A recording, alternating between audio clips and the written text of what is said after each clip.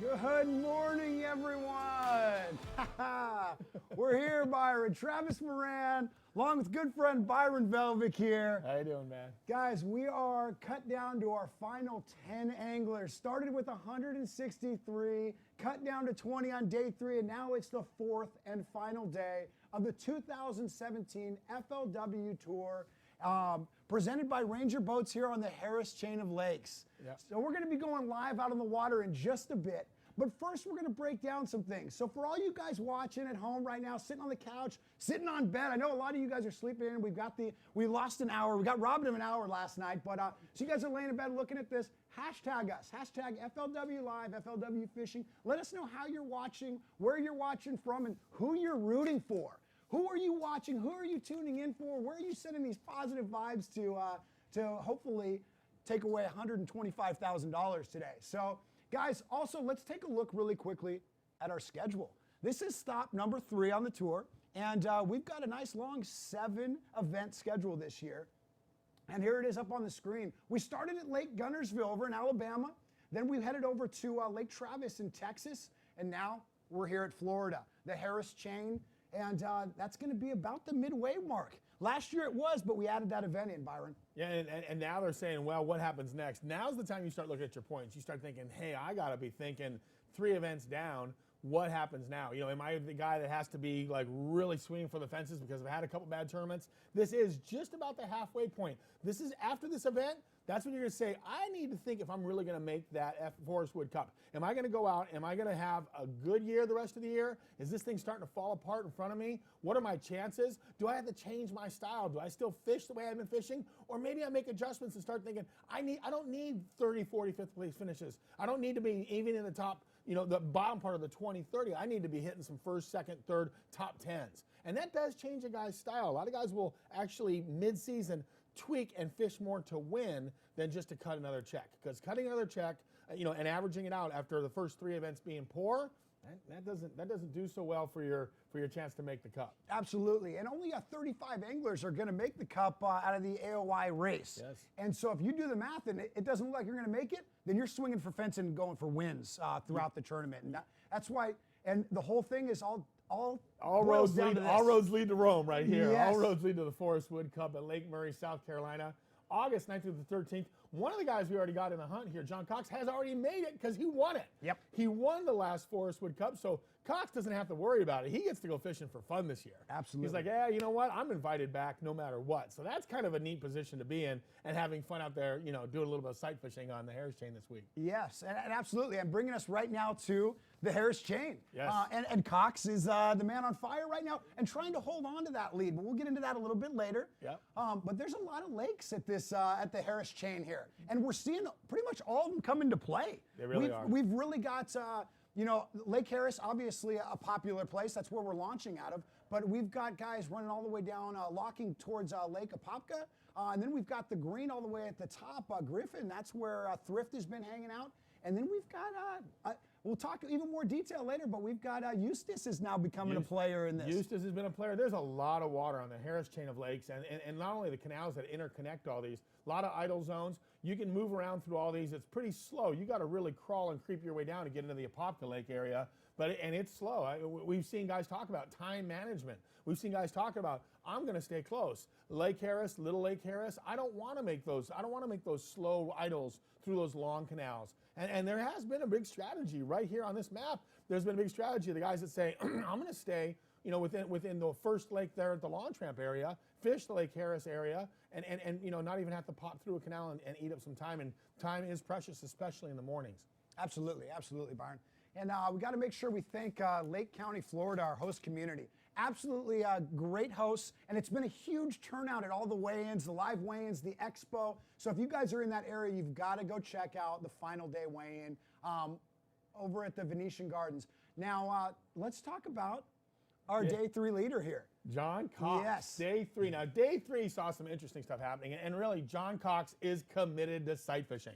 This guy loves sight fishing. He can't get off of it, and I don't blame him because I'm right there with him. If you can see them, you feel like you've got a better chance of catching them because you can see your target. And this is John Cox, Day 3. You know, the first day, he had 25 pounds. committed to it. And that is the best time. The first day of sight fishing is always great, but he did a fantastic job following it up. Day 2, 18 pounds. Day 3 yesterday, this is day 3 action. See one more. That's the struggle. More 6-pounder. Yep. He started off early with a good one, but it wasn't a great one. And yesterday, he just didn't get that key fish. He was going from 25 pounds to 18 pounds. He only had a little over 10 pounds yesterday, and this was his big fish yesterday. It's a good fish. Came early. Now, Byron, you mentioned his weights. Right there. Oh, yes, boy. that was a beauty. That was a much-needed fish right there. But Byron, you talked about we got one down. his weights are slowly going down. He started day 2 with a 6-pound lead. Today, he's only got a 2-pound lead. Bed fishing seems to be one of those live or die.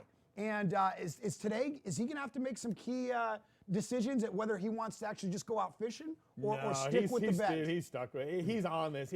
John Cox loves to sight fish, and it may cost him this tournament, but then again, he's looking at so many big fish underneath his boat that are wanting to set up. He was mentioning yesterday, I see 6 and 7 pounders. I see studs just sitting off the bank. So he's in a very, very dangerously good area because every single night those fish will move up, especially because we're going into a full moon tonight. Yep. I was driving in this morning. You saw that moon this morning. It was beautiful. We had a great moon last night for bed fishing. I promise you, some of those girls that he saw sitting in the middle of that canal right there that we see him in, moved up onto those beds, and he has a shot at doing very well because of the fish that are there. Now, absolutely. Now here's the interesting storyline going on is Bradley Dortch's weights are going down. He had that amazing 25-pound day 1 limit, and now his limits are going down, but he still maintained first place every time. But there are other guys that are going up and that are really chipping away at that lead. And when we look at the leaderboard right now, first thing in the morning, who's on top, Byron? Bradley Dortch, Yes. right off the bat. And what a shock. What an amazing morning Bradley Dortch has had. This guy started off putting on a clinic right off the bat. And he has made a big move. John Cox, here's the key deal. Dortch is fishing in Lake Harris. He probably had those fish before Cox even made it to the canals. That's the difference in time management. John Cox is having to run as far south as you can possibly go in this playing field. Dortch literally is probably 10, 15 minutes from the launch ramp. Yep. So he's able to maximize that early morning fishing time. You got Matt Reed. I've known this guy forever. Matt Reed is a super veteran of fishing, man. He's been around forever, and he popped up yesterday in a big way. I can't wait to talk about him a little bit more detail later. He's been doing some interesting things. Okay, and We the got rest of something. the field, we've got some movement, but actually we're going to get out on the action. We've got some excited anglers, and we've got some live action going on here, starting with Bradley Dortch, our unofficial leader for the day.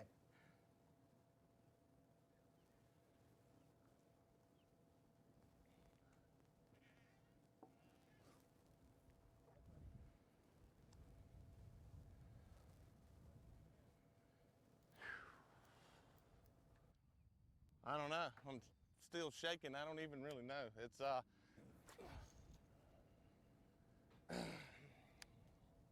run back down here where I actually lost a big one or a couple big ones yesterday, and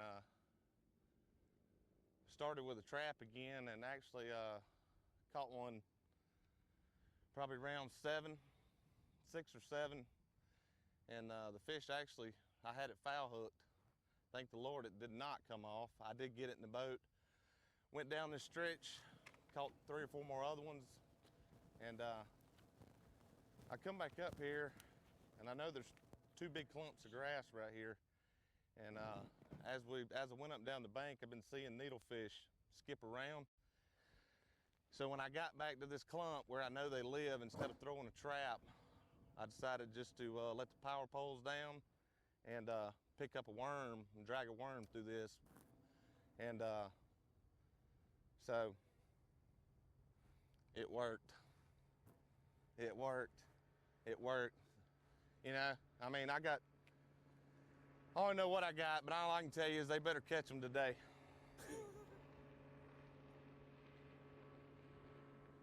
Man on fire. He just I'm pretty caught. pumped up. I ain't gonna lie. He started the day with a big one. His 5th fish was just now another big one. He's got 2 studs in the well to get you up to speed. His 5th fish now is another big one. All right, good. I need a minute. Dude, Can you believe this? It's a good one. Big one. This is not his first fish. This is a fish he just No, caught moments yeah, ago. I can't. Oh man, you can tell Here's he a knows big one. this is a stud. Here he goes.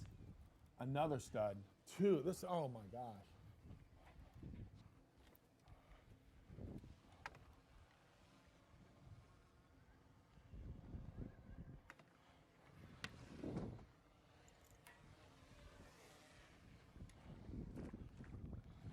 Oh, he's making sure not. Oh wow!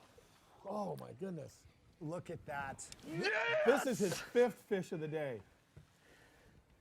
Already. Yes! What a pig! What a pig, baby! Most guys haven't even started These fishing boys yet. better catch them today. Hook fell out. Hook fell out. Thank you, Lord. Folks, live action just happened a few moments ago. Two big ones. He's got one. He's got a twin to that one already in the well right there. First fish of the day, Travis. First fish of the day looked like that. We were watching that in the previews early on. Call it whatever, 7. I don't care. It's big. It's going to be tough to beat this guy today. This is unbelievable. Like I said, most guys are some of the guys are getting their fishing areas.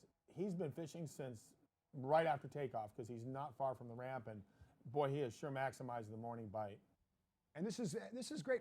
He's been around big fish all week. All week. Bringing big fish to the scales, but never multiple in one day, but he's been breaking them off as well, losing them. So he's been around a whole lot of big fish, and it seems like things are all lining up today.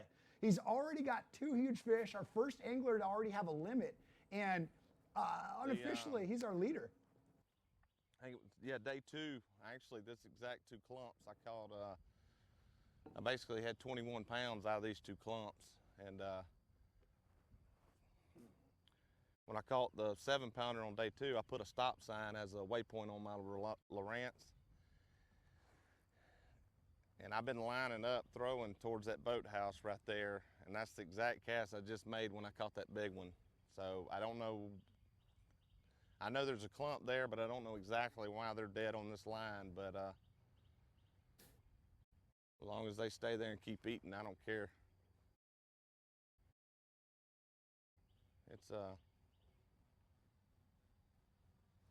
that's the nice thing. If I can get them to bite this worm, losing them, you know, you'll lose one every now and then, but you're not going to lose many. See, there's some needlefish still skipping around right out here in front of me.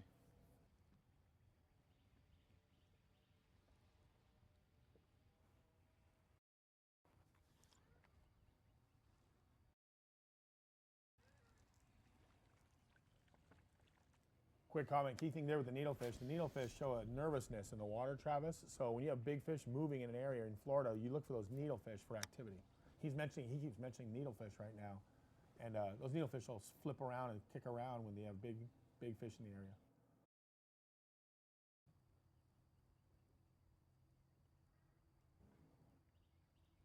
That's a sign of a lot of good activity when you see needlefish popping around. If I can catch one more big one, they're gonna have to catch them. Yes. And actually, I told my wife last night, I said, last year I won a coast at Wheeler and I was in 5th.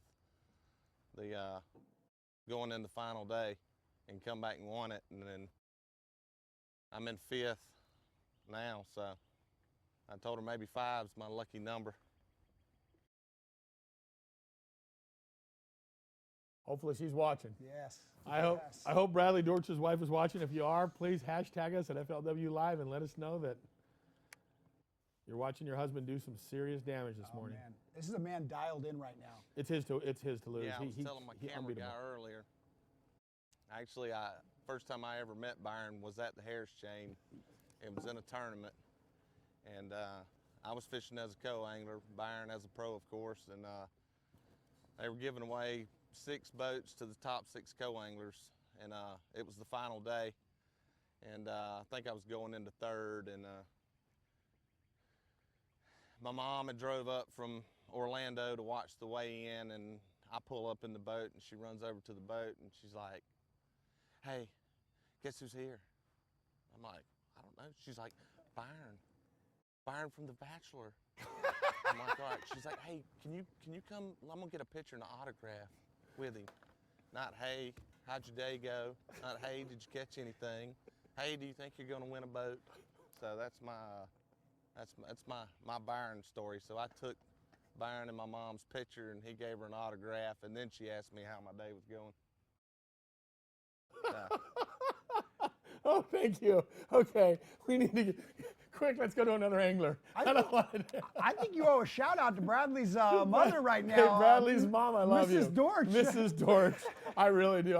Shout out to Mrs. Dortch right now. You're right about that. Your son is doing a heck of a job today. And he caught that first fish I ran into. I said it was his to win. Oh yeah. Love you, Dortch. Love some Byron. I love you. He's my favorite now. Tell him it's his to win. Tell him it's over. Go into the weigh-in. We're calling it. I'm calling Dortch's victory. Unbelievable, man. This guy, the first fish, I won't give away the drama what happened with the first fish, but it's exciting stuff. It's been a crazy I know morning. there's more around here. I just need them to bite. Need them to bite, and they can go ahead and bite right now if they choose. Mark, something interesting, you talked about that lineup he's fishing.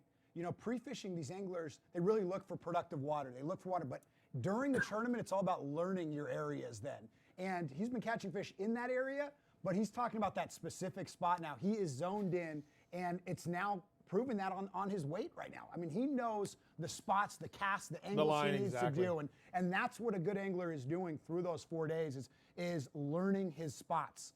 Oh, exactly. Learning the idiosyncrasies. You know, a good practice, you know, finding these fish puts you in an area. And take a look where he's at. He is not far at all from Venetian Gardens, the launch area. He's very close. And that's maximizing that morning bite. These guys are all talking about that morning bite being such a key deal. Well, he gets the most time. Well, they got out a little bit earlier today because of the time change. They got an extra 45 minutes of early light. So they were going in it was almost dark when they were taking off. He got to go right to his key area, and his first fish was a really good fish. And we saw some of the other anglers just starting to get into the canal systems, just starting to work their way down. And to your point, Travis, yesterday he lost a 6-pounder and a 3-pounder before we even went on the air. Mm-hmm. He had big fish of the tournament day 2, a 7.6. This guy, and he had another one yesterday. After he lost the 6 and the 3, he caught one between 7 pounds or so, around a 7-pounder midday. And there's no telling what he's going to have today. Give this place another 10 minutes or so, and then actually where I caught the big one out of the pads yesterday, I'm going to go in there and get his quick stretch. So. Oh my gosh. I hate to leave the grass fish, but I don't know, it seems like, I don't know, quality's good either way, so I guess it matters. And if you look at our unofficial leaderboard down at the bottom, you can see John Cox has bumped down to second. Shane lehue already with 4 fish. He's also a guy he's taking advantage of that morning bite. Matt Reed, I think we're going to see a lot out of him a little bit later in the day. Brian Thrift with already 4 fish as well.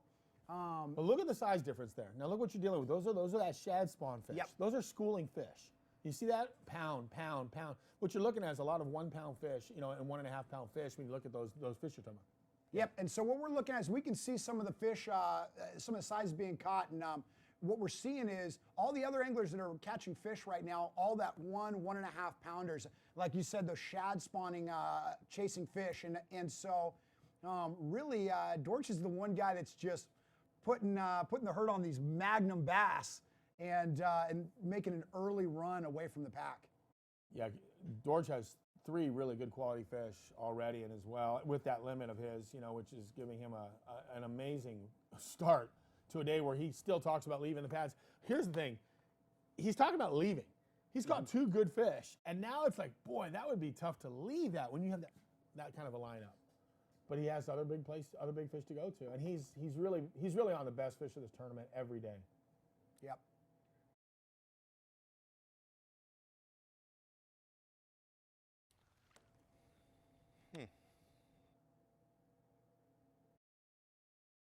Let's keep them.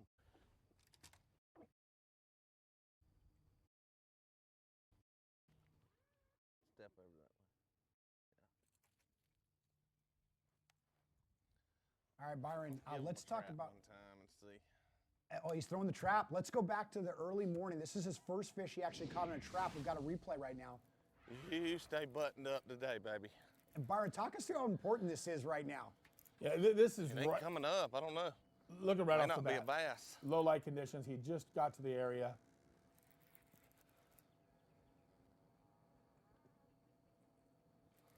And he had snagged in a bunch of grass. His fish went down in the weeds real heavy. Yeah, this is that point where since it never jumped, you're wondering, is this a catfish? Just buried up in the hydrilla. Not really sure what I got here. I mean, you know, it could be a baby gator for all you know. You're just throwing a trap. You can snag anything out there. You really can. And so at this point, there's your moment. It is a bass. And it's a big bass.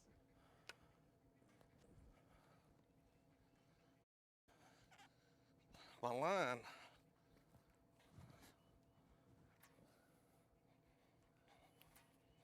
I think this surprised him a little bit that was a bass in there too.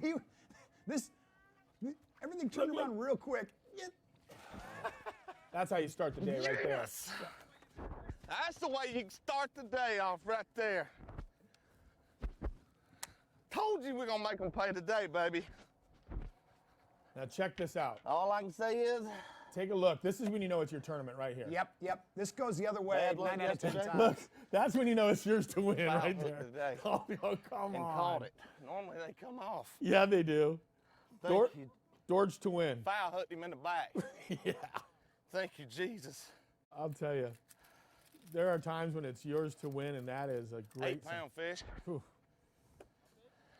Probably almost 8, 7 to 8. Oh my gosh. That's right. Had the nick. Now right back to live. That is, you know, Travis, that's when you know you're going to have a great tournament, when your first fish is a fish of that caliber, snagged in the side of the back, which is such a low percentage place to hook a fish. I mean, right through the scales, on behind the shoulders back there.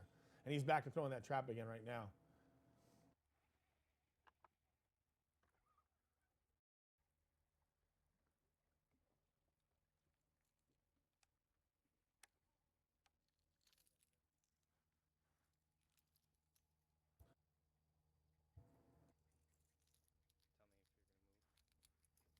You see that color? No, not yet. We ain't far, but make a few.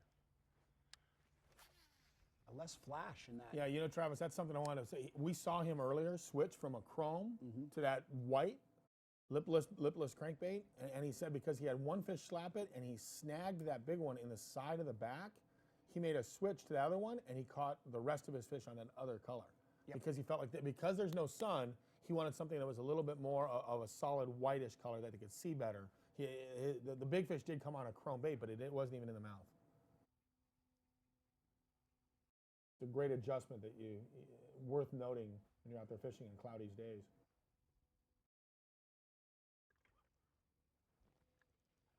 Then, of course, his last big fish came on a worm. Yep. On that spot that he has lined up right there.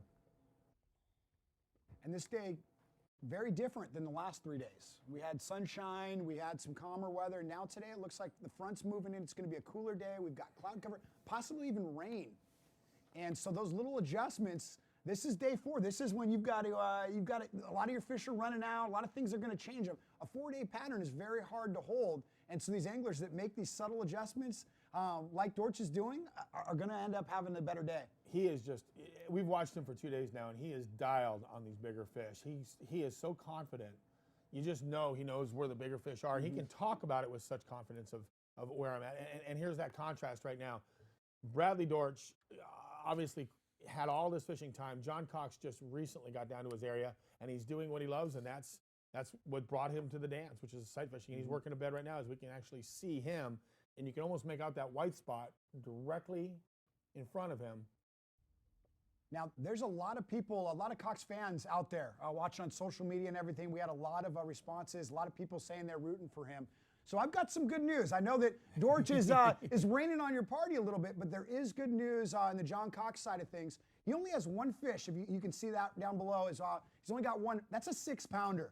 So guys were wondering what it was going to take. Is he going to run out of fish? Well, that's a good sign. When your only fish of the day, first thing, is a 6-pounder. So guys that are rooting for him to pull through on this one, he's got a fresh start. He's got a really good start going here. And he went down to it like he knew it was there. I mean, you talk about the Easter egg hunt. It was like somebody told him where the secret Easter egg was. Go back down that stretch again and drag a worm. He Or go to pads. listen to some strategy talk from Bradley Dortch.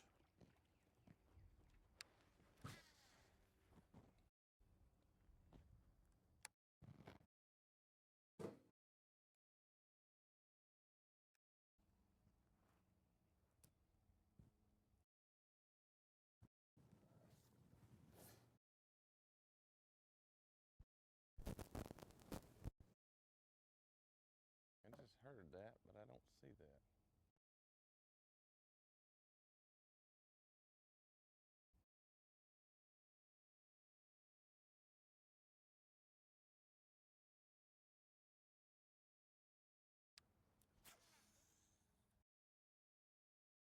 Okay.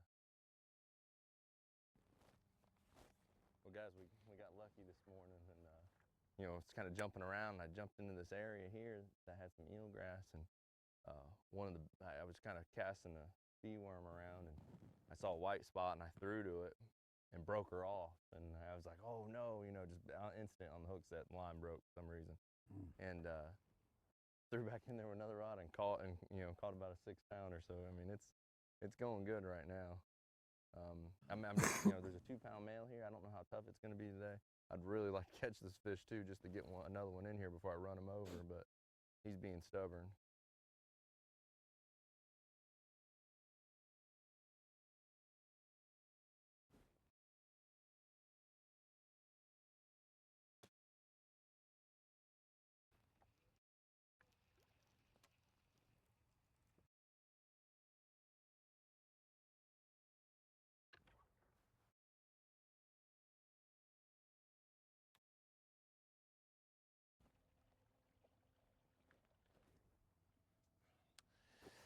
I don't know. I mean, I know there's more fish here and there's more big fish. I mean, there's enough fish on this stretch right here to step on through the door and then nail it shut whenever you go. So I don't know. I hate to leave it, you know. Don't leave fish to. But it's you know, like I said, I'm just trying to catch another big one. I mean, if I catch another big one, that's 3 I got. I mean, I don't know. I mean, really, I'm not concerned about finishing my limit right now. I mean, just like I said, one more 6-7 pound fish and it's gonna be game over. So I'm sitting there trying to decide what to do.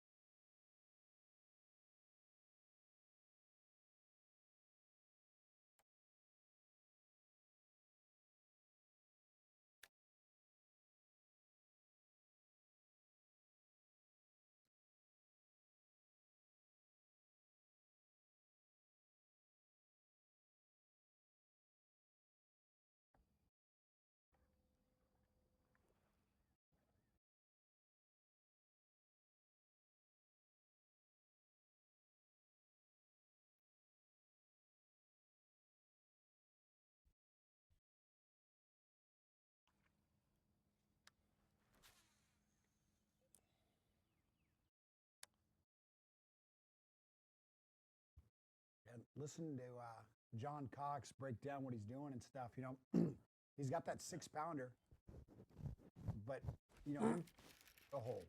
Oh, that's a big one. Oh, You got to be kidding me. Stay button. Heads up. Come and tell you I'm boat flipping this one. I ain't.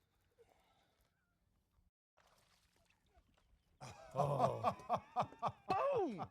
jeez. Bradley Dortch is putting on a clinic right now. It is as close to game over as it could possibly be with the fish. Whew. We're watching a man who ate his Wheaties this morning. He's on the winning stuff. There's no doubt.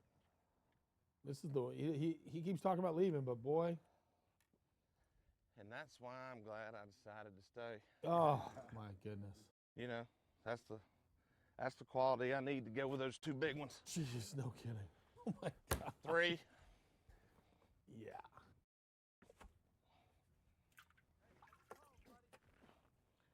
3, 4, 5. We are going to see a heck of a stringer from Bradley Dortch this afternoon. I mean, this is beautiful fishing right here. Oh. He's dialed in as much as you can possibly be. On day 4. Yes. Final day action. You dream about this. You dream about when this. you're driving all the way out to these events, you're sitting in your car, you're making your game plan. You almost don't even want to think about it being this good because it's you don't want to jinx yourself. I mean, he's having the perfect start to the final day. He's fishing a perfect tournament now.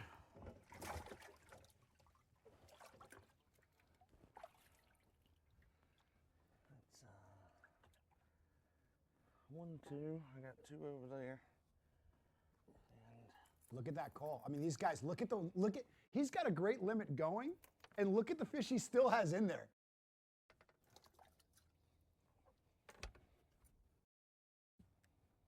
At this point, you start chucking the little ones out. Thank you for You- participating. Yep, you just chuck those little ones out. Maybe I'll go home. Yep. That was just an insurance policy. That was an insurance policy. You put it back. Oh, flick away. I didn't jump. Reactive on. I'm getting his bearings. There he goes. Thank you, Lord. Thank you, Lord.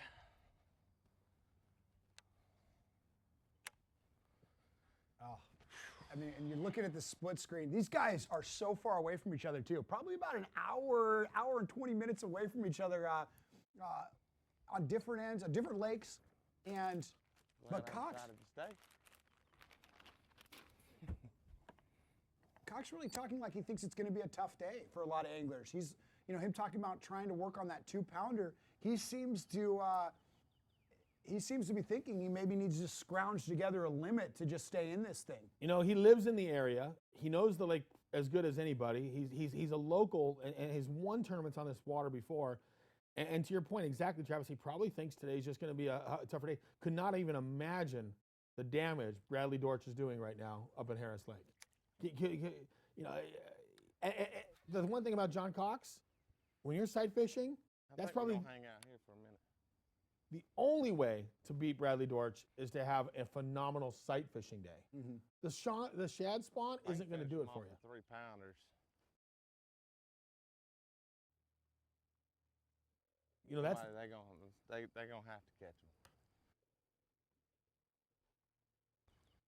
That's why I said, nice thing about Florida is you're 1 cast away.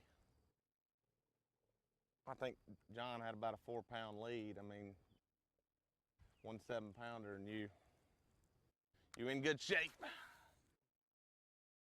John would have to have another bag like he did the first day. Yes. Remember the first day he had that 25-pound plus bag? But it's there for a sight fisherman. I mean, when those numbers are astronomical, a lot of guys say that must be either swim baits or bed fishing because those numbers are so high. Mm-hmm. When you have high numbers and when you have big sacks in Florida, well, Dortch is putting up a big sack just fishing.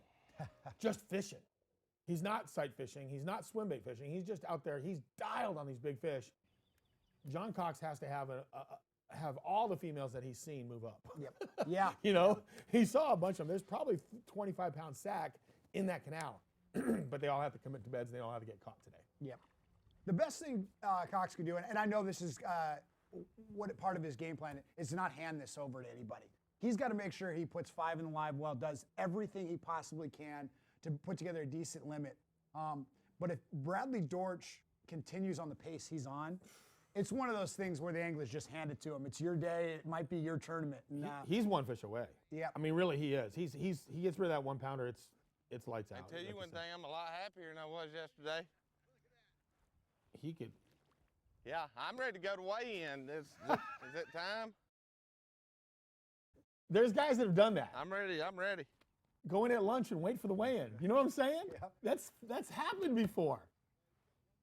if he catches another 7, Yeah, I'm not sure what else if I he can can finish out with another 3 to 6 pounder, and I got all day to do it, it's gonna be. I ain't saying I'm gonna win, but I'm gonna be close.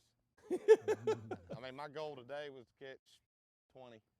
Figure if I catch 20 pounds, at least give myself a shot. That's it. That's all you can ask for.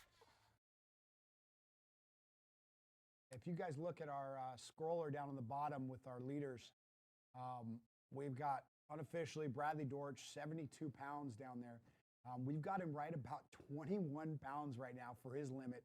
John Cox, though, he's 12 pounds down on our unofficial leaderboard, but he's only got 1 fish in the boat. That's a 6-pounder, so he's still got 4 fish to make up that 12 pounds. So this really isn't just over, said and done. Cox could catch up. Matt Reed, his bite's really going to turn on later in the day.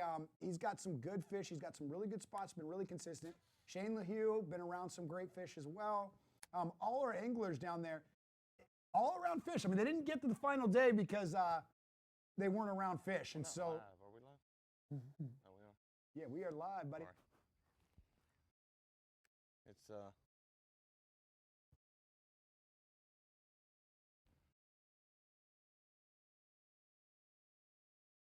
first pass I made down through here, we caught fish scattered all in, all out, not any big ones, but most of the bigger ones have been on this end towards the point. But I'm thinking now with it being overcast, the sun actually never come out, and just a little breeze, these fish may come out of this thicker grass and roam this big flat out here. So I'm gonna make a pass down through here with this worm and just drag it through the grass. Like I said, I've seen a bunch of needlefish kind of bouncing around, so it's I mean, I'm throwing the right bait for it, so just need another big one to bite.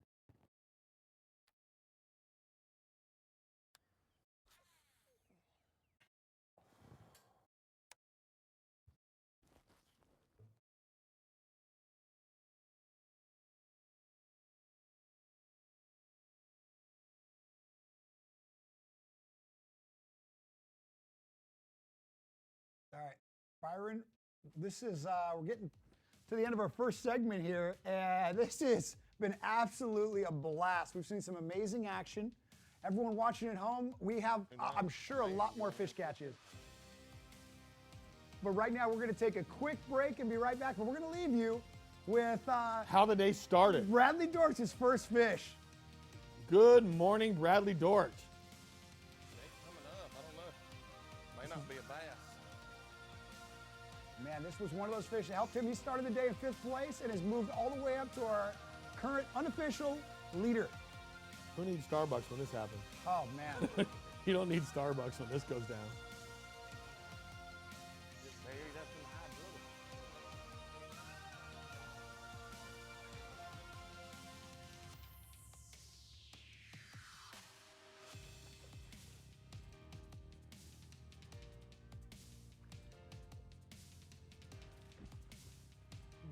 Yes! That's the way you can start the day off right there. Told you we're gonna make them play today, baby. All I can say is,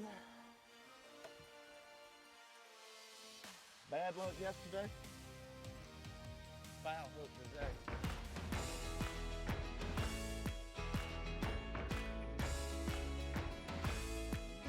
Total performance. Nowhere could it be more defined than in the Ranger Z series. With unparalleled advancements, these rigs are driven to dominate.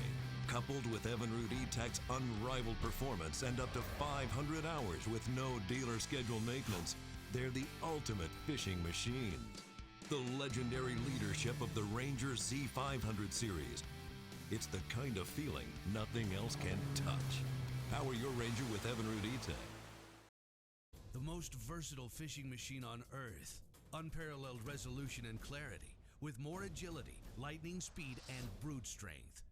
HDS Carbon takes rapid response performance and screen technology to an all-new level. Maximized power, maximized visibility, See Structure Scan 3D, new dual chirp sonar, new live network sonar, and more mapping options, all at the same time and faster than ever before. Arm yourself. A full field of tournament anglers are ready to try their best to capture some magic on the legendary Tennessee River fishery known as Guntersville Lake. This Tennessee River, man, they're so healthy. Look at that hammer. And while a few get off to a hot start, the cold weather has everyone fishing slow, hoping for that big bite. What do you think about that? It's the 2017 FLW Tour season opener on Guntersville Lake, presented by Lowrance.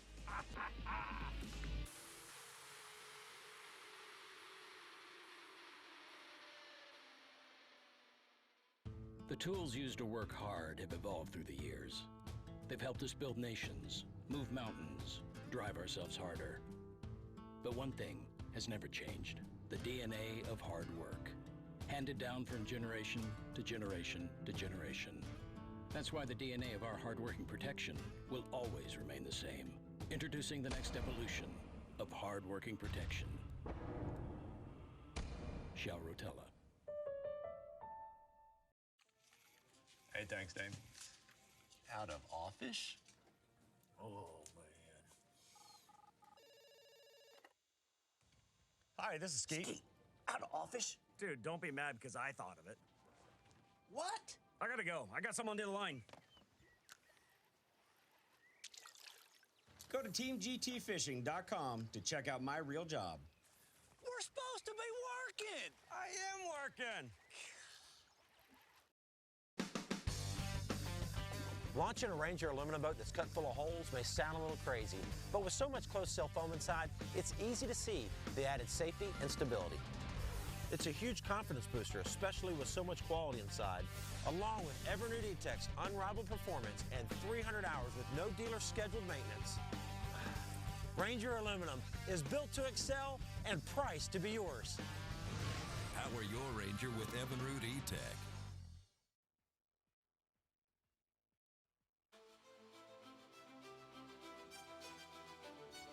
To the final day, day 4 of the 2017 FLW Tour. Third stop here at the Harris Chain of Lakes. And this is turning out to be the Bradley Dortch show this morning. I was going to call it the Harris Dortch chain of lakes.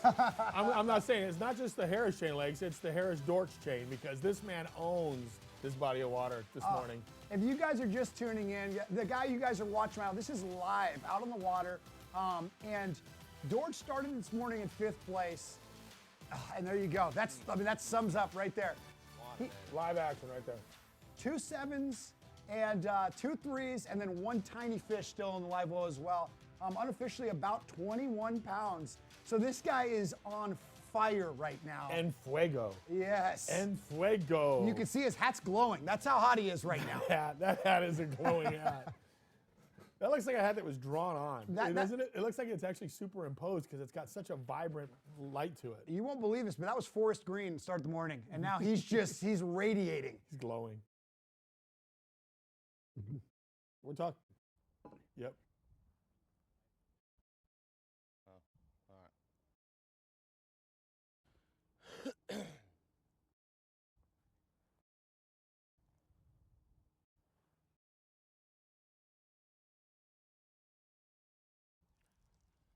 I just got to make sure I slow down. This worm, you just got to make sure it stays in the grass. That's it. Somebody was asking yesterday about what speed reel I use, and I know a lot of people throw a high speed, but actually I buy a lot of 64s because I get in such a dang hurry, and then I just start, next thing I know, I'm reeling too fast, so.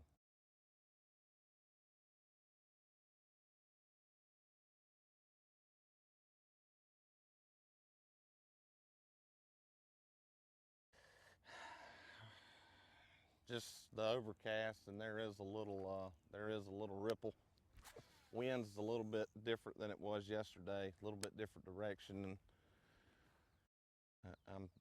I'm thinking if I can just slow down with this worm, at least when they bite the worm, I know that my success rate of landing them is going to go way up. And today's not the day you want to be losing fish. So, like I said, I was blessed yesterday to stay in the top 5 after dumping 3 big ones. But like I said, if you're going to catch them, the last day's the day to catch them. And that's what we're doing.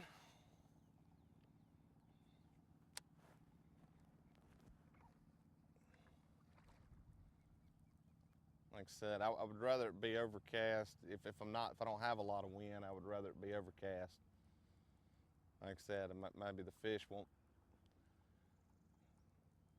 I think when it's sunny and there's no wind, they just bury up in the grass, and you can't hardly get them to bite, and you got to make them react, and that means you got to throw a trap or jerk bait, and then this is a lot better deal. Just gonna make a pass down through here and give those clumps a little time to lay down.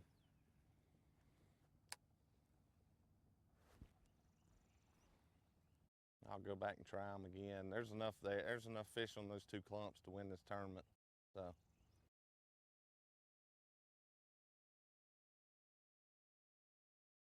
Win it as a rookie?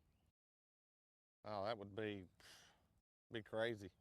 Like I said, I mean, hell, I just always wanted to win a Costa, and I won that last year, and that gave me enough money to pay for this. And then, like I said, I told my wife, I said, you know, I know Guntersville okay. If I can get out of Guntersville with a check, that'll give me some momentum and, you know, help the bank account a little bit, give me some breathing room. And then, you know, I said if I can survive Travis without a bomb, you know,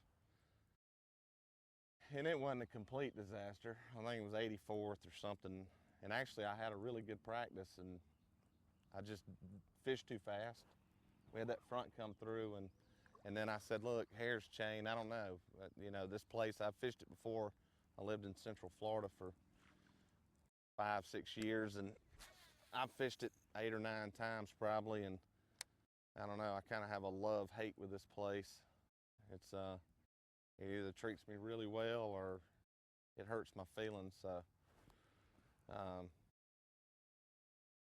But she said before I even came, she's like, you like to throw that speed worm, and they'll bite that speed worm. So you better be throwing the speed worm. So anyways, today's the first day I've really thrown it, so good advice.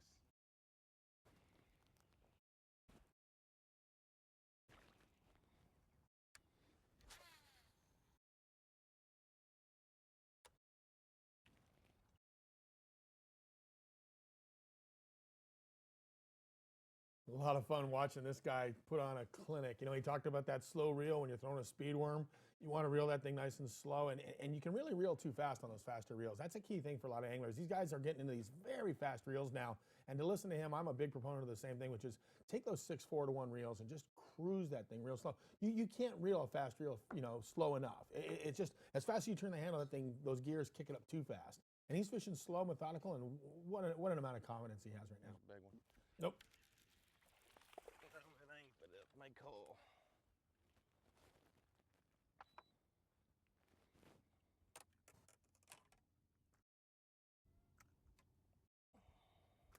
Stop. Wow. It's fat. He's got one little one to get rid of. There's only one fish in his well that even comes close to that size. Watching him live right now with you guys here. We are fans of this thing. It's cool to be sitting right here seeing it. Yeah, I'm telling you what, man, watching this is as good as it gets next to actually being out there fishing, man. I feel like we are hanging out with him. He's been fantastic at talking to us, breaking down what he's doing. And see, he's got that one little fish. What you're seeing right now is the 2 smallest fish. Everything else blows these away. This is his 2 culls right here. Time for the balance beam. I'm 90% positive that's a cull, but if I end up losing by 2 ounces, Smart move. I'm never gonna, if I don't check them. That's right, and that's the best way, in my opinion, right there. That's the best way to check them right there. Forget about those scales. Look at that. That thing, you can see eyeball. See just. Cool. Yep.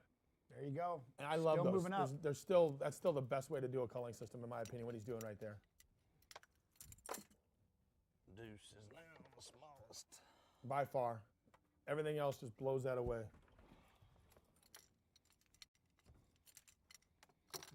Gives him a few more precious ounces, but I think live well's looking pretty good this morning.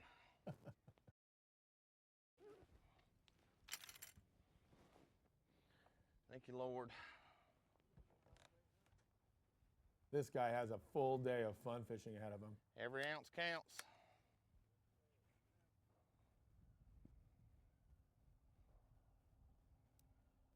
And Bradley's got a lot more spots. And that as one well. actually bit it like a big one. He didn't peck at it. I mean, he just stopped it. You know, he made a joke about going in early. Good thing. There's guys that have done that. They go in at noon, 11, 12 o'clock, get a pizza, sit at the dock. It's happened before in these big events.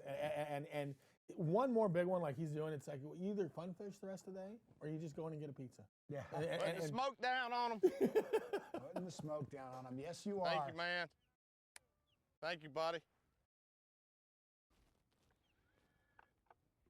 And he's got an armada of people out there watching him today. Yeah.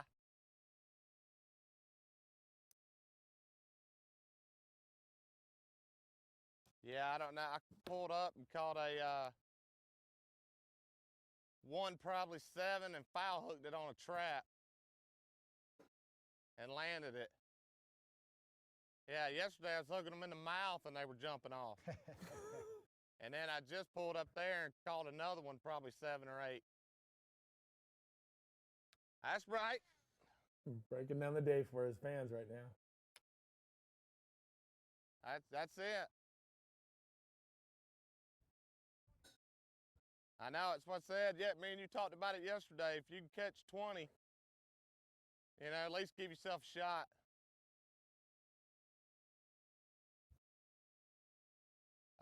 Yeah, I got one pretty small one, and then I got probably one 3-pounder and another one close to 3. Oh yeah, ain't no doubt about it. Or just catch another 7 or 8, and then I'll be in good shape. Oh, what a day he's having. I'm happy for him. I'm happy for his mom, too.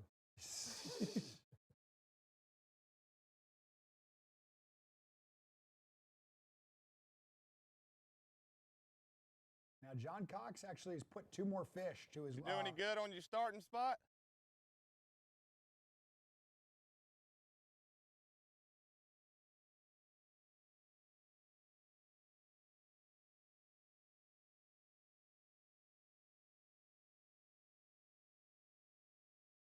I don't wonder if he's talking to another angler because he asked if he did good on his starting spot. I wonder if that's another competitor he's talking to instead of somebody who's just watching him. Right, right.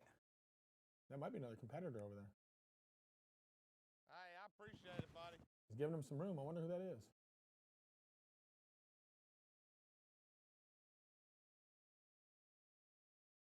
Now, looking at we're looking at our leaderboard that we can see, and you know, Cox caught that male. He was working on that 2-pounder, and he also has a 1-pounder. So he's got 3 fish. One more good one. It's gonna be it's gonna make it interesting for sure. You know, I know Josh Weaver was in the same area, real close, judging by the map. I know Josh Weaver, looking at the map yesterday, that was the one guy that was fishing around him. And he's asked him about his starting spot, so it's either a local fishing tournament That's exactly what I said. or it's Josh Weaver. Joshua Weaver.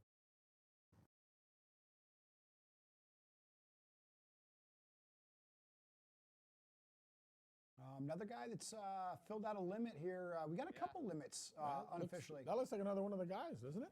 It's you. All Well, that's like at Guntersville. I was in 20 the way down there? today. I mean, I can't go nowhere. You know, only place I can go is up. So, right.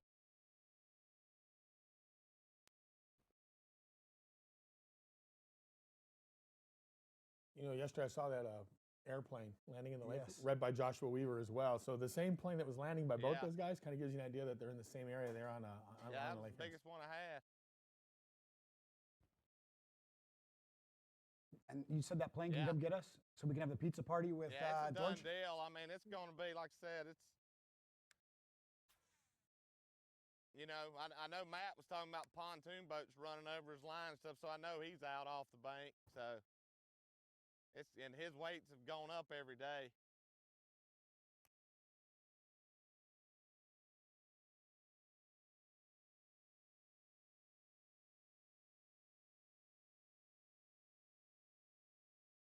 He's referring to Matt Reed. We're definitely going to be going out to him a Right. little bit later. Well, the big one I caught flipping yesterday, you know, I had the 8 and you had the 9. She was full.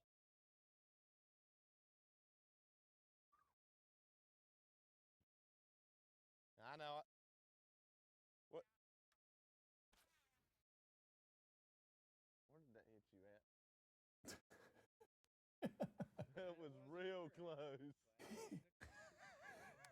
Oh, sorry. We're going to put a helmet on our camera guy. I'd have had to get you a new pair of glasses if I didn't throw your glasses off.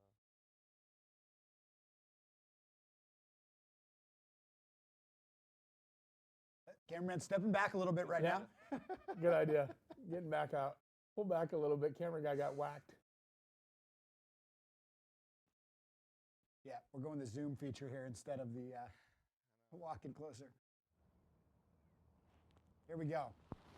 Got our quad screen. On the left, we've got our unofficial leader, Dortch. Then we've got the guy that was leading this tournament going into today, Cox on the top right. Lehue, bottom left. Now Lehue, he's got his limit, a bunch of 1-pounders, a 2-pounder, but his last fish was a 3.5-pounder. So he's starting to put things together. It seems that Lehue's probably around the most fish out of any of our anglers. He's got schooling fish. He's been moving up, hitting bed fish. He had the shad spawning fish. Like, he's really around numbers. So it might be about him trying to upgrade a little bit today. And then the guy you can never count out, Brian Thrift. Also working on a limit this morning as well. He's got a 4-pounder in his live well already today. He's got 3 fish, but and Thrift is a guy that never gives away an event. He's not a guy that's just going to lay over. He's going to make sure you have to beat him. And with that 4-pounder, I mean, I'm gonna imagine Thrift puts together a decent limit today. And he's also got a lucky cameraman on board with him, Gilbert, the cameraman that's on Thrift's boat. It was actually his birthday yesterday, and so we got to throw a shout out to him. Hopefully he's enjoying his birthday, getting to hang out with Thrift.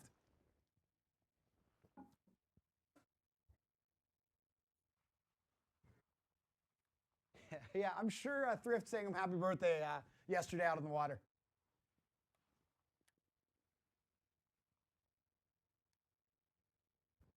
John Cox, once again, bowed up on a bedfish. You can see either John Cox is moving or he does the osprey move where he just kind of sets up and puts his poles down and starts popping at that bed. Right now he's got a target. He's going to need some quality female fish today. The big females are going to have to move up, and he's going to have to be fishing for females to have a shot at beating Bradley Dortch.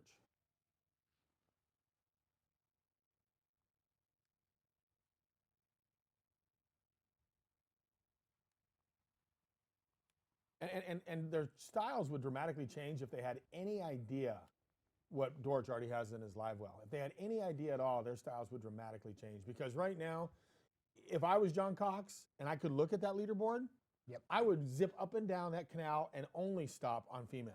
Mm-hmm. Your Easter egg hunt would be just for the golden eggs. You realize males at this point would become irrelevant, but they don't have that inside knowledge. They don't know what we know about these big bags. So to what you said earlier, Travis, Cox is, wanting to put together a limit of males and females, and have and try to defend his first place position.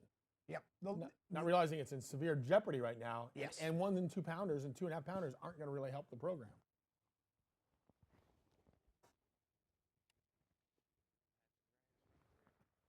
And I would also say the one guy in this quad right here is that wouldn't care.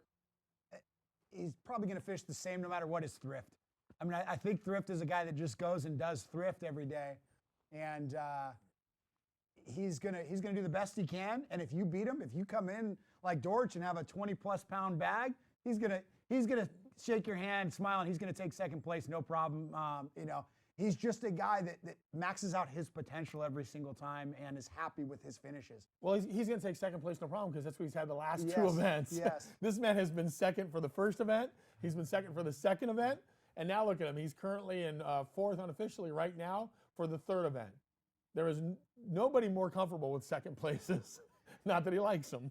Yeah, but it's interesting. He'll take them. He'll be the first to tell you, I'll take second place. That pays my bills. And when it's my time to win, I'm going to win. But on a crush for the Angler of the Year title. Yes. On a points race crush, Brian Thrift is, though. The big picture, the Forest Wood Cup and Angler of the Year title, those are strongly in his wheelhouse getting through this event.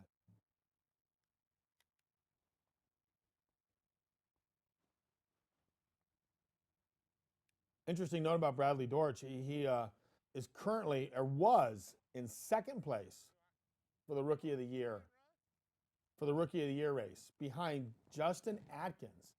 But now Justin finished 56th in this event. So Dortch now is in great position.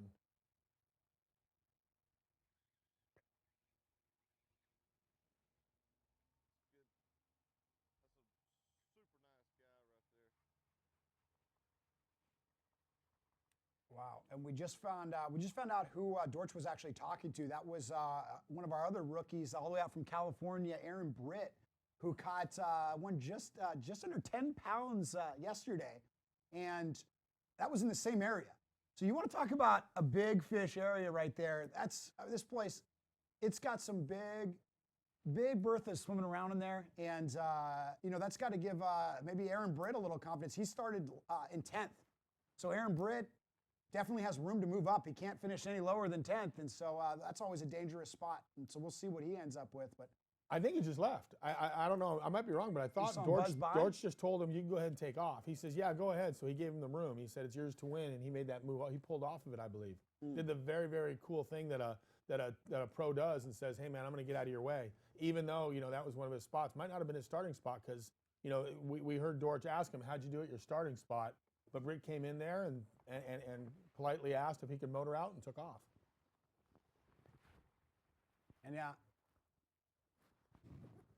Okay, look, Thrift's on the move right now. You see bottom right-hand side. When Thrift moves, things can happen, and that's his style. And here is a fish Thrift caught earlier today.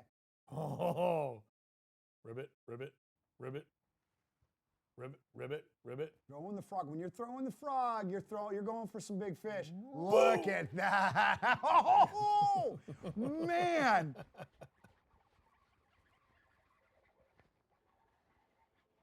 That is so cool. That's a big fish. How fun is watching that coverage? Look at that one. That fish is spawned out.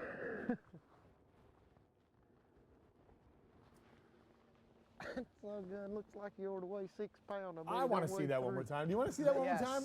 I think unanimously everybody wants to see that one more time. Let's do that again. Look at the huge head. That is a spawned out fish. This is worth watching right here. Oh, man. Whoosh. That's the toilet bowl right there. Shoulders flush. And look when this head comes up. I mean, this fish looks like it's 7 or 8 pounds. Hey, take a look at the color of this frog. I thought I saw some red in this frog, and that's the unusual color. Is there some? It looks like it's a red and black frog. Skinny joker. That is a red and black frog. You don't see a lot of guys throwing that color very often. Red and black. It's so good. Looks like you ought to weigh 6 pounds. I bet he don't weigh 3. We got him though. Back to live action now. We haven't seen too many people throwing frogs, and that's kind of something that's if we see Thrift dial that in, that might be a huge upgrade. That might be something he's figuring out that other anglers aren't going to yet.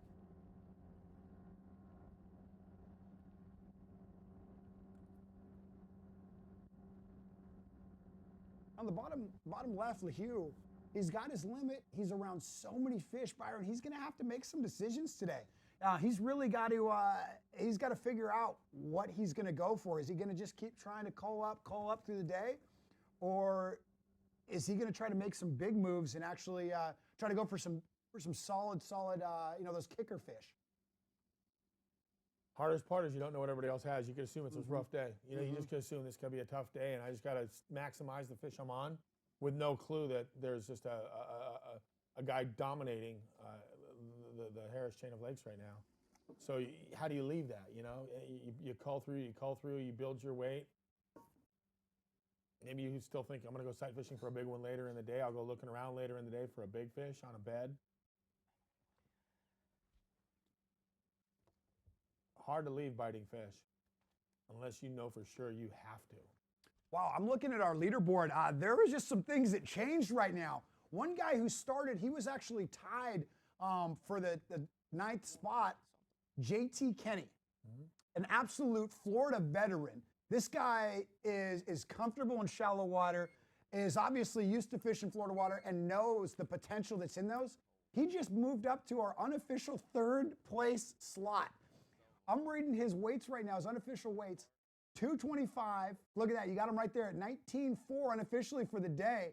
That's got us 2 6-pounders in his well right now. So this is a guy that, no surprise. Dude, he's had so many big bags in Florida. Yep, so many. yep. This guy is so dangerous in Florida. He lives in Florida. He knows how bass, how to catch them in Florida. JT Kenny is a big bass master and a big bag master as far as knowing how to capitalize on the changing conditions of any Florida lake. And right now, he's unofficially has the biggest bag he's had in this tournament. So you've got to think something's figured out. And a guy that's fishing shallow water and he's figuring something out like that, I mean, we might see 6s all the way across the board. I mean, he is a guy that can put, when he knows there's a window, he can put a huge bag together. And to your point, Travis, he's already got a limit. So now he's put all quality fish together with those 2 big ones you referenced. Yeah, that could be a real dangerous situation moving into the next 4 or 5 hours for all these guys if JT Kenny gets hot. Yep. I've seen him catch 30, 32-pound bags. It is in Florida. nothing for him to go get some huge fish in that well. I don't know what the biggest bag he's ever caught in one of these events is, but boy, you know, we give props to that guy for being a big fish master on the Florida lakes. And then looking down our leaderboard, Shane lehue, he's just so consistent. He really put together some things. He really found these fish. So kudos to him, fishing a great tournament, and I'm sure we're going to see him put together a decent limit. But you know, if only he knew what was ahead of him right now, he may change his game plan a little bit to try to lean on some bigger fish. But we may see some changes out of him later on this afternoon. Thrift on the move, man on the move. Like I said, he does dangerous things, and this is the guy I really wanted to watch today, Matt Reed. Started this morning in 3rd and has bumped down to our unofficial 5th place. Limit ever recorded.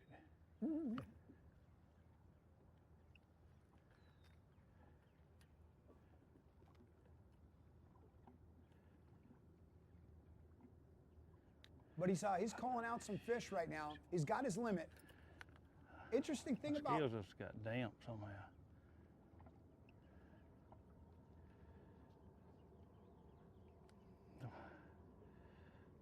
They don't do good with equipment malfunctions. Reed's a veteran to tournament fishing. Veteran and a guide. He guides all over the country. He guides at Lake Fork. He guides in Florida. He guides everywhere. If he's not competing, he's guiding. And he has a great guide business as well, all around. He's just, this guy fishes for years and years and years. As far back as I can remember, I've been fishing with and been around Matt Reed. And a great story about what he did and how he ended up making it to the 4th day is everyone got up here and they were all searching for that bed fishing bite. They were all looking for those spawning fish. Wade. Patience. And he's fished the Harris chain a lot of times, and he said, you know what, in past experiences, they got wet damp or something. When I turn them on, they start counting up. That's why I use a balance beam right there. Yep. Matt, I got to get him a balance beam for Christmas.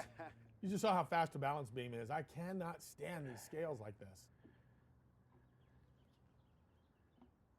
And the thing was, he looked at it, he says, I haven't seen a bedfish tournament hold up for 4 days on the Harris chain. And so he decided to not even go for it. He's a wise old, he's a cagey, I don't want to say old because we're probably the same age, but he's a cagey dude. He spent an entire day side imaging, graphing shell beds, little bare spots and things in Eustis. And I think he's the one that's long enough. Over the last 4 days, he's limited that down. He's fished that down to 6 spots that he rotates. But he's one of our only anglers fishing in Eustis. It's hard to deal with 5 babies. I mean, babies. Like, yeah, that's what I'm gonna call.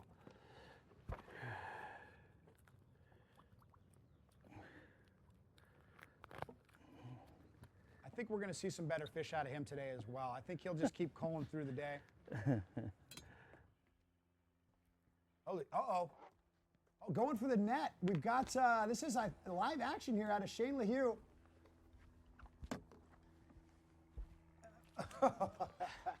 Yes. That's going to call.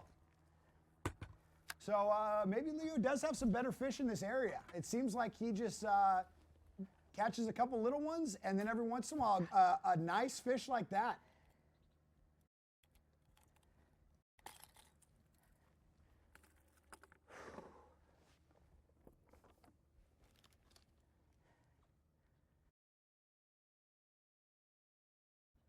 Yeah, it looks like Lehue's still got a couple little 1-pounders in the live well. So yeah, buddy, that's going to be a good fish going in there. 3 little guys, but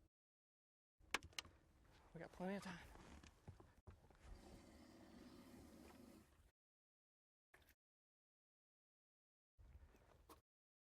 Look at that call, Byron. That's a good call right there. It sure helps when you're dealing with those shad spawns. That's going to keep him in that area, pounding away at those that style of fish, hoping to get a nice bag of those. Yeah, so I started out the pads looking for that shad spawn deal again, and it was going on, but I just couldn't get bit. They'd come up blown up in the pads, and I couldn't hardly get any bites, so we came back out here where I caught them yesterday, and I've actually caught 2 quality fish out here. You know, that one's probably close to 3 pounds, probably 2 3/4. And then I've got one over 3, and now the rest of them are 1.5 pounds. The other 3 are about the same size. Now Shane, we've got him about... I had a bite in the cast before. I think I've caught 4 in a row now, or had 4 bites in a row.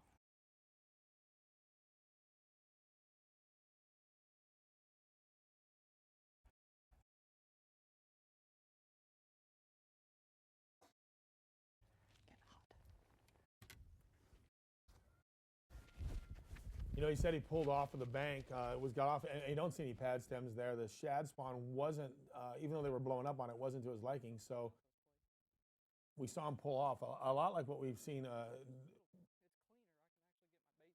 There we go. Bradley Dortch. Every cast. But I don't know if it's like a hole, or I know there's a lot of shell beds and stuff out here. I'm not saying that's what it is, but it could be. It's definitely a clean spot in the grass where I can actually get my bait through. And that's to your point, Travis. These guys learn the areas as the week goes on. And you start asking, this is the first we're hearing about the shell beds, and that's such a big factor in Florida. There's guys that know every shell bed on the Harris chain, or you think they do, the way they pack it up on them. You don't wonder if Bradley Dortch has shell beds around those clumps as well. He's learning right now. He's got a bare spot in between the grass, quite possibly a shell bed. Shell beds are so key. Hard spots. And it's been what Matt Reed's been targeting. Let's take a look right back at Oh, God. Stay down, fish. That's a big one. This is exactly what he needed as well. I mean, this is the little upgrades. If this is, yes, this is that big fish that he wanted. Right now, look at this. He's got a good one on. Key fish right here. This is happening right now. This is crazy. This is where you got to take your time. Get it in the well. Come on, come. Oh! God, those moments make you nervous. Yep, yep. Look at that fish. What a call. And this is exactly what he needs to be doing. If you were to lay out a plan for today and not knowing, pulling Bradley out of the mix, you want to get your limit and then you want to start upgrading. And he's doing exactly that. Shane has fished a great tournament all the way through this week, and he's executing very well.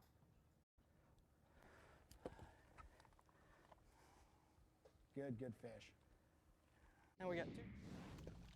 And talking about that hole that he's in, whether it's a shell bed or whatever, it's a little break in the grass, and he seems to have it pinned in, and he may be able to just keep upgrading out of that spot.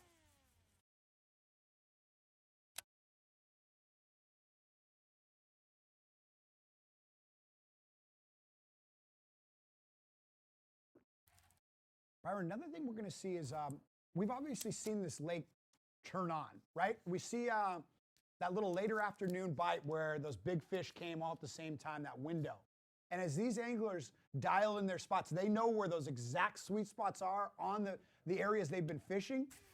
We may see some real big slabs get caught a little bit later in the live show today when these guys know to be on those spots during those windows.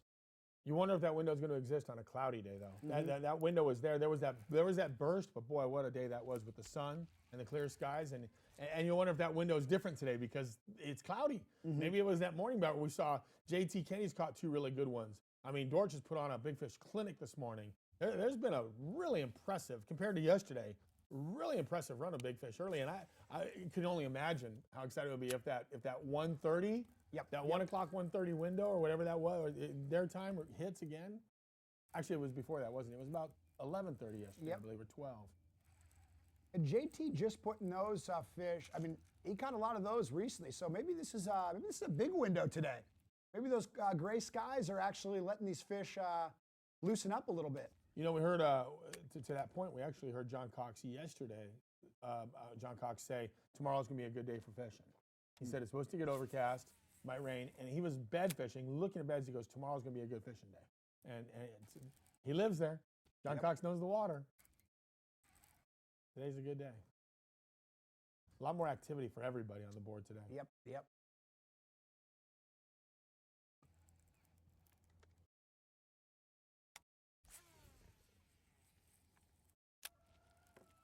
Bad thing about this is you can cast anywhere and get a bite like that.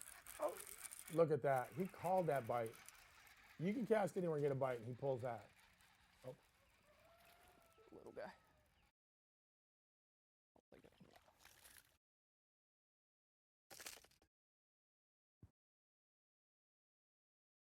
I got nowhere to grab him. Don't do my pliers.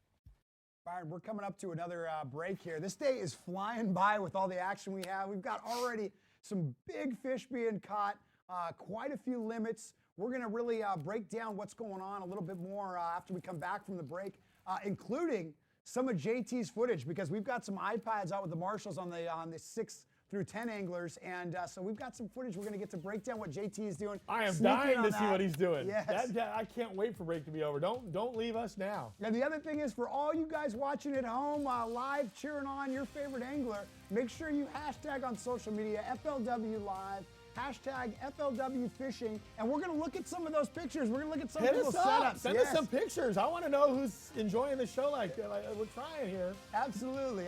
So we'll be right back, you guys, after just a quick short break.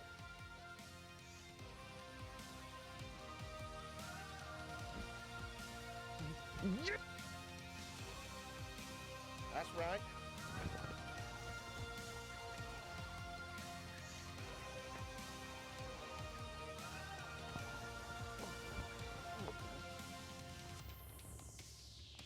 That big-headed, skinny joker.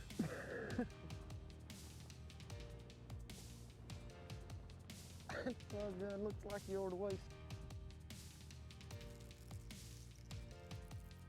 Good one.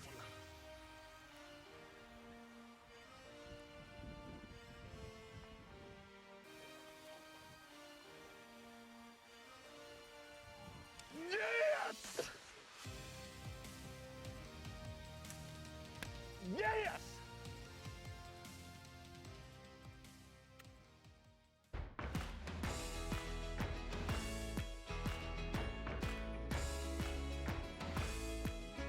Total performance.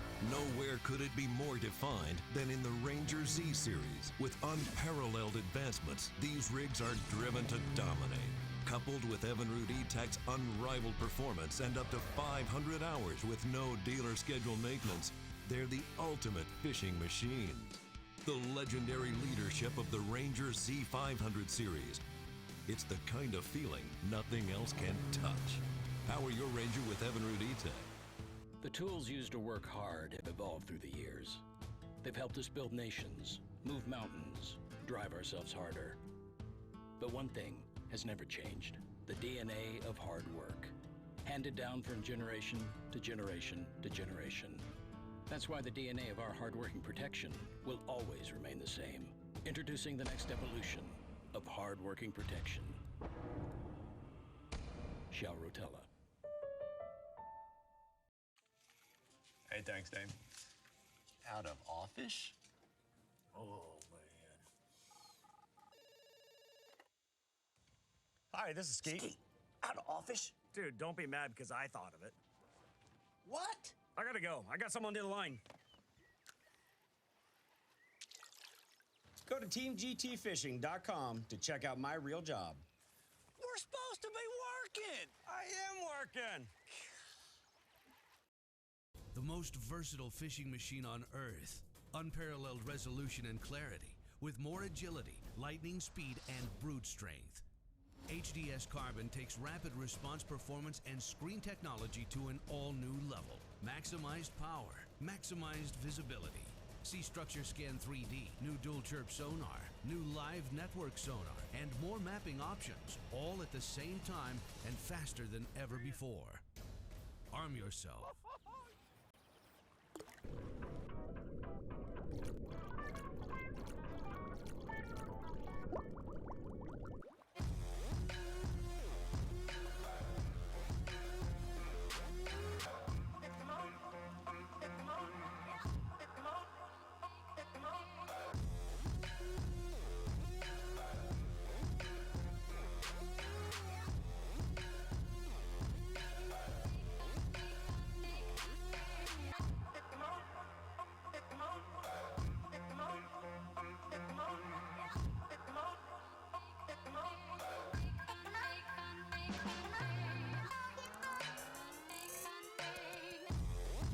There are easier ways to become a better angler.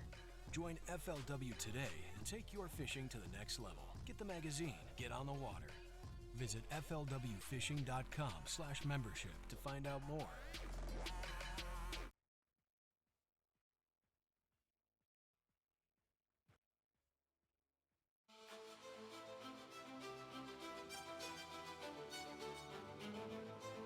And we are back live with our coverage of the fourth and final day.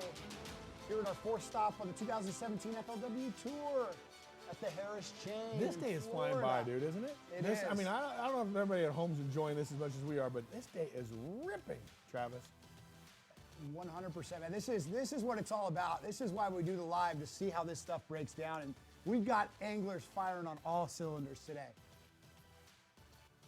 Yeah, right now, here we are. We're currently right now live with John Cox, who is our leader all through the event right now. He had 25 pounds the first day, 18 pounds the second day. Really dropped off yesterday. Did not get that he saw. This area he's in has a ton of big fish in it. He said he's been looking at them, waiting for a lot of them to commit to the bed, and he's going to be doing this all day, I imagine. You know, rain, wind, shine, overcast. He's looking at them. And he hasn't backed off from looking at them right now. But he's going to need some giants. Well, he's really reported the bass being real weird. That's what he keeps saying. He's just like this. The bass are not acting the way I need them to be to feel confident. And so he was really hoping yesterday he was going to see some things that dialed him in for day 4, that he was going to go, oh, these fish look like they're going to be ready tomorrow. I've got a couple that are almost there. But when he came in and talked to our guys after the weigh-in, he really was saying, you know what, I don't know. I didn't find anything that cued me into any kind of nuances or made me excited about what I'm going to do tomorrow. So he's really out there just kind of looking around, just trying to figure things out. But fortunate enough for Cox, he's a local. So he's basically looking around his own backyard. It's not stuff he's seeing for the first time. But he's definitely trying to figure out what these fish are going to do. And he's got the right moon phase. You know, he's got a full moon coming in tonight. Great for bed fishing. His first fish was around a 6-pounder on a bed. He rolled up as if he almost knew it was there. I mean, he rolled right in and catches a 6. And for sight fishermen, 11 o'clock until weigh-in, that's when it really gets good. It doesn't really get good for bed fishing until you see those fish get real frisky, the water warms up. And from 11, 12, 1 o'clock on, that's when a sight fisherman can excel. John Cox could crush them between, especially with only 10 boats on the water. He doesn't have 163 guys out there. He's got this canal, probably the majority of the water he wants to fish all to himself. And as a sight fisherman, 11 o'clock on. Here we got, I'm talking. You know, this whole week, I've just been pretty much sight fishing, and I wasn't going to sight fish today, and I was going to fish for them because I wasn't really seeing anything. But there is a huge push of fish that just started to move up. Oh, wow. And they're rubbing, and we already got one big one, and I've seen a couple other big ones here too. So I'm trying to be patient. You know, I don't want to, we might go look at some other areas and stuff, but I mean, these fish are so close that, you know, I mean, when this does turn on, there's a 30-pound bag right in this little hole here. So I'm just gonna kind of, you know, I'm not necessarily wasting time, but I'm kind of, you know, waiting for things to get right, waiting for that that window to open. And we might bounce around some, then come back. But it's hard to leave when these big ones are almost ready to eat. And the plot thickens, Byron. Right there to that point, 11 o'clock on, that could be go time for those big fish. He's supposed to eat right then, right?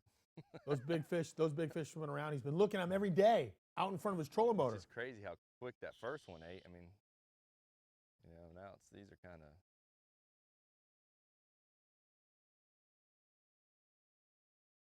It's so hard to see them. I mean, we're in one of the most dirtiest lakes on the chain, and I mean, it's you can barely make these fish out.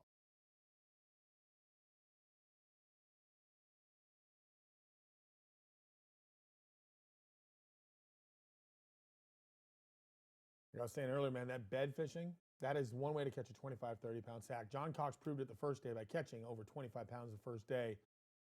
These are the fish that he could conceivably do that 25, 30-pound bag a day. It's just the kind of fishing that would be a threat to still win this tournament, even with the tournament Bradley Dortch is having. And Bradley Dortch is having a phenomenal tournament, losing so many big fish, catching big fish, having 6s and 7s each day. Biggest fish of the tournament, day 2. Then another big one yesterday, now 2 big ones today. Dortch is definitely going to be the man to beat, but Cox has the fish to win swimming right here around him. Yep. And that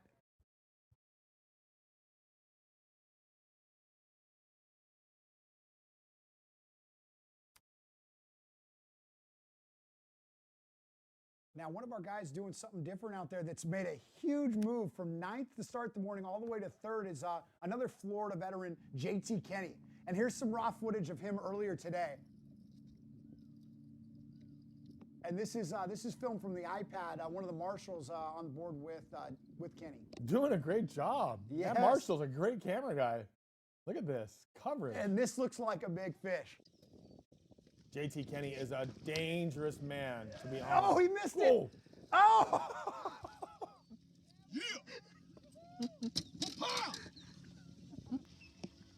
Do not get this guy started, boys. Do not get JT Kenny fired up because he has wrecked them in Florida before. He's no stranger. He lives in Florida, and he knows how to fish this place. Yep. We're getting somewhere now, boys. He's fishing in Griffin. This is what we're seeing right here is the Lake Griffin area. So he's up in Lake Griffin, where Brian Thrift is also at. Oh, another big one here. Another big one.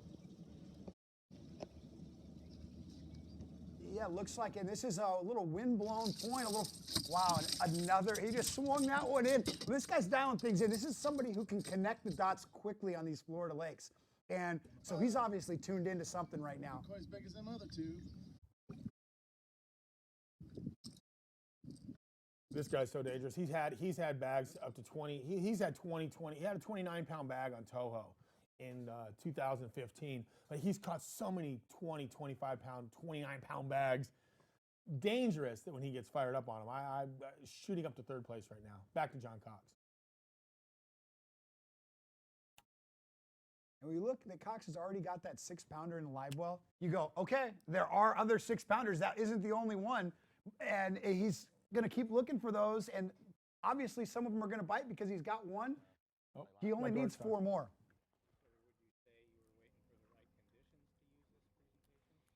Yeah, I mean, I've had it on the deck all week, and, you know, every morning when I'm, you know, before takeoff, I've retied it and, you know, been prepared to throw it. It just hadn't been right to throw it, so. Talk about that I've speed gone, you know, I've been an hour or so without a bite, so I'm gonna fish right up through this little stretch of grass right here, and if that don't, I'll probably pick up a trap again and just see if I can get one to react to it before I leave and start fishing pads. The sun, a while ago, acted like, or, you know, it's trying to come out. If it comes out, you know, I definitely need to go get on the pads. It just puts those fish, you know, I know where they're sitting in the pads once the sun comes out. But regardless whether it does or don't, I'm gonna check them anyways.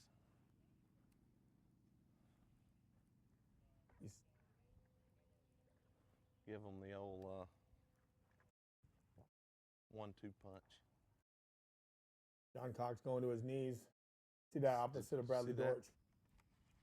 That was a needlefish skipping. A lot of times they'll come up and usually there's something chasing them. Talked about those needlefish. Earlier this morning, Bradley Dortch was catching those big fish, and he had that needlefish activity. Those needlefish pop up around the surface. You know you're in a big fish area. A lot of those big fish love to chew on those needlefish. Cox, on his knees, that's a great sign for sight fishing. Not only are you on point, but you're getting a low profile by getting down on your knees, and that way the fish can't see you as easily. That was a giant right there. Hear John Cox say it was a giant. Oh. Listen. Another 5-6 pounder. And he's got too close to her.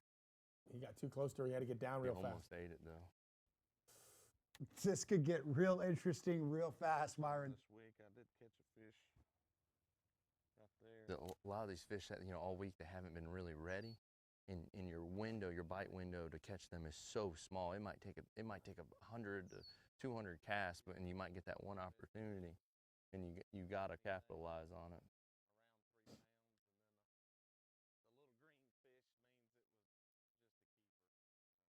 You know, right now you're looking at two guys, and the funny part about this is Bradley Dortch is from Atmore, Alabama. That is the birthplace of Evander Holyfield. And right now these two guys are going head-to-head right now.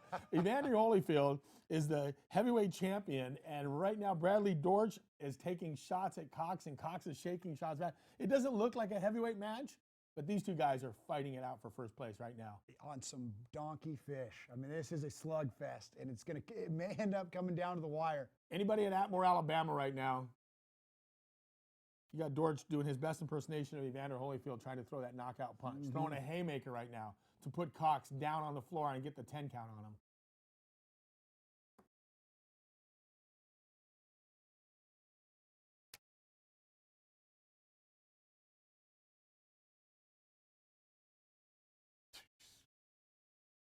See that one?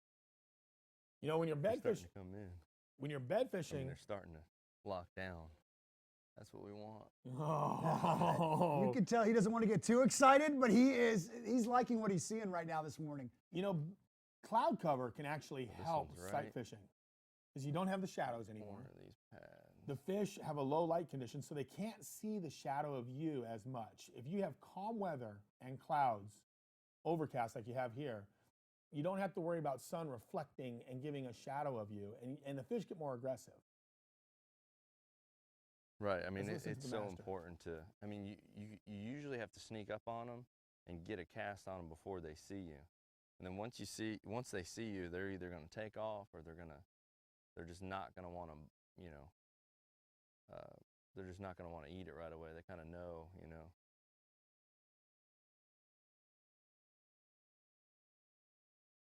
Now the clouds will make it a little harder to see them, but at the same time, it does work in your favor for like I said, not casting the shadows, not having the direct sunlight. You can't see them as far away. You do have to be a little more stealthy. It's not as easy to see the bed, but at times he's seeing a lot more of a lockup today, and it's still early.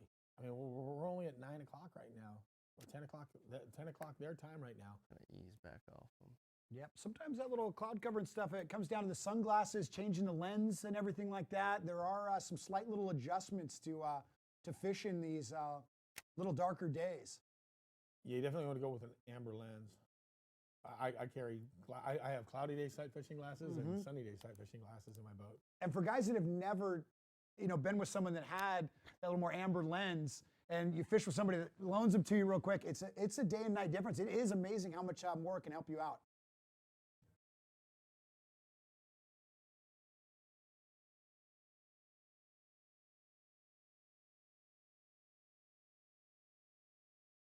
While Cox looks like he has quite a few different little bedfish options there. So as he keeps picking apart that, we're actually going to look at some of our social media action we've had today.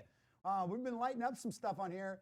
Austin Besquette, pair of Harris chain studs. Hopefully Dortch or Weaver can lay the hammer down on them. Love watching FLW live. Thank you, Austin. Those are some big old fish. Dorching. Very hot.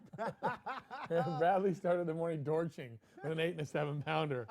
Dorching the water, I love it. Thank you, Jared. Dorched it. I'm using that one today. Jonathan Shoemaker, come on, John Cox, find a girl and put it in the well. FLW Live, nice.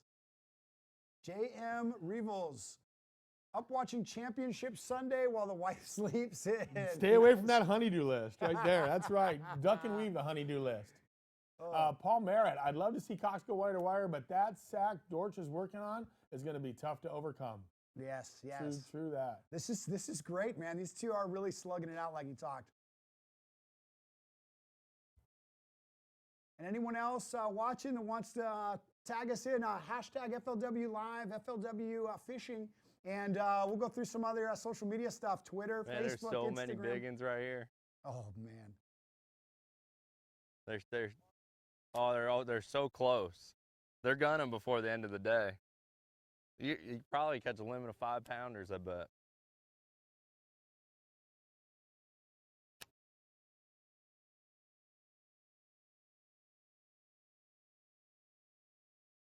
I know there's a big weigh-in coming up. This is exciting stuff right now. Cox is really getting everybody fired up because he's seeing what he needs. He's not complaining that they're missing. He's not saying, "Wow, this isn't going well. I might have to move." He's drooling over the fish he sees moving in the area. Venetian Gardens this afternoon. You're not going to want to miss this weigh-in, man. This is going to be. Yeah, absolutely. You guys, if you live in the area, if you live anywhere in the near the Harris chain, go check out Venetian Gardens today. You've got to be at this weigh-in because we're going to see some huge fish weighed in. Big fish. The Kids Expo, and you got the Expo coming up, right? This afternoon and that is such a family fun favorite thing. I mean, the kids get fired up to go fishing themselves. Not only do they see pros weighing big fish, but then the Expo is all these different events to get kids excited about being outdoors and adults as well. And then you got Chris Jones. Yep. And if you guys, Chris Jones, the man. Right? Yep. Keeping it real. Keeping the energy going on over there. And actually, if you guys get down there early while FLW Live is still going on, you can actually watch it. They have it airing at one of the trailers. So if you go down and enjoy the expo, you can have the kids running around having a good time, and you can sit in a chair and watch the live from actually Venetian Gardens right there. And when Chris Jones takes the stage, I want to hear legend, legend, legend, because he is the legend. He's the man on the mic. Drop the mic, boom, chakalaka, boom. Right? I love it. I hope he's watching this. I hope he's seeing it right now. Chris Jones, boom, the legend likes to throw out a boom. Bob Bass, 5 alive. And then for all you guys throughout the country and throughout the world tuning in right now, at 4 o'clock, we'll be picking back up FLW Live, and that'll be with Chris Jones. And that'll be same place, FLWfishing.com, and you guys can watch the live weigh-in and see how this thing unfolds. And see who's going to get to take home up to $125,000. I mean, that's what Cox is looking at right now. He potentially is, okay, those these fish right here, that's worth about 125 G's. It's all it's swimming around your boat. Yep. You're looking at the title, the victory swimming around your boat. There is no way you're going to pull off sight fishing just to go fun fishing or offshore fishing when you're looking at the winning fish. And it just gets better and better and better. 11 o'clock, 12 o'clock, 1 o'clock, 2 o'clock. Those fish get more and more fired up. Sight fishing only gets better as the afternoon progresses unless the weather deteriorates. Unless the weather falls apart, sight fishing in these conditions right here can only get better. Cox can only get stronger. The way he's looking around, it almost looks like he has too many options going on right here. It's kind of, he just keeps shuffling over and he's kind of trying to figure out which one's going to be the one that wants to commit first. I mean, in past tour events, we've seen 30, 35-pound, 40-pound bags sight fishing in Florida. The all-time heaviest stringer. He just straightened up real fast right there. He might have had a fish turn around. Look, yes, look, he's getting serious right now. He's going to the compartment.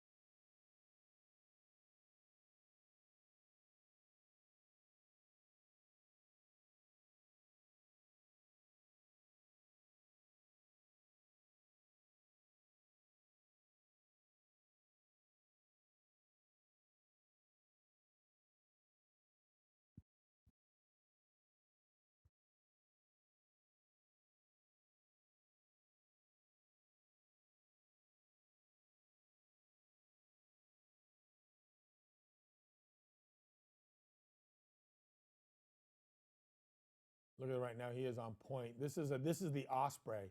The osprey ready to swoop down and snatch a fish out of the water. Or the Karate Kid on a single leg, or the crouching tiger. These are all the terms I'm going to use for when you're sight fishing and you either get on one leg or you crouch down like crouching.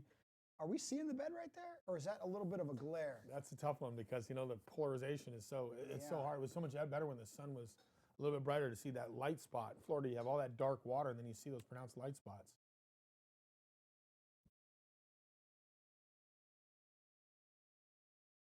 Yep, and he's still casting up that same bed right there. And he said that he's got a few fish right here in this area, and he keeps kind of moving around, casting to him and stuff. And he's really looking for something that is making it look like that fish is ready to commit and ready to protect that nest. And he did get that. Something made him crouch down. Something made him really focus on that bed for a minute. But now moving over to the next one, it looks like.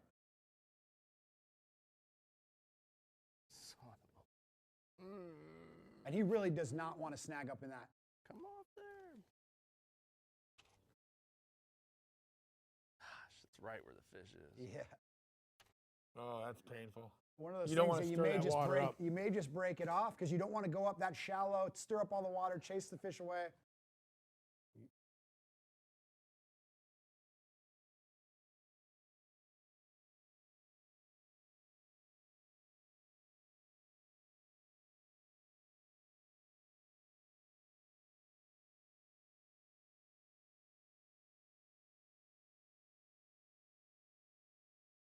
While Cox works on getting his bait back, we're going to actually jump over to Thrift. Mr. Consistency, and check in on his day. And Thrift just doing Thrift right now. We've got him unofficially at 3 fish. A couple little ones, but we saw that big one that he caught on the replay earlier, that deflated 6-pounder. Started out in Harris where I caught my 2 biggest fish yesterday at the end of the day, and I never got bit, so I come on up here to drifting, and I just kind of went to the bank on a whim and caught 2 keepers on a frog.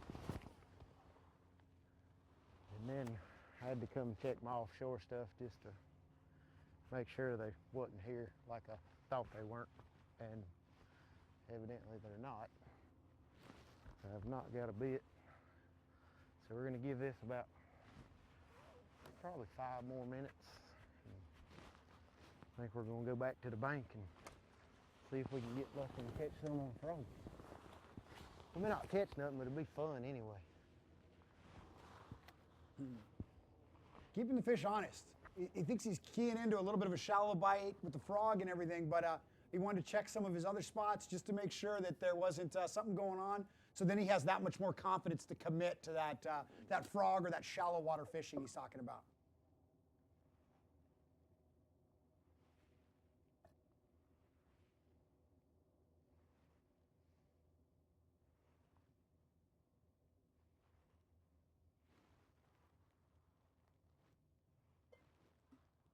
So much fun to watch Thrift, how much he changes his rods and everything. He rarely makes more than 3 or 4 casts with the same bait, and then he rarely makes the same retrieve. He's always mixing up retrieves as you watch him.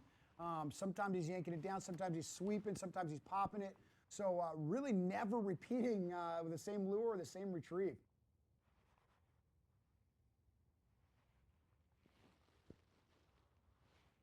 And this guy is absolutely dominating this season of the FLW Tour.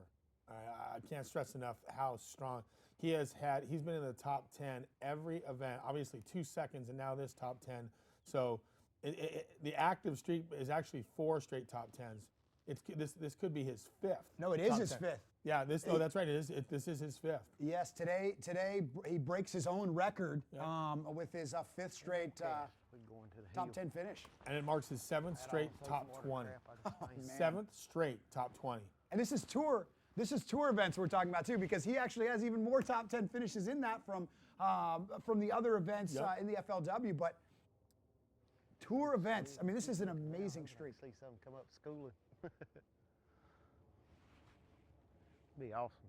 See them come up schooling somewhere and just go wreck them for about 30 minutes.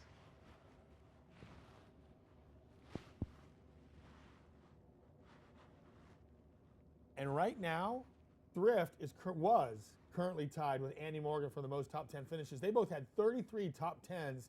This event is his 34th. A new leader. A new leader. He has taken it away from him. Now he is the highest. He's had the most top 10s of any angler in FLW Tour.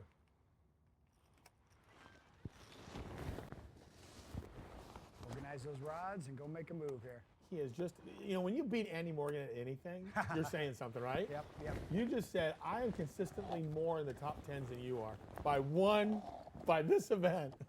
And Andy Morgan didn't go down without a fight. Yes. He was in the top 20. He had a top 20 on this event as well. The cream rises to the top with those two, I swear. What's up, Raker? Look at Raker giving us that look. Smoke on the water, they call him. Smoke on the water because he cannot sit still. That boy likes to run. You would think, Brian, you'd think he was sponsored by a fuel company, the way he burns gas through that boat. It's like he has a free gas card somebody gave him. Because that's his favorite thing in the world right there, driving. This is great, but Thrift eliminating water. He went there, wanted to make sure nothing was going on. Now he's committing to shallow water for a while, and we may see some big things out of him here in a minute. Back to live with Bradley Dortch. And while we were away from him, there was a little bit of a cull. He actually moved up a little bit. He took his smallest fish, and the weight changed. So he has culled since we last saw him and added a quarter pound to his weight.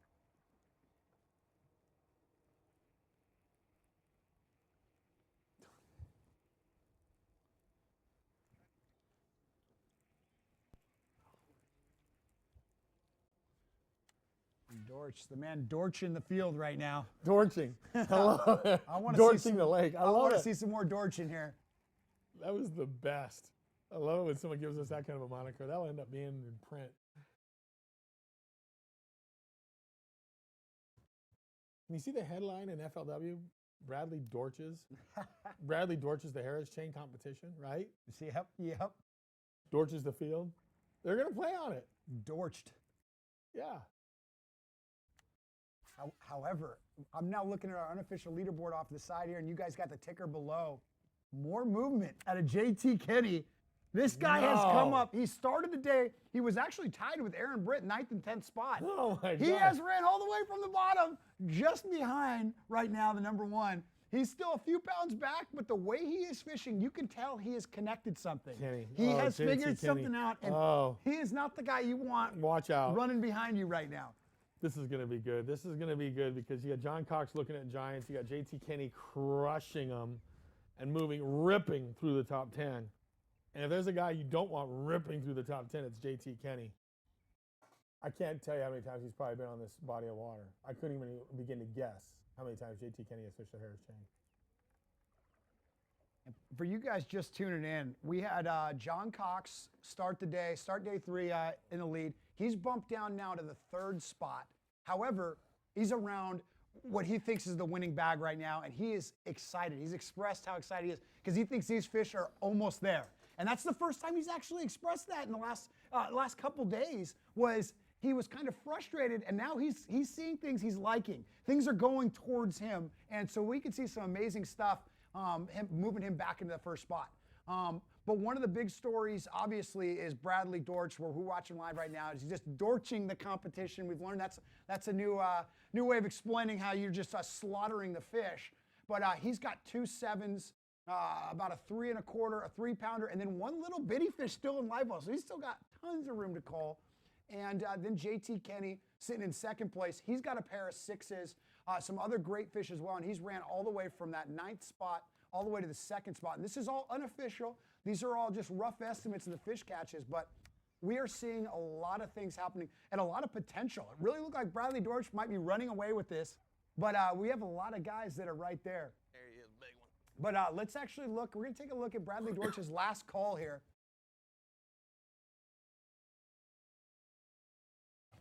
No, stop. Oh, wow. Look at this. Wow, yeah, Wow. he does not want that fish jumping. No, and right now he's got all these fish in the well. He said another big one, and whenever he says a big one, you got to. If you're anybody else, your heart has to sink because this is key stuff right here. Breaking out the net again. Gosh, and these fish love getting in the grass. Buried himself in the grass. Yep. That's how that 7-pounder, the first fish he caught, was like that. I don't think he come off.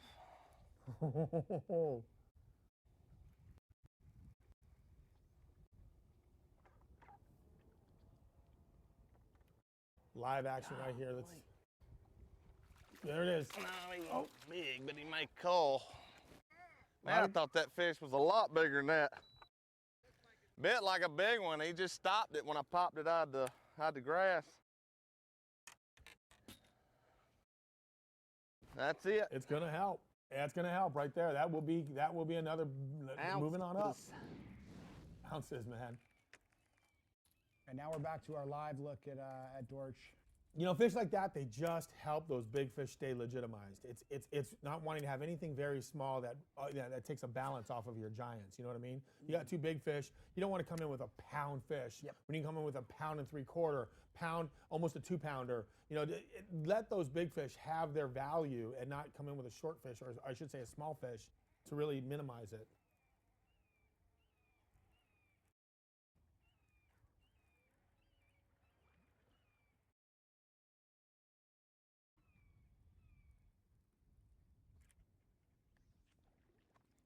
He just hooked up right at the boat right here. Strike me. Right at the boat. And live action right there. He's gonna swing that one. That may be another call. Should. It ain't too big, but it might call. There you go, to your point, Byron. Your point, just moving up. Yep.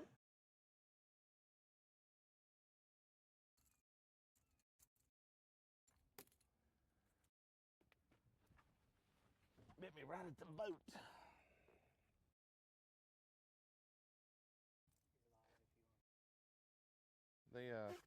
That fish I swapped over to a trap. I ain't had a bite in an hour and figured maybe I could get a reaction bite, and I've caught 2 in probably the last 15 minutes. I made a call a while ago, and then I actually think this one's gonna No. I think this one's gonna help some.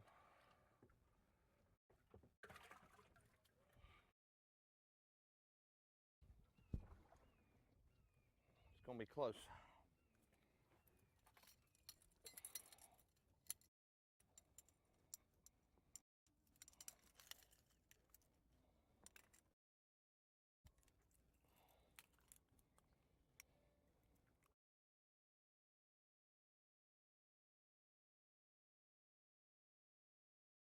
It does. I mean, it's ounces, but hey, like I said, stop.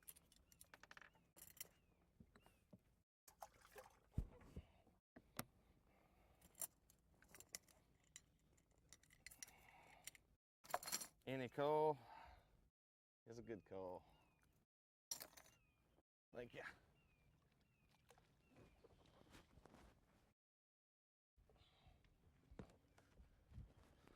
To quote Jared Teagler from hashtag FLW Live, that Jared Teagler was the guy that said Dortching. Dortching. We got Teagler, Jared, I'm going to give you props, buddy, because this guy is truly Dortching the Harris chain right now. He's culling, and with that balance beam, like he said, ounces. Seem to be eating this but it counts. This new color a little bit better than that chrome and blue. If sun comes out, I'll swap back over to chrome and blue, but right now. You know, he got off that chrome and blue first thing in the morning when he caught the big fish, but it was snagged in the side, and then he had another fish slap the chrome and blue, and then he made an immediate change over to the color he's throwing now. It has that white opaque. It's much easier to see in the cloud cover, and he has not changed off of that color that you see right there in his hand right now. It was a nice adjustment. Because without the sun, that chrome blue just he felt wasn't nearly as effective. Even though his first fish, around a 7-pounder, was caught on it, he just felt as though it wasn't caught. On that one. It was snagged in the side. Yeah, I mean it wasn't much, but it, like I said, a couple ounces probably. Any call's a good call. Oh, I know it.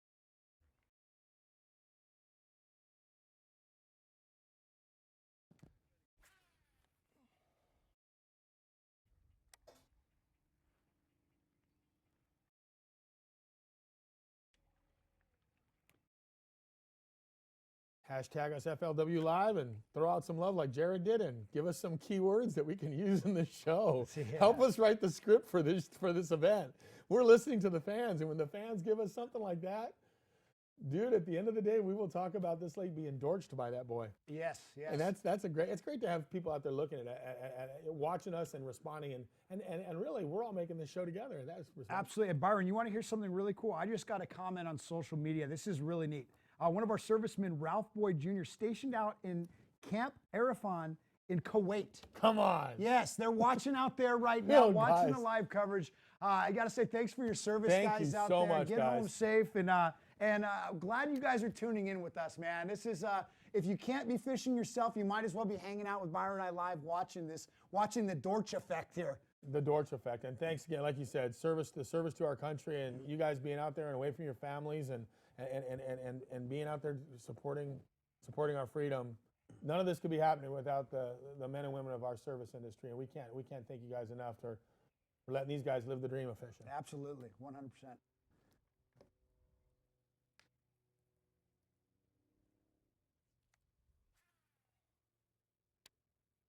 I'll guarantee you right now, if Bradley Dortch knew that he was there watching from Kuwait, he'd take that shiny hat off right now. and in honor of it, and say thank you and tip your hat, even that shiny hat, to the servicemen and servicewomen of our country. And that is a shiny hat. It's Dortching. Oh gosh, Jared, you've created a monster, my friend. FLW Live, hashtag #. It's a #. Hashtag. When did it ever become a hashtag? It's always been a #.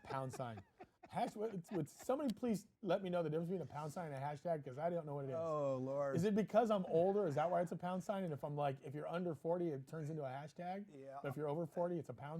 That's my read on it.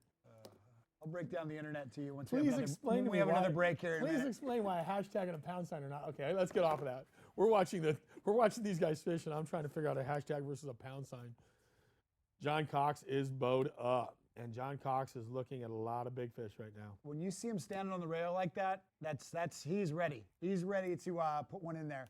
And when he steps back, usually when he's about to set the hook. You know, there's a song by LL Cool J. It's called "I'm Gonna Knock You Out." Have you ever heard it?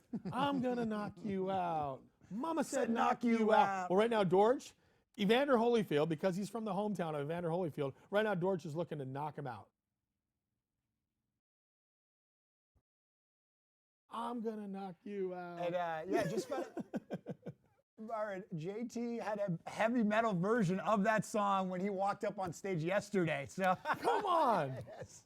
And he's the one living that right now. He is coming up that used to be swinging. my weigh-in song like 3 years ago. I had that. Don't call it a comeback. I've been here for years. little LL Cool J for Bradley Dortch and John Cox and JT Kenny, I guess. Yikes. Who's having some currently fun. in second place. We are having some fun on the fourth and final day with our top 10 anglers. For you guys that are just tuning in, once again, we got Bradley Dortch dorching him. He is in first right now. You can see on the bottom there, 5 fish in the live well, unofficially 73 pounds, 10 ounces. But one of our crazy anglers moving up the scales is JT Kenny, a Floridian. Really punching his way up to the top with 2 6-pounders. We've got John Cox, you see on the right side right here. He's now fallen down to third, but he's only got 3 fish. But that's anchored by a 6-pounder. And in that area that we can see right now, within about, if you could extend that screen just a little bit more, he says the winning weight is all sitting right in that little cove. Yes. And so, and he says they're finally acting the way he wants them to act. And we're going to make a move. Oh, Dortch is talking about going to his pad stems here, where he caught his big fish yesterday, probably. Bradley Dortch thinking about making a move. I don't think we'll see John Cox move the whole day with what he's looking at. I may be wrong, but I suspect he's going to be working over these big females that he sees swimming around. And it's funny you said JT Kenny punching, because that's actually his forte, is punching. Now, I expected almost to see him finding a mat somewhere that he could punch, because that heavy weight and punching, JT is one of the very best in the country at flipping and punching. But we saw him actually working a windblown points with lipless. Yep. Lipless, yeah.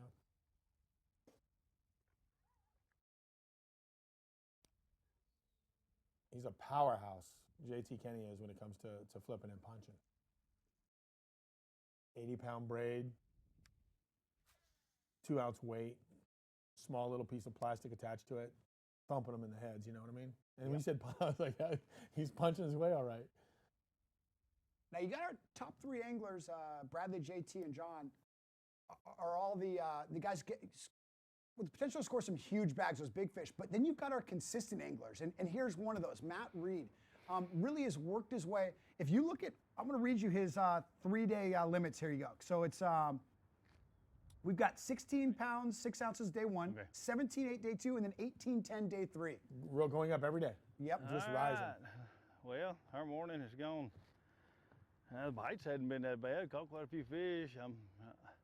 My weight's way down, so I've got just a low limit in live well. I think I've caught 8 or 9 keepers, but I hadn't got me a big one yet. But my gosh, we're gonna get it done before the day's over. So hang in there with me. We'll see if we can make it happen.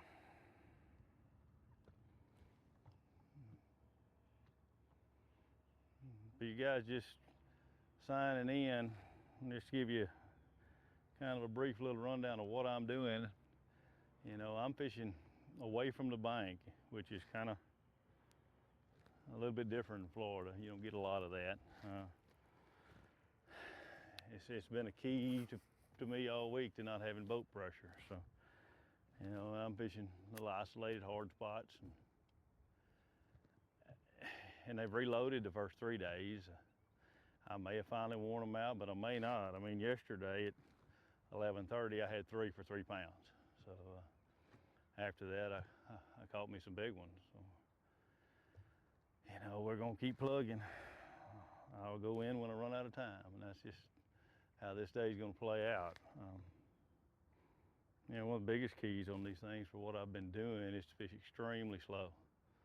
and that's so hard for me. I like to move, but only way I can fish slow enough a lot of times, I'll just throw it out, move it a foot or two, put my hand by my side. That makes me not turn the handle.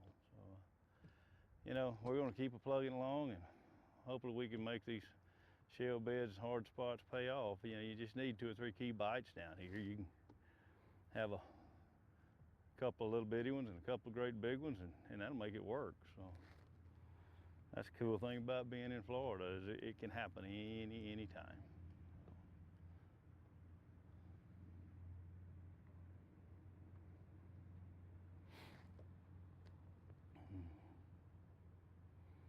You know, these shell bed, hard spot type things are, you know, most lakes have them.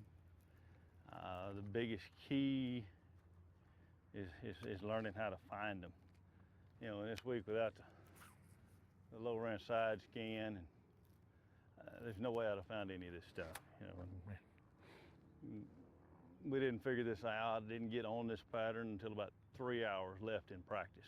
So turned into a mad scramble and trying to idle as much water as you can and just marking them. You know, I basically fished a lot of this water blind. I hadn't,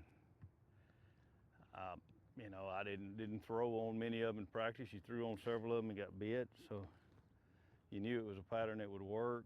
And then you're like, oh my gosh, I don't know where hardly any are. So you just take off idling, and it's amazing what you can see on that lower end side scan. The definition is awesome. And you know, did it for 3 hours, managed to find 20 or 30 of these little hard spots. I mean, some of them aren't the size of my boat. Some of them are 20 or 30 yards long. So, you know, that's been the key to my success all week is fishing that pattern. And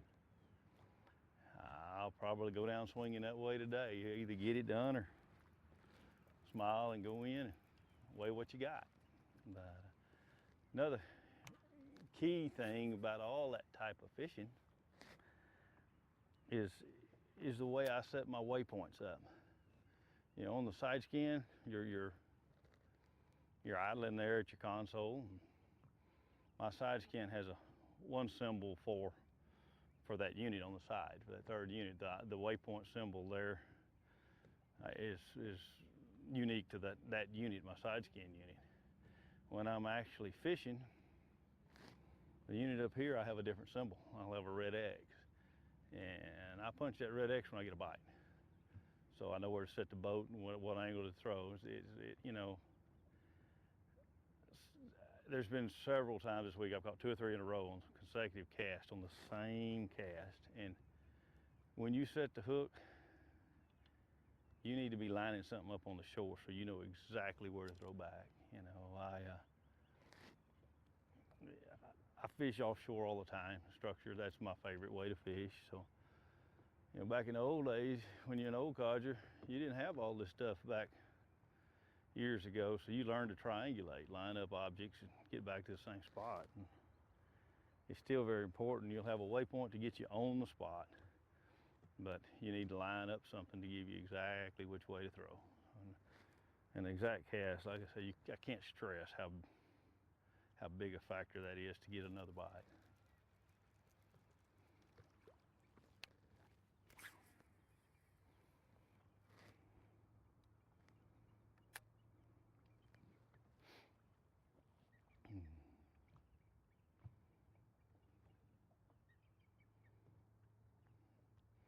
But all I've been doing all week is pulling up on these little spots and make a handful of casts, stay there for 15, 20 minutes because it takes me a long time to make one cast and roll on to the next one. Now you'll rotate back through them, some of them during the day, because you know this offshore stuff will reload or they'll move up out of one of these little holes that are beside them, get active and eat. But every day, I've started getting heartburn every day before I've caught them. It's been up in the day every day before I've caught my big ones. So, Matt Reed putting on a clinic for everybody watching this. I mean, the guy is really laying out exactly how he's been doing what he's been doing to get a little more weight each day of the event, constantly getting better and better as the tournaments progress. The fish are just coming to him, coming to those hard spots he's referring to. And how he's found the hard spots. Oh, that was good stuff from Matt Reed. Great stuff from Matt Reed right there. Back to our leader coming into today, John Cox. Has actually been our leader all the way through the tournament, day 1, day 2, and day 3. 25 pounds, 18 pounds, and unfortunately only 10 pounds yesterday. Which exact opposite of what Matt Reed's doing. So you really look at it, the bite seems to be coming to Matt Reed. Okay, he's figuring things out, and the bite seems to be leaving Cox. And so it's like, is the tournament going to run out before Cox runs out of fish, or is there going to be enough time Matt Reed can move up and extend?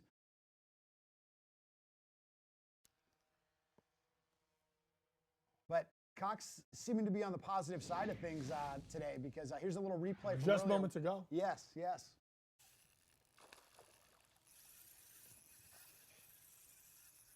And he's finessing him. Notice that, a spinning rod in his hand. He's alternating all these different baits and went to a spinning rod to finesse this fish. And this might be a little bit better fish right now too. He's going to need some. He's definitely going to need some big fish. Ooh. Go. And that's got a little size to it. Got him hooked in the mouth. And that's key. It has to verify they hooked in the mouth. When you're sight fishing, you got to have the fish hooked in the mouth. Number 3 or something. See the drone. Oh, the drone. You hearing the big bumblebee above him?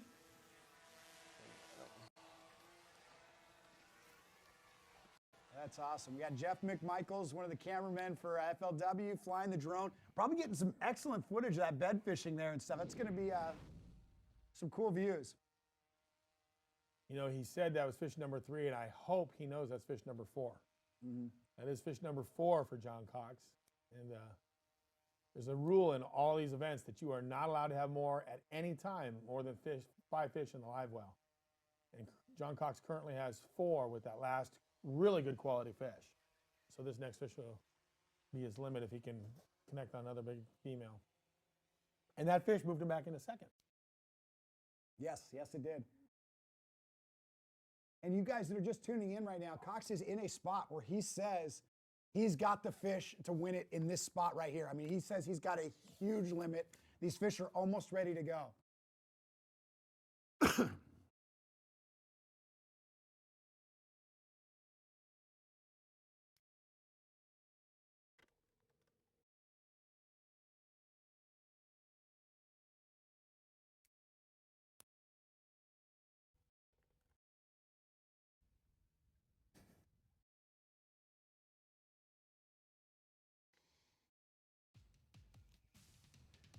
And you guys, we're going to leave you guys with another quick break. Make sure you keep sending in your social media stuff, the hashtag FLW Live. But we're going to leave you right now with the Dortch man. The Dortch effect. In the field. The Dortch effect. There's all kinds of Dortches going on here. Love that. This guy really having a great day. And we'll see you guys in just a few minutes. Do not go anywhere. He's buried himself in the grass. Big, but he make coal. Like I said, I thought the fish was a lot bigger than that, but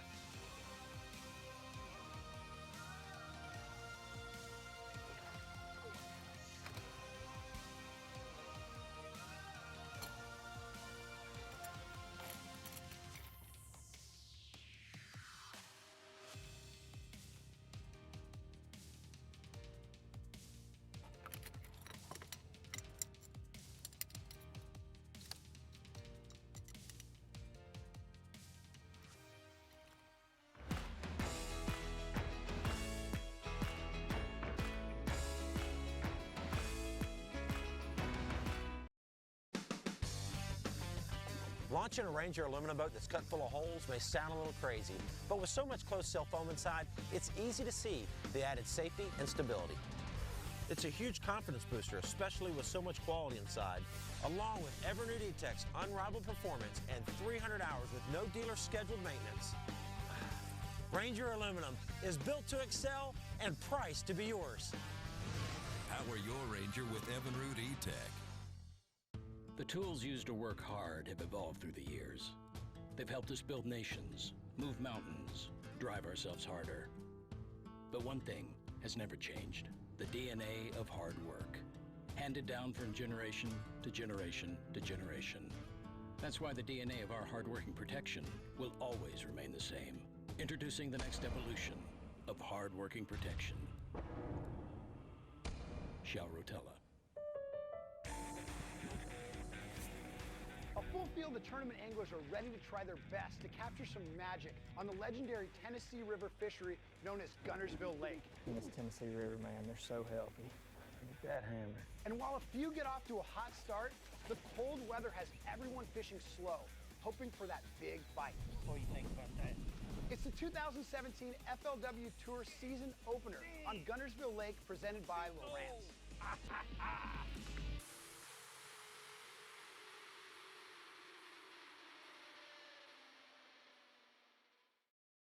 The most versatile fishing machine on Earth.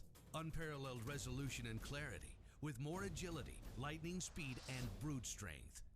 HDS Carbon takes rapid response performance and screen technology to an all-new level. Maximized power, maximized visibility. See Structure Scan 3D, new dual chirp sonar, new live network sonar, and more mapping options, all at the same time and faster than ever before. Arm yourself.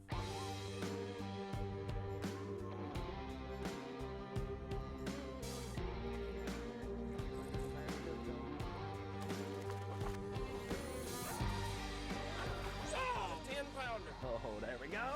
Look at that. The best bass anglers will compete April 6th through the 9th to win the FLW Tour on Lake Cumberland. Come to the expo at General Burnside Island State Park. Find out more at FLWfishing.com. Total performance.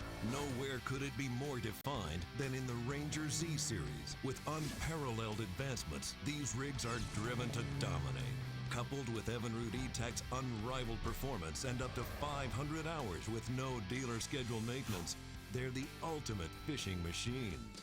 The legendary leadership of the Ranger Z500 series. It's the kind of feeling nothing else can touch. Power your Ranger with Evinrude E-Tech.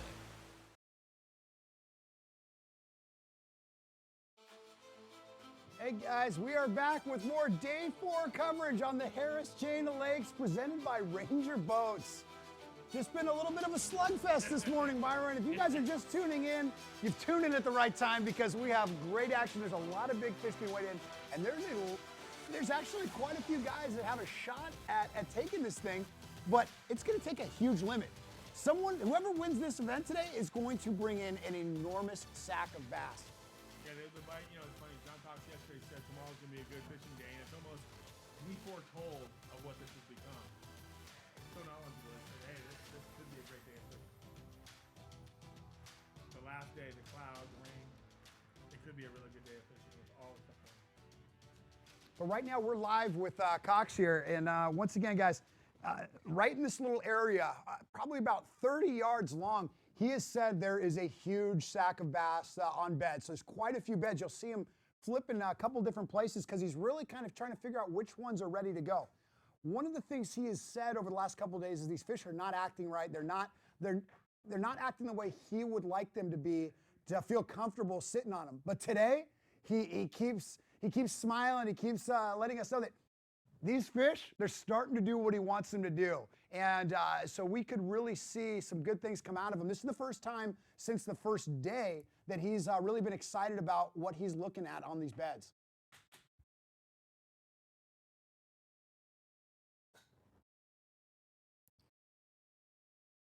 JT Kenny ran all the way up from 9th place. He's got a huge limit of bass going. John Cox, who we're looking at right now, sitting in 3rd place, but has a 6-pounder already anchoring his 4 fish, and so he's showing that there are some big ones ready to bite, and I think he's going to slowly start catching some more, which would be fantastic on live here for you guys that are supporting, because I know he's got a lot of people watching, supporting him. Bradley Dortch, of course, in 1st place. If you guys didn't watch the first thing this morning, we've learned a new word, the Dortch effect, and that's what Dortch is doing. He's Dortching the competition with 2 7-pounders right now in his limit and just having a fun day of fishing. But now we're going to go back to one of our consistent anglers. These guys have really just fished a really just consistent tournament. And Shane Lehue right now, just slowly calling up, just slowly going through these fish. He has a lot of schooling fish. He's one of our anglers that's around the most fish. I would say of all our anglers, he's caught more fish than anyone else in these top 10 here. And it's more about just trying to go through and slowly add to his limit. And right there, you see he's got 5 fish. He's had 5 fish for quite a long time. He really caught them early, and which he's done, which he did yesterday as well. And unofficially, he's got about 12 pounds in his limit right now.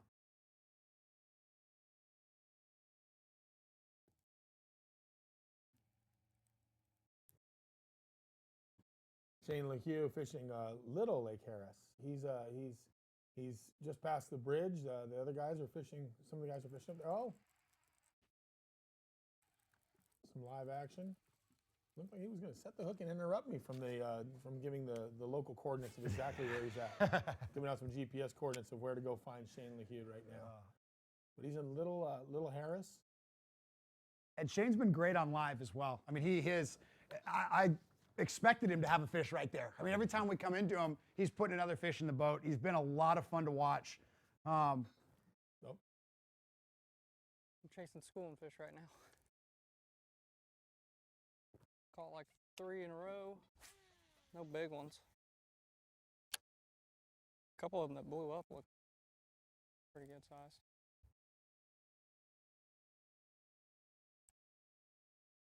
Yeah, they just they came up schooling out here. I was fishing that place again, and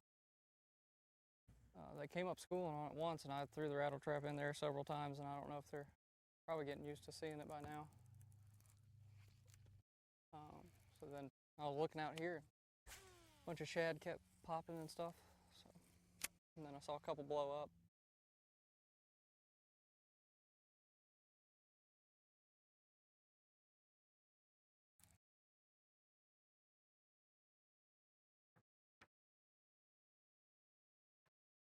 Just starting to wonder if I can catch any real big ones doing this. You know, none of these guys know what the other guys have. And right now, if Shane Lehue knew that Bradley Dortch was sitting on a bag, 20-pound plus bag, you wonder what adjustments he might make, because he's grinding through these fish. You know, he's got somewhere between 10, 11 pounds right now, and you think you're in 5th place, you got 10, 11 pounds. If you knew that JT Kenny was on fire with roughly 22 pounds, Bradley Dortch, 22 pounds. Sparse. Would schooling fish and these blow-ups be wanting you to stare? Would you make some huge adjustment? And that's what's interesting to watch, is Travis, is these guys have they have that game in their head that they're going to follow, and they don't really know where they fall in the group. But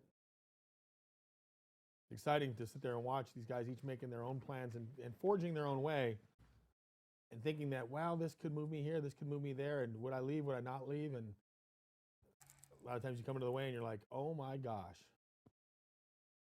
And this is Lehue's first top 10 cut on the FLW Tour. So very cool. He's fishing uncharted water, but this guy's had success. This guy is like the poster child for the FLW program here. He has fished at every level the FLW offers. Had huge success in the collegiate level with a win in 2017 FLW. Oh, and there he is. That got to be a big one.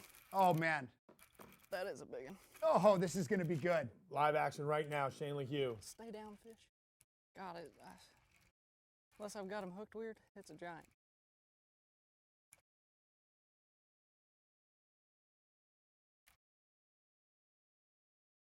It's a giant. Oh, God. No, it's a dang catfish. Oh, no. How's that for luck? No.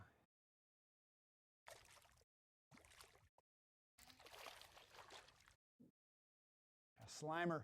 That is so difficult and sickening. What angler that's watching there hasn't had that happen to them right now? We've all been there. We can all feel for what that feels like. Final day competition. the paint has wore off that bait. Look at that bait he's throwing. Good look at the bait right there. He has worn the paint off that lipless crankbait. Want to hook myself? He knows how to hold a catfish. And he hasn't worn the paint off that thing, banging it off rocks this tournament either. He has run through a lot of fish. This week? There's not one guy watching, there's not one angler, male or female right now, that can't sympathize with whether you're fun fishing or tournament fishing, how much that hurts to sit there and catch the wrong species. Mm-hmm. It started coming up. I thought it was a bass.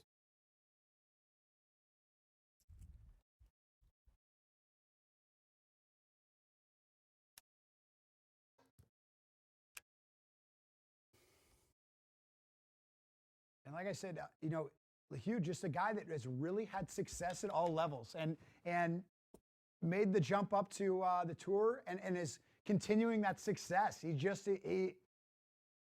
really is kind of that prodigy style of fisherman. He's just, every level he's had success, and now he's showing he's having it on the top level, the highest level of competition.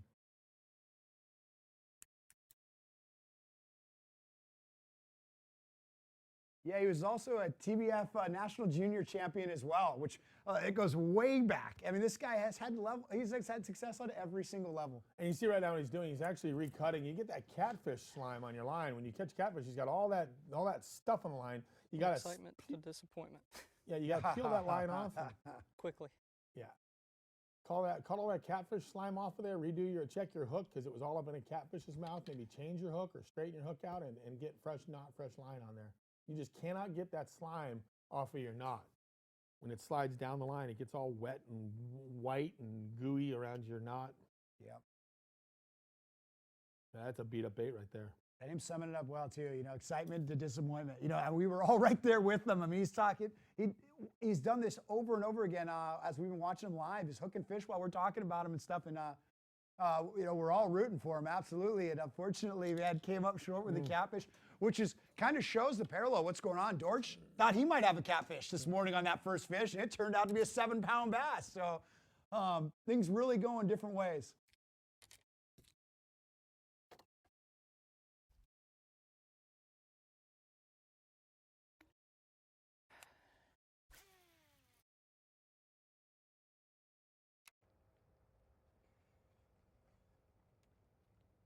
Taking a look at all the guys now, or the 4 of the top guys. We got Thrift, Cox, Dortch, and lehue that you see right there on your screen. And you know what, Travis, we talked about the window. Mm-hmm. There was an obvious window yesterday. Different conditions with the sun being out, but there was a window when all of a sudden there was like a rash of big fish. Bam, bam, bam, bam, bam. Today, 11 o'clock, here we are. Different conditions, not the sun that they had yesterday, but you wonder if there's going to be that window again, that burst. There was a heck of a burst this morning. We've seen a lot of big fish caught already. This is an incredible day of fishing. Yes, yes. But yeah. And for that new weather moving in, we'd expect a little bit more wind. It really looks pretty calm for most of the anglers right now. And the question is that window, are we going to see that window happen here? And if it is, it's going to happen here pretty much, you know, sometime between 11 and noon, like it did yesterday. It really fired off yesterday. It could be a later window today. Matt Reed was even talking about it. We're not even seeing him on the screen. He talked about he only had 3 little ones yesterday at 11:30, and he took off on a tangent. Mm-hmm. You know, all the guys here were catching quality fish. You know, and we saw just that whole top 20. The biggest fish all fell between 11, 12, I say 1 o'clock, and then after we went off the air. So from now until weigh-in, when is that next window going to hit? Here come the March of Giants, possibly? We don't know. But it's been a heck of a day so far. Really has been an incredible day of fishing for the field. Yep.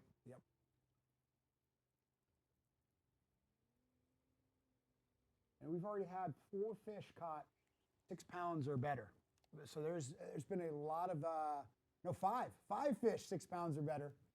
There's been some great action, and hopefully it continues, because we're way ahead. The bite seems to be a lot more active today than it has been the last 3 days.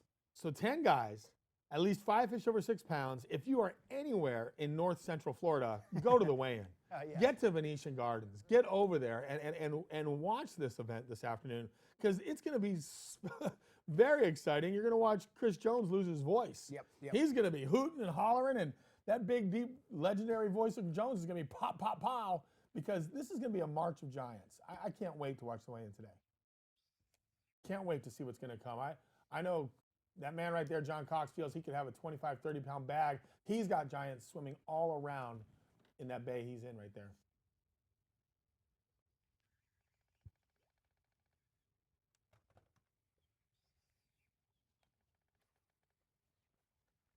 Brian Thrift.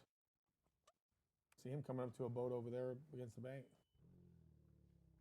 And to give everybody watching a little heads up on how good this bite is today, day 1 and 2, we had about 163 anglers fishing, and in those 2 days, we had about, I think, 7 or 8 bags that were 20 pounds or plus, okay? Now, day 3, no 20-pound bags. That's our top 20 anglers. Today, we've already got 2 anglers that are over that 20-pound mark.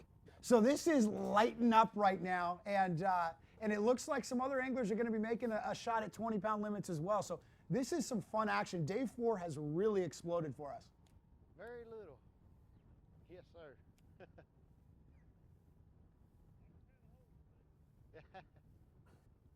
And one of the anglers, JT Kenny, who's made a huge run today, really getting into some fish. We've got a little action. This is going to be a raw feed from our iPad that the Marshall's filming on. Oh, but this is actually live. I just found out this is live coverage from our iPad. Big difference here. You see that wind is laid Yes. down earlier. That point, when we saw some earlier footage of JT Kenny, we had wind blowing on these points, and he's on Lake Griffin right now. We understand he's on Lake Griffin, and he's got a different change in the weather too. Even his wind has kind of gone away, but boy, he's caught a stringer of fish so far. He's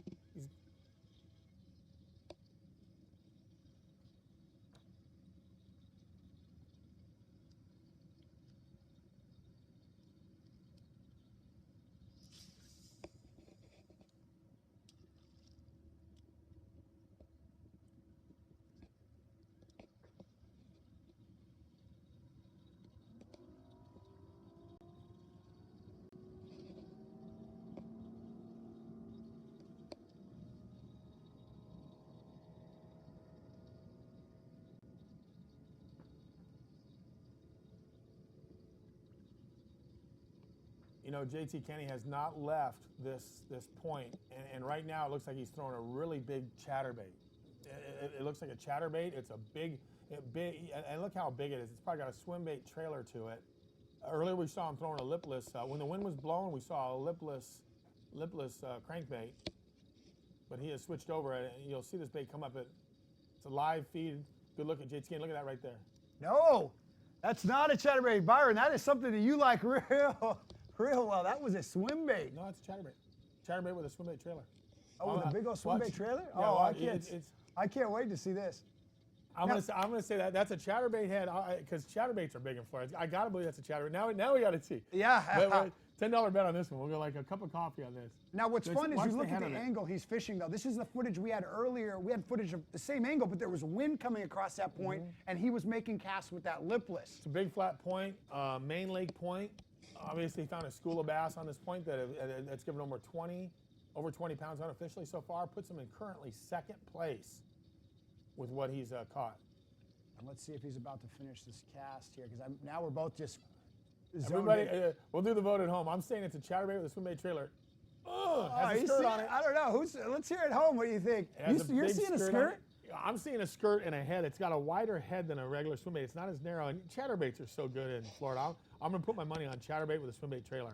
It had the pokey tail. You know, it's big to put those swim baits on the tail of them. It just gives such a big profile. That looks like a brim or, you know, a tilapia, baby tilapia or a brim, but I don't know. Yeah.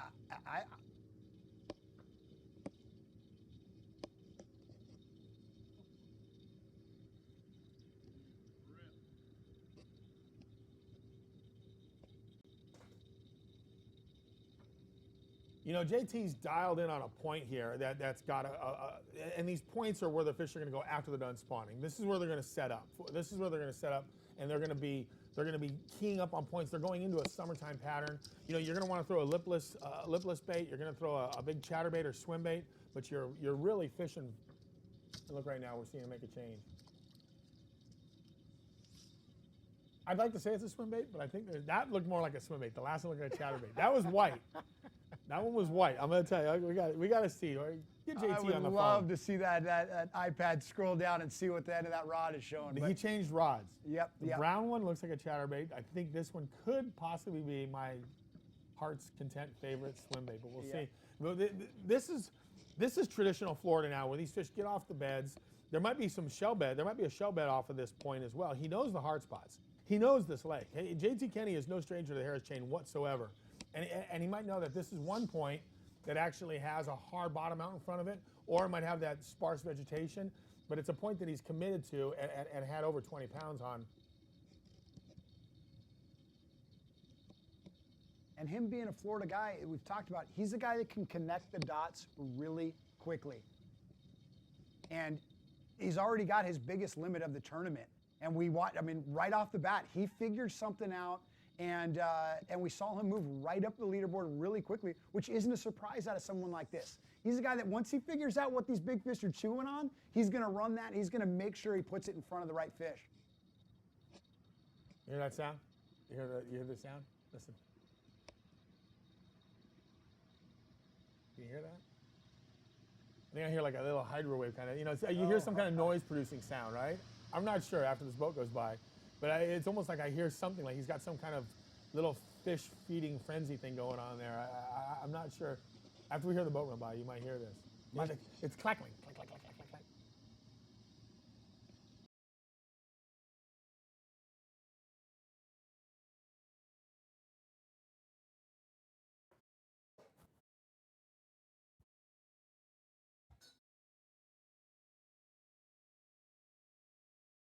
And we went frozen on him because that's the joy of the technology. You got him all of a sudden stopped dead in his tracks. He didn't stop fishing, but things have definitely taken a change now with the lack of wind. You wonder if there's a window of opportunity still for those fish to keep eating. Yep, and when we saw earlier replays of JT Kenny catching those fish, it looked like a totally different place with all the wind. It really looked like it was the right conditions. You got the cloudy sky, got a little bit of wind, and obviously he moved up really quickly. Then we go back to him live, and it is dead calm, and it doesn't seem like he's getting bit right now. So he's obviously changing to some swim baits. There is we're arguing about what it is. I actually got I got a text that they're saying Velvet's wrong. It's a swim bait. So, but that's just people watching live, so they're not seeing anything we're not, and so we'll get to the bottom of this eventually. Swim bait. Yes, I really do. Yes. But the thing is, he's throwing a big bait right now, and if you look at his numbers, his smallest fish are 3-pounders. He's got 3-pounders in the well. If there was ever a time to throw a chatterbait or a swim bait or a chatterbait with a swim bait on the tail or whatever it might be, and people got pictures of it. Oh, there is a swim bait picture. Look at this. He's showing me pictures of it. Yeah, I just got it. This is the beauty about live. We're getting updates. That was after the dark. See, there was the dark one first. I know JT really well. I'm going to find out about this because we saw a brown bait that looked like a chatterbait.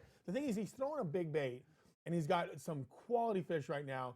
And if he explodes another 6, 7, 8-pound fish on a swim bait or a chatterbait, a big bait, this could be over the top as far as big time for him because he's got a bag that rivals Bradley Dortch's bag, and he's coming off of 9th or 10th place right now so far. Yep. And he started the day. He was 10 pounds out of the lead out of Cox, so he definitely had a deficit, and that's one of the things that he's going to run into. We're starting that far down the line today. He's got a great bag going, but he's really maxing out that limit. He's putting together a huge limit to really add some weight. I mean, his smallest fish is a 3-pounder, so he needs to catch a 3+. And so he's running out of room in his live well where Dortch put together a huge shack right now, but the guy that's got a lot of room is John Cox. He's really sitting there. He can add more fish. He's got some small fish in his limit that he can really expand on. He's got room to get that lead back. Yes, absolutely. And a guy swinging for the fences would be a JT Kenny now where he says, I got to catch a couple giants. I've caught a couple good fish already. Maybe the school will react to a very big bait. John Cox, he's got to feel confident with the fact that the fish right now are moving up to spawn. He's seeing all those fish that were rolling around out in the channel, kind of pairing up with each other, really making a push today. Caught 25 pounds, over 25 pounds the first day. Could easily say today could be another 25, 30-pound bag. So as much as Dortch is sitting in a great position and his smallest fish is about 2 pounds, or unofficially about 2 pounds, still Cox and Kenny are closer to his heels than we would have expected. Yep. And Cox had 10 pounds yesterday. He was definitely disappointed in that. He's already got more than that today. He doesn't have a limit. He's got about 11 and a half unofficially and only 4 fish.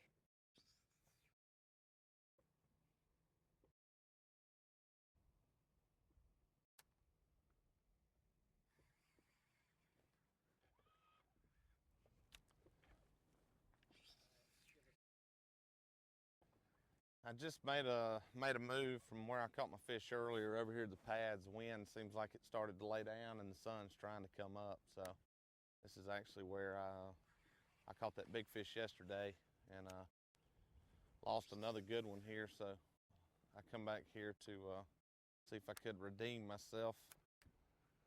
And conditions should be, I mean, it's getting right for the pads, you know. Like I said, lack of wind and starting to get some sunshine. So I don't know, we'll fish through this. It's probably one of the best little clumps or little sections I have, so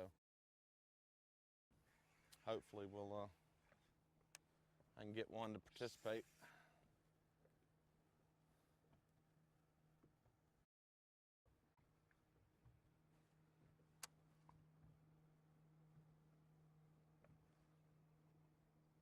One thing, probably one of the key things about this little section right here is it's, you know, a little bit deeper than the rest of the other pads that I have. It's like 6 or 7 foot out to the edge, and the big fish I caught yesterday was right on the edge, so I'm hoping we'll have another one move in.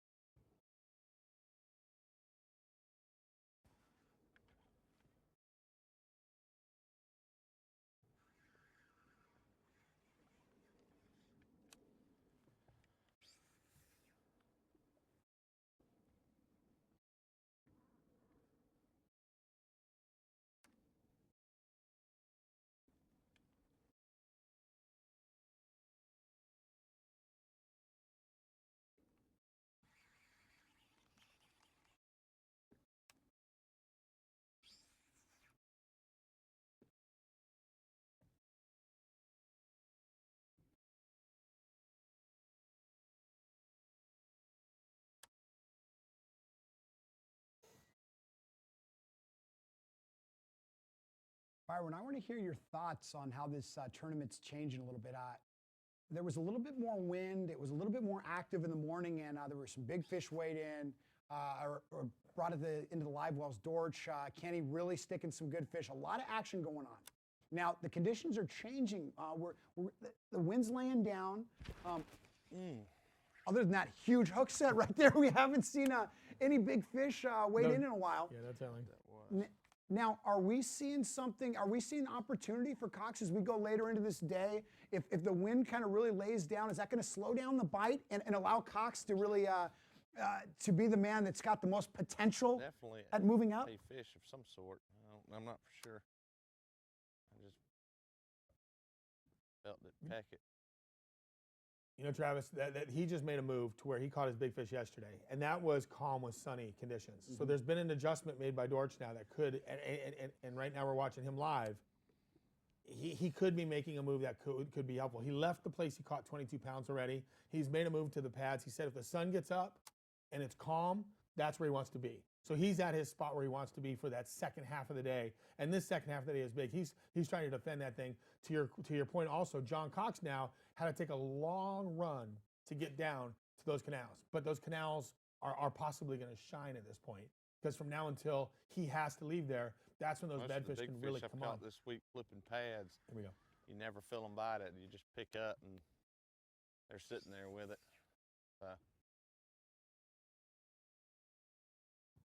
You know, you got to ask yourself. Quite a few swing and misses this week. If it feels funny, I'm setting the hook.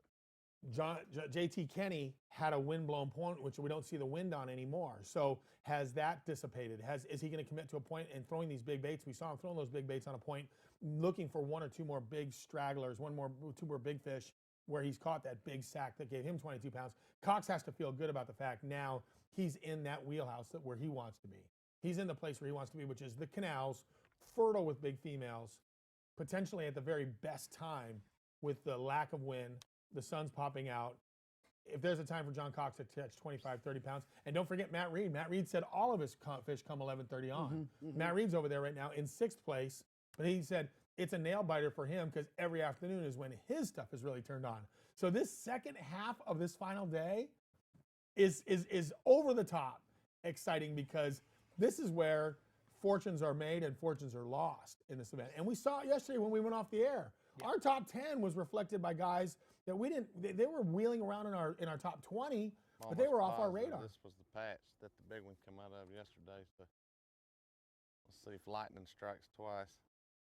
And if it does, then you can talk about possibly shutting the door. If what happens yesterday happens right now with that man right there, then it would be almost a lights out situation. But John Cox is sitting in a place where he could easily do it.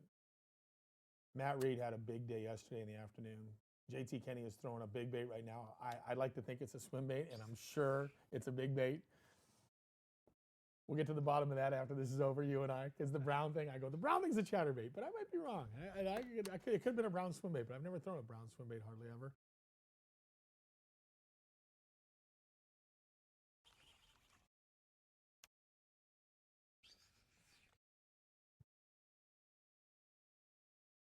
Good stuff right now, watching the tournament leader at this point, who's having far and away the most incredible day. Or had the best incredible morning, I should say. Right now, it's he's got to be wondering, is the catch-up game going to happen? Are they going to catch up to him? Mm-hmm. You know,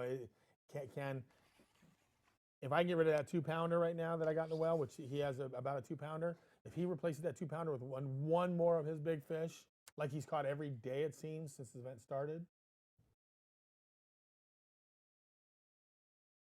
See, if we had a license right now, we could go back to the soundbite. Don't like call it a wind comeback. Is picking up. Here's the Actually, heavyweight. Change directions. They're trying to change directions. So here's the battle right now between first and second. Go to first that and third. point of pads right there, and then probably run back over here and throw a trap and a worm some more. Dortch definitely acknowledging he wants that wind. He likes that wind. He said it's coming. It seems like it's picking up again, and he's gonna go to that trap again, which has been huge for him today. And Cox just perched like a ninja, ready to strike. He's looking for the big girls right now on bed.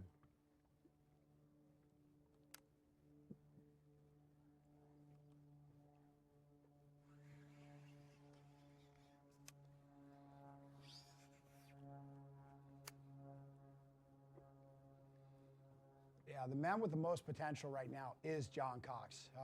You know, working these big fish, he's already said that he sees giant fish right there. He's not looking for them right now. He sees them. And a confident guy, too. They're acting the way he wants them to, and he knows that later in the day his chances are going to go up at catching that as well. So you want to talk about potential. You've got Cox sitting on fish that he thinks looks good, and he knows that it's going to be a better bite later on. I don't know what we're going to see, but it might be really good. And the reason he has so much potential as well is he still has small fish. He doesn't even have a limit yet. He's got a 6-pounder, a couple 2-pounders, even a 1-pounder. All of those fish right there can be replaced with 4s and 6s. And that's just huge bonus points. That's just huge pounds to catch back up and surpass the JT Kenny and the Bradley Dortches, who have come back from 5th place and 9th place to overtake John Cox. It's his to take back very easily to take back, because he has plenty of room in his live well, if you will. Mm-hmm.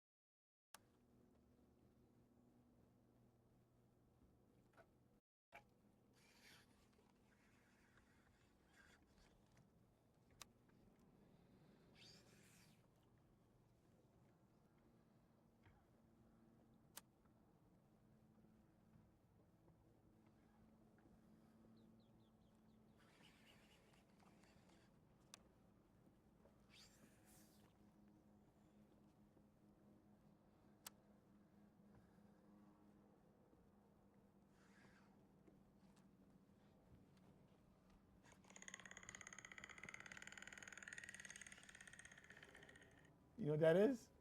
You know what that is? I'm about to rub mud on my face and go hide under a log. It's a little Predator. It's a little Predator soundtrack. When we see Cox pixelating right there, I got a little Predator soundtrack going. You hear that?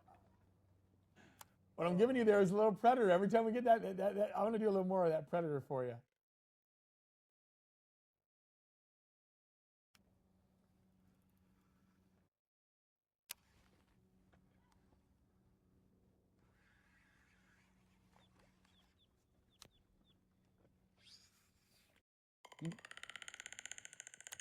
Right now you see John Cox. He's poised. He's looking for fish, and we got a little Predator sound. Pump shook. I don't know what was in there, but I was getting ready. What we got here is this technology is basically cellular. So as you see John Cox, you see him moving through, and from the start of the get-go with these live shows, I've said we got a little Predator feel to it. And as that happens, you see the trees and all that. Yep. Like you said, put a little mud on, dude, because the Predator's about to strike. You guys would be amazed if you saw how much goes into this. They've got all the cellular cards and everything.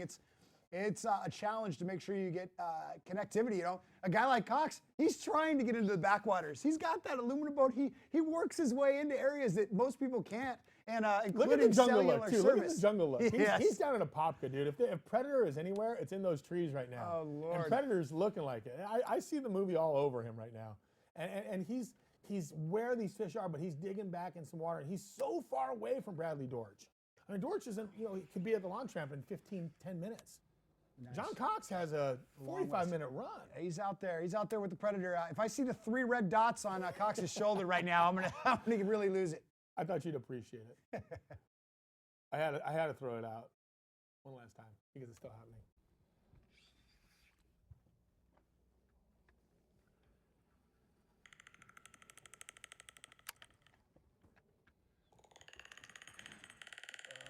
Cox, you're being watched. I had to go there.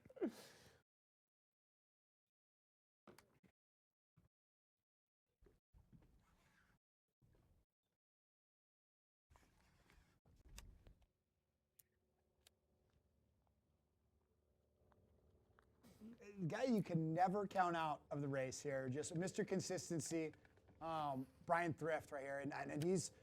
What's really cool is he's honed in now. He's kind of committed for the time being to the shallow water stuff. He threw the frog earlier, caught a real nice one, caught another smaller one, and really. It's a gator. Go on. Gator. Gators love frogs, by the way. A gator will eat a frog or a buzzbait so quick. See that gator right there? They'll come to a frog. They love them. Live, and I got gators trying to eat my stuff. Joker. He's going to throw it out there, isn't he? Joker, yeah, I'd love to say Joker. A Joker gator. Everything to him is a joker. For you guys that are watching a lot of this live, you've seen a lot of Thrift this season, and that's why you can't count him out right now, is because he's going to tune in. He is a day 3, day 4 fisherman. He's a guy that really keys into those little subtle changes, and right now we haven't seen him throw a frog all tournament. But he's keyed into this. He's caught some fish. His best fish of the day. Yes, his best fish of the day.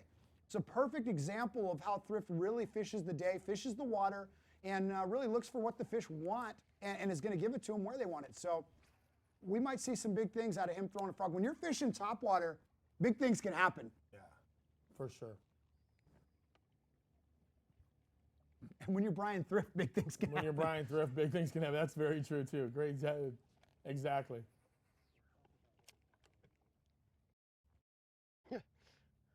Oh, no, did I remember? Oh, yeah. Like, earlier I got in some reeds, and I seen the reeds shake a couple of times, and I'd throw my frog over there and let it set, and I'd walk it a couple of times, and one smoked it.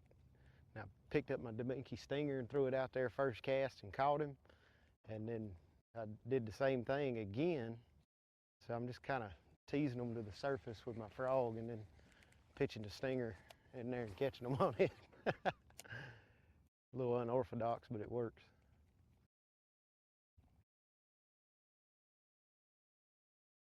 They're keying on, I don't think it's a shad spawn, it's almost like shad fry.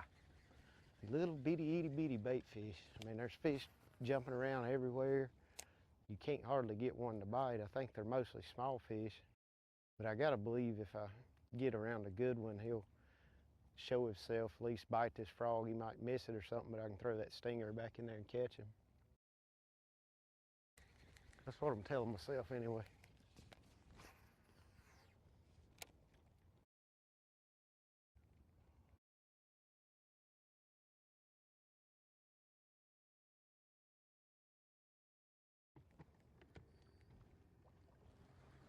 Thrift currently in that unofficial 4th spot.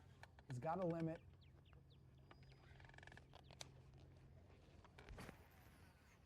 And about 8 pounds out of the lead.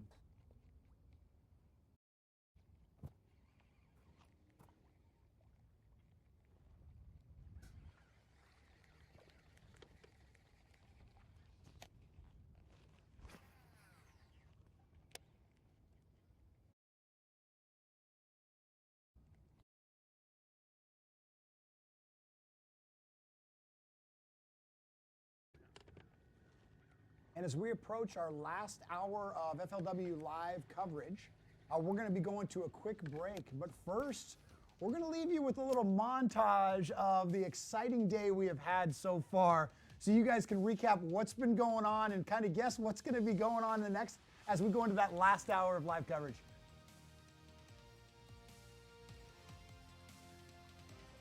Oh, God, looks like he ought to weigh 6 pounds. I bet he don't weigh 3.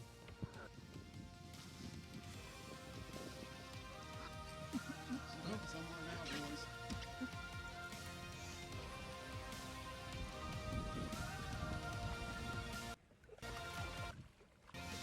Thank you, Lord.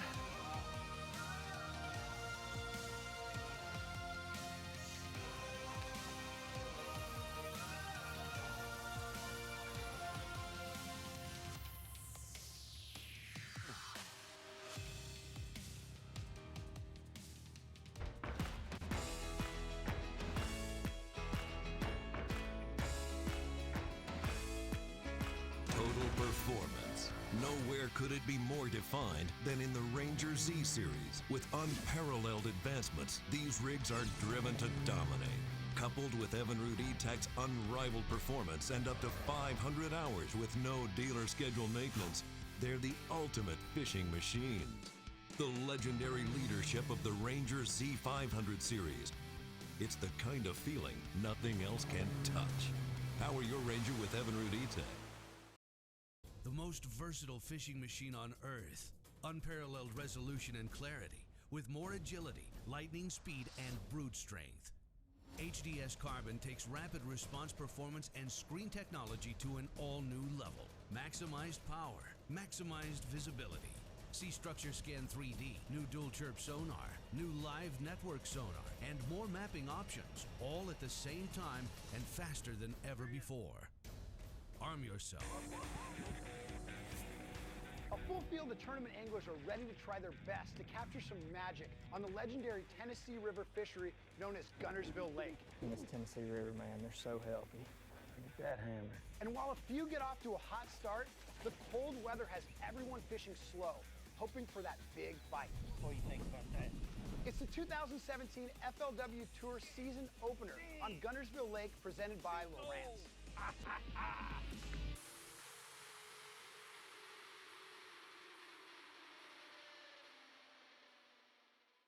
The tools used to work hard have evolved through the years. They've helped us build nations, move mountains, drive ourselves harder. But one thing has never changed: the DNA of hard work, handed down from generation to generation to generation. That's why the DNA of our hardworking protection will always remain the same. Introducing the next evolution of hardworking protection. Shell Rotella. Hey, thanks, Dave. Out of office? Oh, man. Hi, this is Skeet. Skeet, out of office? Dude, don't be mad because I thought of it. What? I gotta go. I got someone on the other line. Go to teamgtfishing.com to check out my real job. We're supposed to be working. I am working. Launching a Ranger aluminum boat that's cut full of holes may sound a little crazy, but with so much closed-cell foam inside, it's easy to see the added safety and stability. It's a huge confidence booster, especially with so much quality inside, along with ever-new D-Tech's unrivaled performance and 300 hours with no dealer scheduled maintenance. Ranger aluminum is built to excel and priced to be yours. Power your Ranger with Evinrude E-Tech. Good's about to happen. Welcome back to our final day of coverage of the fourth stop of the 2017 FLW Tour here at the Harris Chain of Lakes.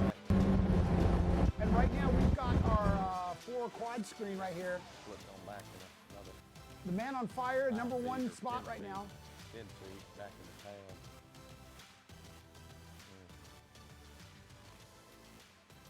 Breaking down a little bit about what he's doing here. That's going to be in the top left. Bradley Dortch.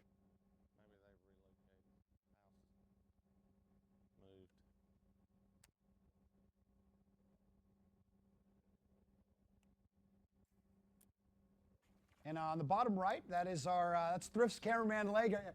It's hard to film with Thrift. He moves quick, and so you've got to be quick as the cameraman. And Gilbert, it was his birthday yesterday, so maybe he's a little sluggish from a hard day yesterday. But keeping up with Thrift is definitely a difficult task. Smoke on the water. That's his name, Smoke on the Water, right? I mean, that should be his theme song for everything.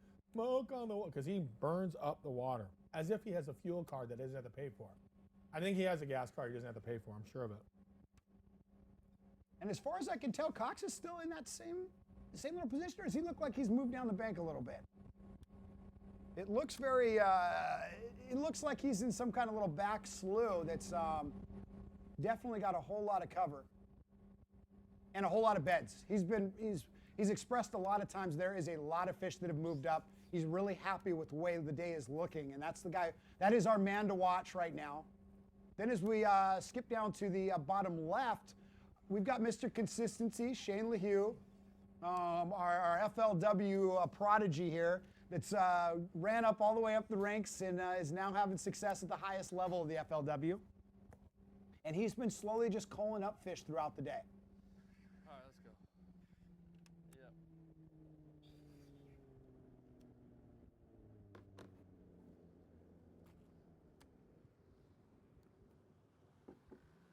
Actually, hold on. I figured we'd come back and go the other way. Now we're going to go full screen on Dortch here, our unofficial leader. Yeah, actually, one thing I have noticed, I don't hear any brim whatsoever. Eating, feeding. I mean, the whole pad field's pretty much dead. I don't even see. There's not much going on for sure.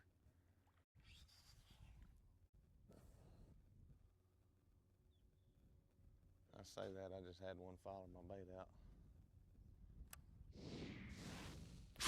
Looking back just a second. Oh, God! Wow! You're kidding me. Did you see that just a few minutes ago? What happened? Gosh. Now I can't tell. Did that just come unbuttoned, or can we see that again? Did that break, or what happened there?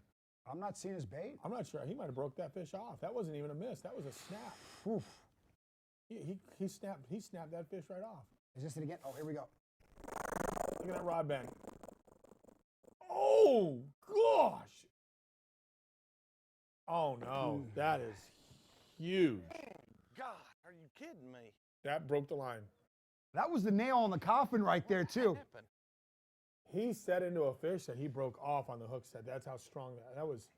Just chased my bait out. Gosh. Assuming it was garden fry, I guess, because it swiped at it about the time I went to reel it in.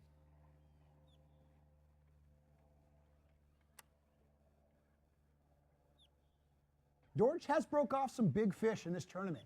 And so he's obviously not too frustrated here. He's got 2 7s in live well right now, but it's only reconfirming that his spots really are the right areas and he needs to be doing that. He's throwing the right baits. He's got a ton of time left in the day to fish, and so I think it's a matter of time before he connects.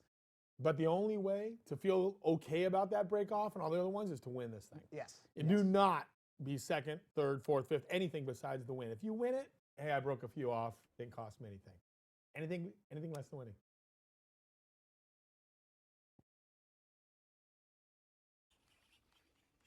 You know, last time a rookie won a tour event was Pickwick of last year. Yep, Buddy Gross. Buddy Gross. You're good for remembering that. Look at you go. Look at the statistician here. I was wondering if you were going to throw that at me. That was almost a trivia test. Absolutely. You might have been right on the swim bait and Buddy Gross. It's a 1-2, Byron. Just set me up, man. Well, right now, I think you're looking at what will be the new current Rookie of the Year in the Rookie of the Year race based on Justin Atkins finishing 56th. And I'll tell you what, no matter how today shakes out, I hope to see more of Bradley Dortch on the live. He's been a lot of fun to watch. He's been talkative. Even threw a shout out to Byron. Shout out to me. His mom watches reality TV. That's interesting. He's one of the few people that actually watch that show about roses.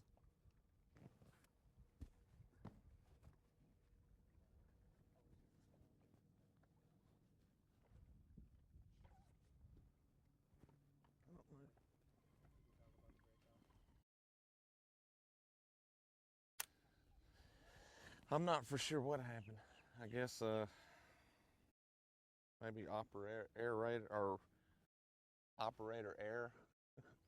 Like I said, it was early this morning whenever I tied that knot, and it could have been me, or it could have been a toothy critter maybe. I'm not for sure. But anyways, I didn't see what it was, and I didn't see how big it was, so I am not really concerned about it. It's Florida. It's gonna happen. I mean, I'm not the only one that's broke off, so it is what it is. I got one right here, if I can get it to go in.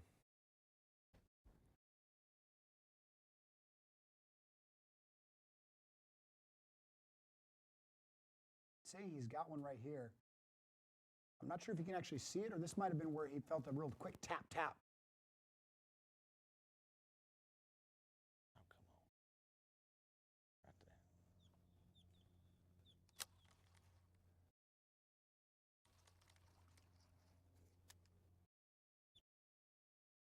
Yeah, he may be trying to work a bed here. And there's two styles of bed fishing we've seen here during this tournament, and that's the ones, that's like Cox is doing, where he can physically see that fish in the clear water and these canals and stuff. But the guys fishing out in the lakes a little bit, they're not actually able to see. The water's a little cloudier. They can't actually see the fish, but they're fishing the little holes, the little pockets and things on the bases of these pads, and when they get nipped or they feel something, they'll keep casting that spot because they know that there's probably a bed down there and a fish locked on it.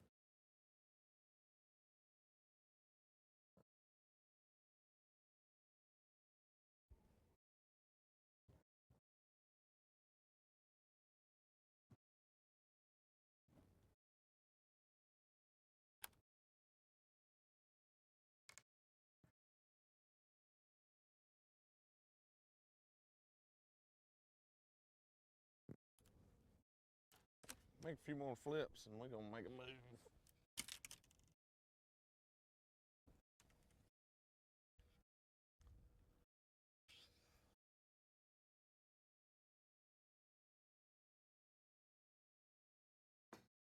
You know, right now, Bradley Dortch is thinking about going back to where he caught that pad just shook over there. 22 pounds. He caught a big fish here yesterday. Had several fish here in these pads, and not far away from here is the area that he started and just clobbered over 22 pounds this morning. So he's been intimating and hinting that he's going to pound around in here just a little bit and then possibly run back over to that starting spot of his.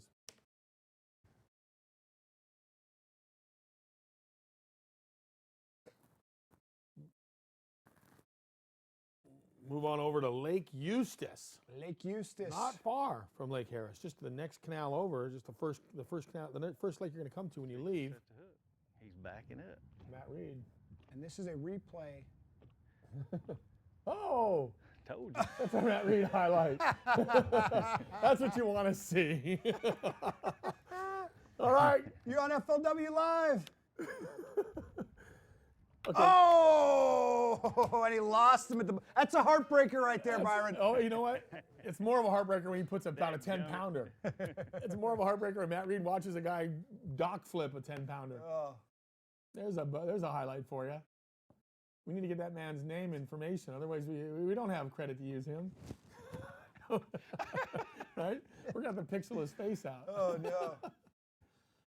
He probably told his work he was working today. He's sick. Oh, I'm sick. He called in sick to be fishing on his dock. We exposed him. He snuck on. We don't know that was his dock. He might have snuck on there. Trespassing and everything. Back to John Cox Live here. Final day action. FLW Live. Here is a man looking for not only his fourth fish, but also one of those big females. His fifth fish, I'm sorry. Yeah, he's got four. He's looking for his fifth fish, as well as potentially one of the big females locked up that he's been seeing roam around. He looks frustrated. See that? You want bed fishing to fall in place. You want to roll, and every bed has them on there. And at one or two casts, you get that one. You get into a rhythm where you're just cleaning house, if you will. You're just picking them up like you're picking up dishes. My friend used to say it looks like you're going down picking loaves of bread off of the supermarket shelves. You're just popping these fish off these beds, and every bed has one on it. And that's really what John's hoping for at this point. At 11:41 Eastern Time, live on the Harris chain. He's down near the Dora Canals in the Lake Dora area, very far south.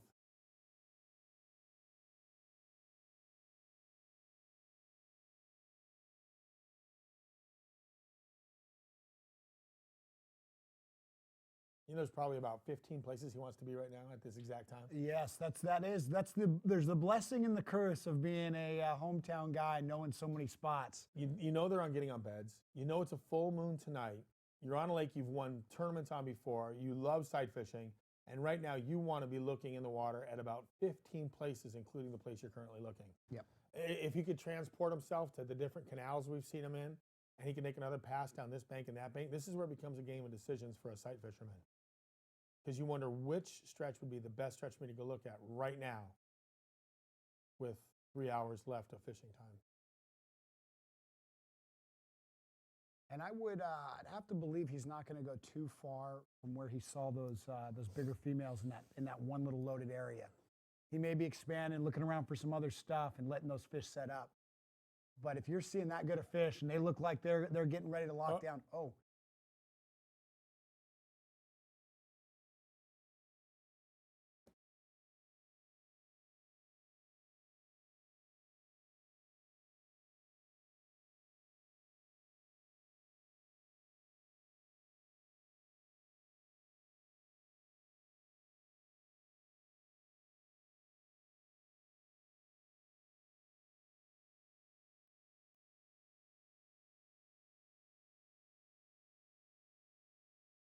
and making a move here, Byron. He's going to go look. He's got something else to look at.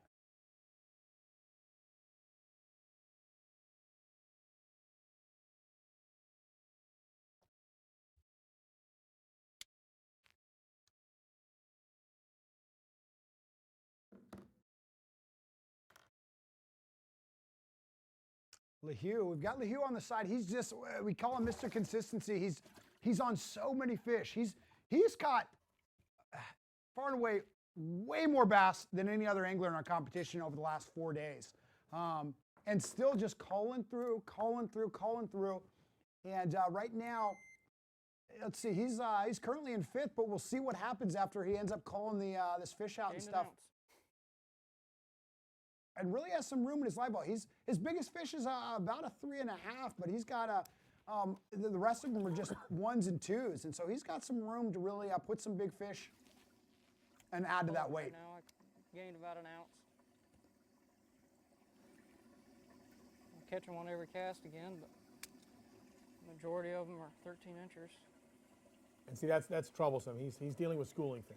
You know, he's in schooling fish, which is hard because you're constantly getting bit. But he's running in schooling fish. I don't want to say I'm frustrated catching fish, but I sure am getting there. Yep. as well you could be, because you're in Florida and you're just going through a lot. And it's time consuming. At this point, look what you're doing. You're playing ounces, but you're spending very important time in the back of your boat managing ounces instead of getting that all-important 4, 5, 6 pounder to really vault yourself up.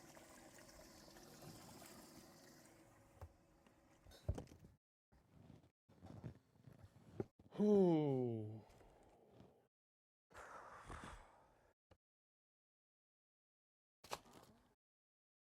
Very tough situation right now for Shane Lehue.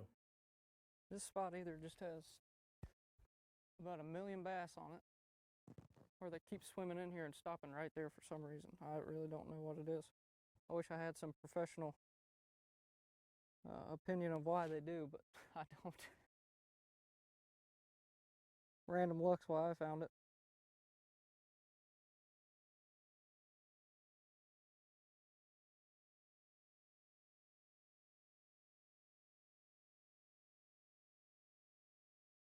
The nail weight? Did he just push back a nail weight in there too? Wacky style, yeah, wacky style. I don't know if he had a nail weight in there. Probably does. Yeah, that's what I was waiting to see if there's any kind of weight in it. It looked like he gave a little pushback, so he's definitely finessing these fish now.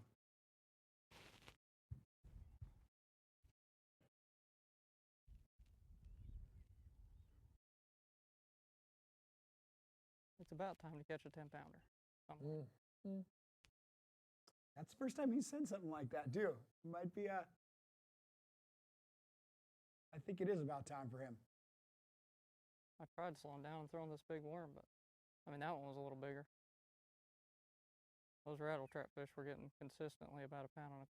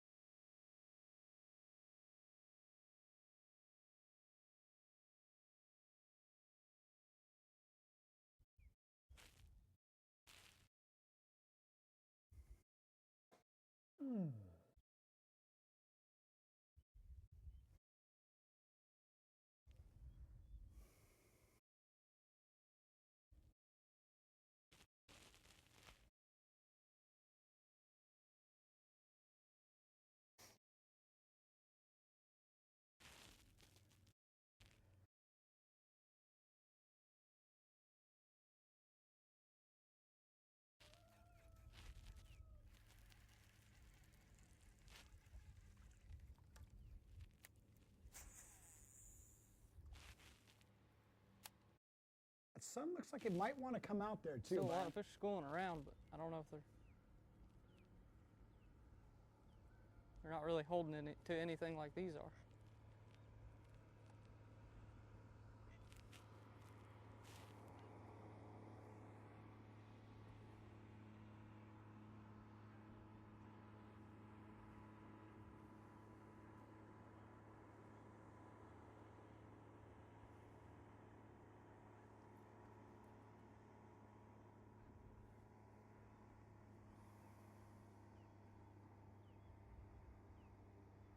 You got Shane here talking about he's making those adjustments. He's realizing he does need to catch some bigger fish. And he's really made a killing on that lipless the last couple days, but he's switching to a bigger worm, throwing that finesse, and hopefully trying to attract some bigger fish. And he says that last fish he caught, it wasn't huge, but it did call. Now heading over to Matt Reed. A little bit of wind showing up finally over there on Lake Eustis. Yep. And if you look, these guys they've all got their buffs on. So there is sun peeking up right now. And that's how Matt's been catching his fish, is on these shell beds with a little bit of sun later in the day. But he knows he's live, so he's going to go ahead and I don't want to start talking because I know he's going to give us a nice little clinic here in a sec. Well, we're still after him here. You know, today I just keep grinding and keep grinding because I hadn't had any quality bites today, but you know, it's like yesterday. At this time yesterday, I didn't have any quality bites, so I still think there's a good chance I can get it done. You know, I'm still going to stick with my Carolina rig on these shell beds, and hopefully there'll be a few good ones biting before it's over. I had quite a few bites today, but they've all been little bitty. So,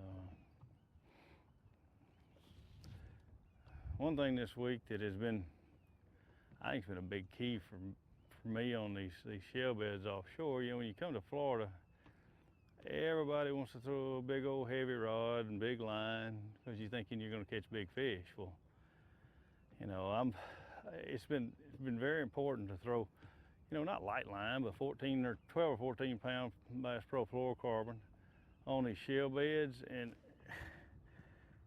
I have to match my rod with my line to make that work so I don't break them off on the hook set. And yeah, I got a Timber Fork Outfitter pacemaker rod here that's 735, you know, -1, a regular worm rod, a WR 735. And I can jerk as hard as I want to on that 14 pound line. And it's a shock absorber for me. You know, I can't break that line with that rod. That rod is my safety net. You know, so don't think that you need a big old stiff rod, throw a Carolina rig on. You know, when you're using a little bit lighter line, which I think is a huge key for me to get bit this week. Back your rod down to a medium heavy instead of a heavy, or you know, something on that order, something with a lot of tip, a lot of flex, and you'll get them stuck on a Carolina rig, but you won't break any of those big fish off. You know, I hadn't caught a giant this week, but I've had some good ones. You know, I had a 6 and some 5 pound class fish. So, you know, that's one of those keys that, especially on lakes that get a lot of pressure, I think you need to use the smallest line you can get by with. You know, they get educated. They may have a little bitty pea-sized brain, but they're smarter than us a lot of times. I think that, like I said, that's just been one of the keys, along with the electronics this week, for me to land what I've caught so far.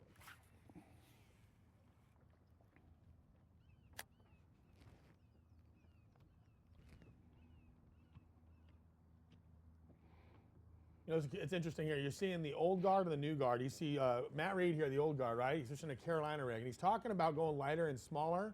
Normal reaction on a day when you don't have what you want weight-wise for weigh-in is your brain gets spinning, wanting you to go do something different. But at this point in the game, when it's worked late every day, I mean, every day I've caught 2 or 3 key fish, you know, after lunch. So I'm not gonna change. It might be the thing I should do. I should maybe do something different, but I'm not gonna look back. I'm gonna keep grinding. That's what got me here, and you know, and if I'm gonna succeed, that's how it's gonna be. So we just keep rotating through these shell beds, and hopefully I'll pull up on one and catch 1, 2, or 3 casts in a row, which I've done several times this week. And you can go from not having them to like, that just turned into a good sack. You know, you see him throwing that Carolina rig. We just saw Shane LeHue, young guy, throwing the Hideki rig. You know, and John Murray out west, they made that real famous, that wacky worm with a little nail. And today the bite. A tungsten nail in it. 2 different ways of fishing, you know, like that. I don't want it. I've had a lot of pecks. The young guard and the old guard. Stuff, just nudge it. And you've had to just be real patient with the bite, be sure he's on there. If I would have jerked today when I first got bit, you couldn't hook them. I mean, I've had to be real patient on the Carolina rig, which is something I do a lot anyway. You know, fish will bump it, and I'm gonna reel the slack out of it and be sure I have pressure before I jerk.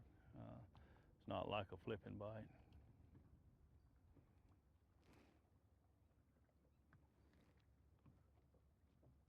Been a lot of money won on the Harris Chain Lakes with Carolina rigs. A lot of damage done. Carolina rigs a staple for those shell beds because you can actually feel the beds. You can feel the hard spots with that weight as you're pulling that weight through with the Carolina rig. You can hit those bare spots, feel those shell beds, and with those shell beds, as you Carolina rig, you drag that worm right through those shell beds, and you stay in constant contact. as opposed to what we saw Shane fishing, which is the Hideki rig, which is it's subtle. It's wacky worm. You gotta throw it out there with the weight in it, and you just shake it. You shake it real violently, and you want it to wiggle and shake because it is a wacky style with a weight in it, and it just wiggles along on the bottom. But two different guys bumping the bottom here at the Harris chain midday like that. Yep.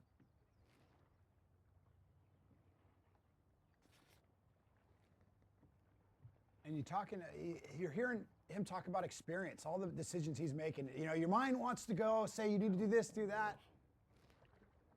But he's been there, he's done that, he's chased that before. He knows that his best odds are to go with what's worked for him. He knows that it's been a late afternoon bite. He knows that he's gotten in the right areas, and he's learned those areas. He had 30 to begin with. Now he's zoned it down to 6 little spots that he's rotating.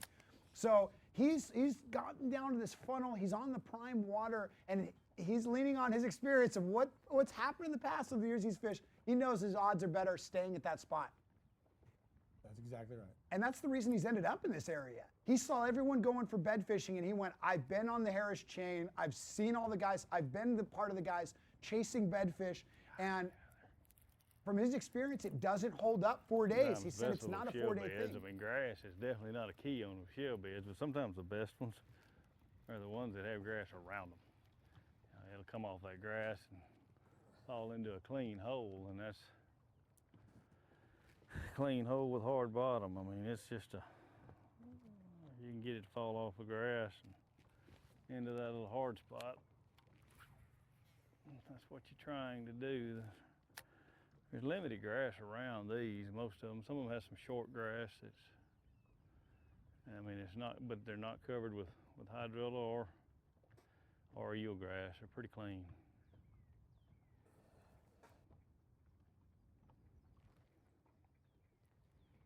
A quick update on our whole top 10 field here. It's 9 out of the 10 anglers have limits unofficially. The only one without a limit is the guy on the right-hand side right there. John Cox has 4 fish in the boat, so still working on that 5th. But kind of the guy doing his own thing. He's the one that's really stuck to this this bed fishing, but the guy with the most knowledge of the lake as well. So really the guy with the most options, which could be a good thing sometimes. It could be a bad thing. The most dangerous for sure. Mm-hmm. Yeah, well, you're exactly right. With not having a limit and being in 3rd, that's the most dangerous guy to make a big leap. It's going to take a golden Easter egg. And since we're getting close to Easter, it's an appropriate time to think about Easter egg hunts. Yep. Need some wind, huh? Tournament leader saying he needs a little bit of wind there. Bradley Dortch.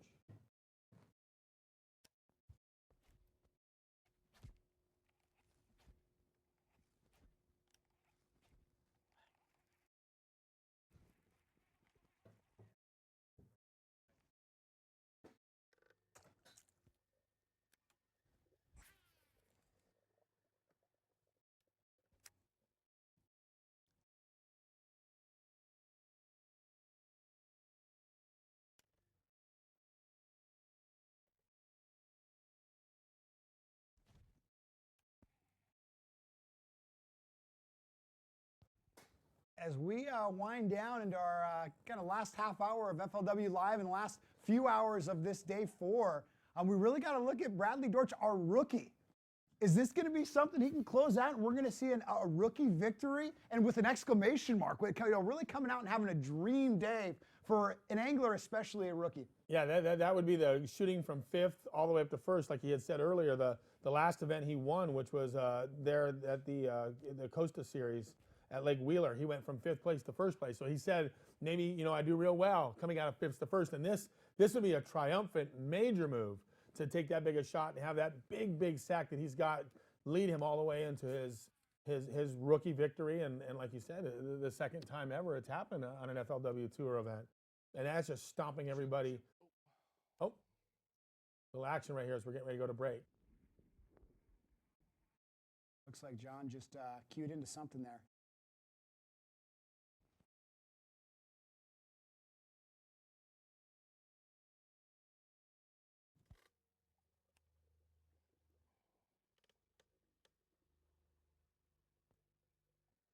Oh, I stand corrected. It was other guys have always. There's been plenty of guys that have won rookie events, but the last time it happened was well, you brought it up last year, Buddy, correct? Yep.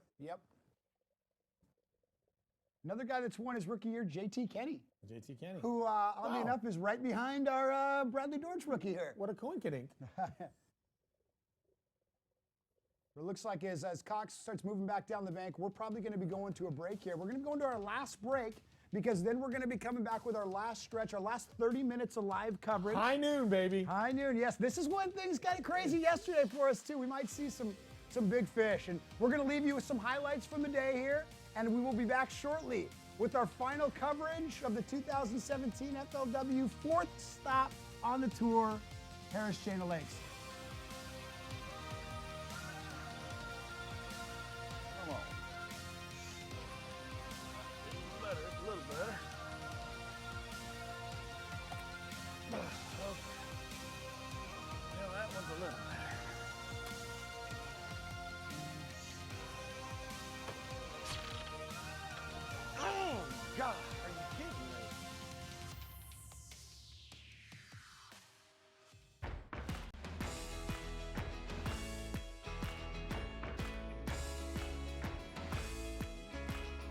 Performance. Nowhere could it be more defined than in the Ranger Z series. With unparalleled advancements, these rigs are driven to dominate. Coupled with Evinrude E-Tech's unrivaled performance and up to 500 hours with no dealer scheduled maintenance, they're the ultimate fishing machines. The legendary leadership of the Ranger Z500 series. It's the kind of feeling nothing else can touch. Power your Ranger with Evinrude E-Tech. The tools used to work hard have evolved through the years.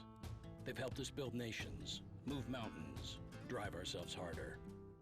But one thing has never changed: the DNA of hard work, handed down from generation to generation to generation. That's why the DNA of our hardworking protection will always remain the same. Introducing the next evolution of hardworking protection.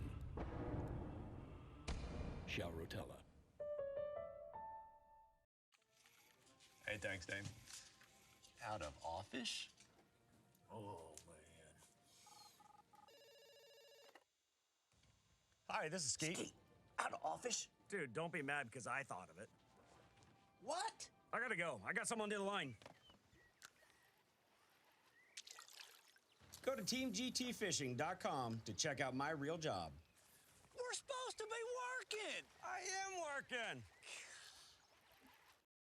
The most versatile fishing machine on Earth.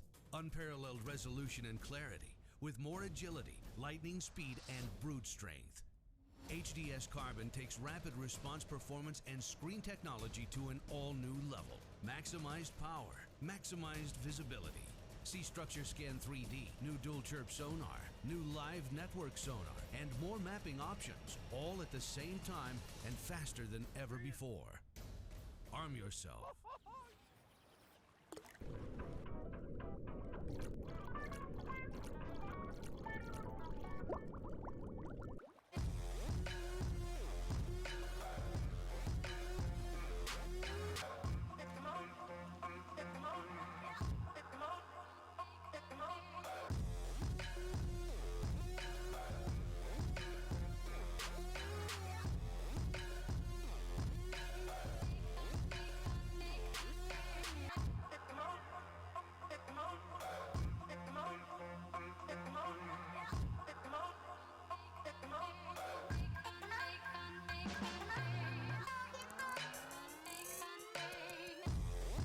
There are easier ways to become a better angler.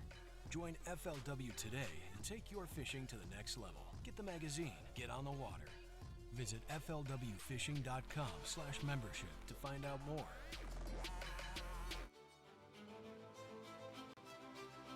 Hey everyone, welcome back to our third stop of the 2017 FLW Tour, our fourth and final day. It's been a slugfest, Byron. This has been a lot of fun. Amazing event presented by Ranger Boats, and we're gonna see a photo finish of a slugfest. A lot of times when you see close races, it's because there's little fish caught and it's really a game of ounces, but we see a lot of guys catching a lot of big fish, and really can't tell who's gonna pull away with this win come 4 o'clock today. No, you know, there was so much that happened yesterday when we went off of the air. We got done at 12:30, and there were some major shifts. to happen between 12:30 and 3:30, and that's just Florida, traditional Florida for you. You get massive moves of big fish, and guys like Matt Reed talked about all of his fish coming after 11:30 yesterday. Guys vaulted into the top 10 that weren't even close to being on our radar as far as really coming in, strong at the beginning of our show and all through our show. And here we have John Cox. Sight fishing is always better in the afternoon. He is looking down his key banks right now. He has tons of experience on this water. He's only got four fish. Oh, and actually a key to Cox is we're saying these anglers have a lot of time left, but one of the things is he's got about an hour and a half run to actually get back to that's right. to our weigh-in. So a long run, but however, a thing that he has as a positive is I'm sure he has a couple areas on the way home that he might be able to stop and pace himself and maybe stumble into some big fish. You hope he does, because he's definitely got a lot of places to check for beds right now, and he needs a couple big fish to really shoot himself in to that hunt against Bradley Dortch, who just had a phenomenal morning and really set the stage for what could be a blowout, if you will, by the rookie.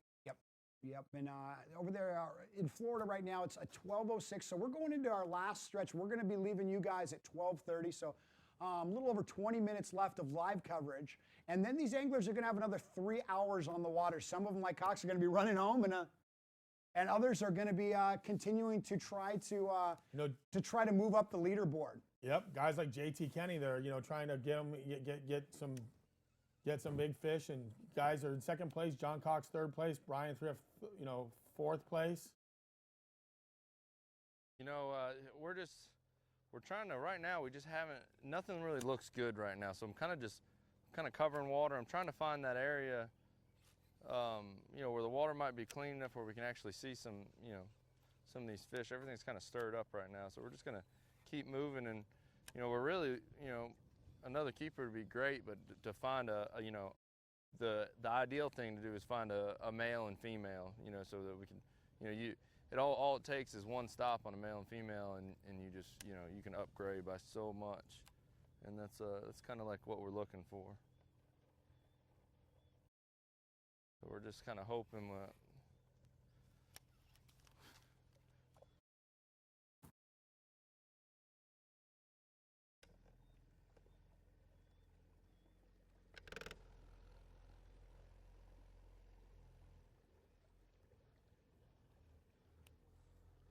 And I just had a really small one bite, but it looks like there's something bigger in there.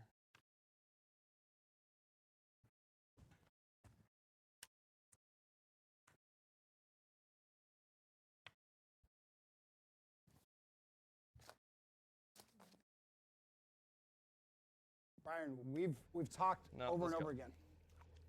Cox is going to keep moving, but we've talked over and over again about this bite window. We see all of a sudden these waves happen, and obviously it happened first thing this morning. We saw big fish being caught, a lot of movement on our leaderboard, but it's really happened a lot in the afternoon as well. And one thing that may be a signal that things are starting to turn on is JT Kenny.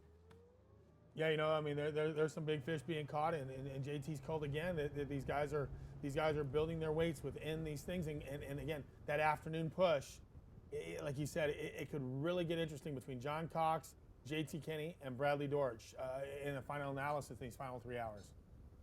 And for people tuning in, it looks like JT just called up a big fish. Unofficially, a 7-pounder. And so he's working on a pretty massive limit.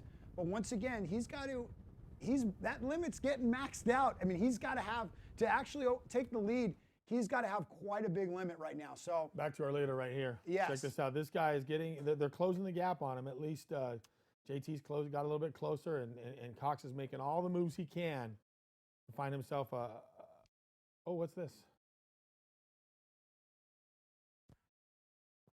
That looks like Josh Weaver.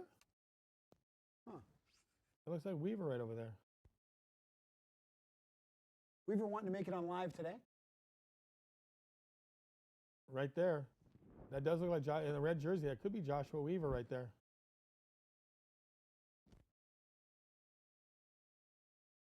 Now, if that window is opening up, A guy that will probably join in on that feeding frenzy is Bradley. He seems like he's around these big fish. Anytime anyone's catching a big one, so is he.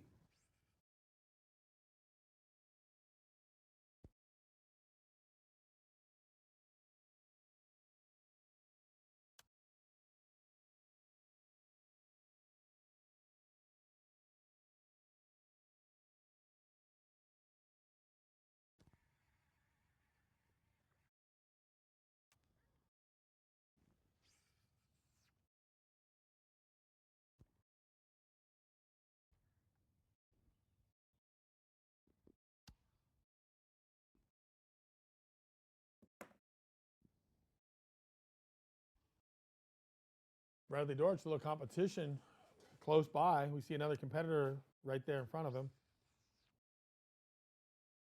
Judging by the color of the jersey, I think it's Joshua Weaver, currently in 8th place.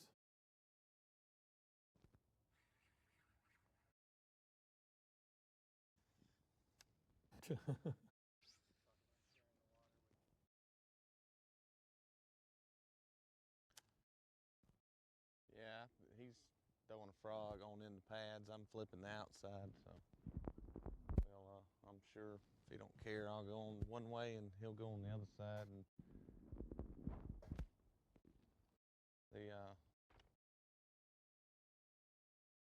there's a lot of fish in here garden fry in practice, so actually that's a pretty good, pretty good idea of different way to catch them than what I'm doing.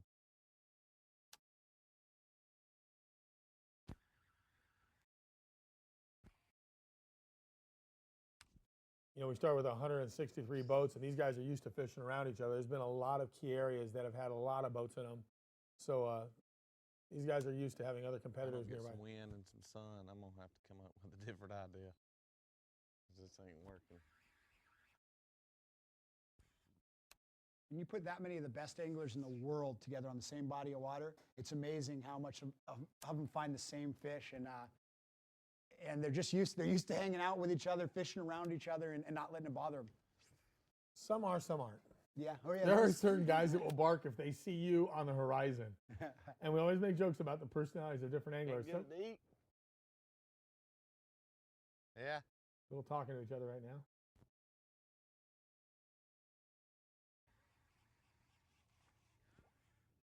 I got them pretty good.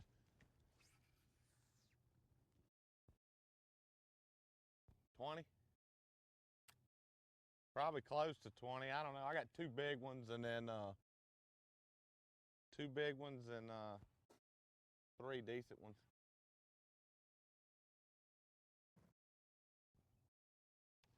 See, something to keep in mind here, Travis, is Josh doesn't Did you catch know them this morning? what Bradley Dortch has. As far as they know, they're 5th and 8th right now. Yep. You know, they're 5th and 8th. They're having a conversation. He doesn't know that anything like we know about what Bradley Dortch has. We got a long day ahead. I wish we'd get some wind or something. Since it's just got dead calm and no sun, I hadn't had a bite in probably over an hour.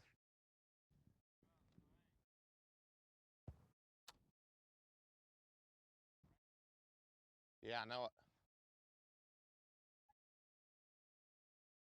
Yeah. I don't know who's all sight fishing, but it wouldn't help them any. Suits me too. I'm not looking at them.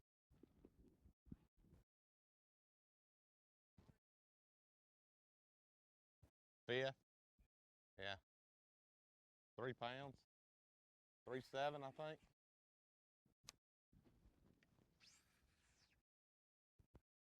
Still may not win it, but at least I'll have a shot.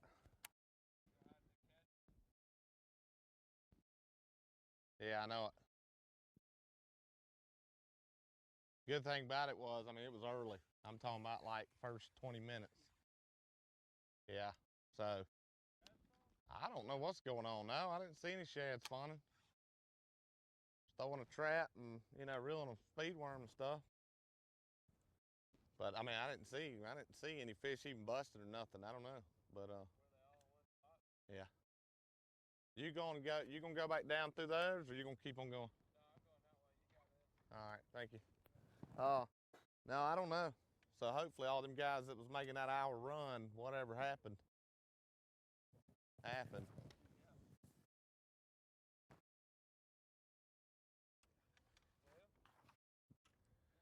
Yeah, good luck to you too. Keep fishing. Maybe this weather will get fired up here. Gotta hurry up and come on. I mean, I like I said, I'd like to get. If I catch one more good one, you know, 4-pounder, I'd feel a lot better.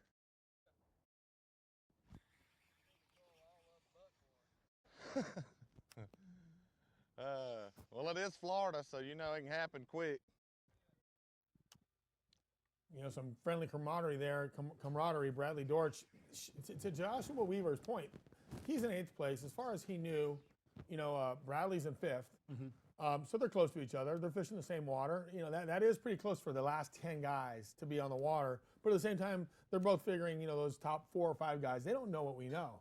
That Dortch is currently has a strong lead in this event and is really defending a lead at this point. And he served notice. He said, hey, I got about 20 pounds. You know, didn't necessarily say give me some room, just worked right around him. Compared to Josh Weaver having 8 pounds, I mean, being in 8th place with about 8 pounds actually. Or maybe it don't. Maybe it stays like this. Interesting gamesmanship, if you will, on this final day with 2 boats getting very close to each other with only 10 boats on the lake.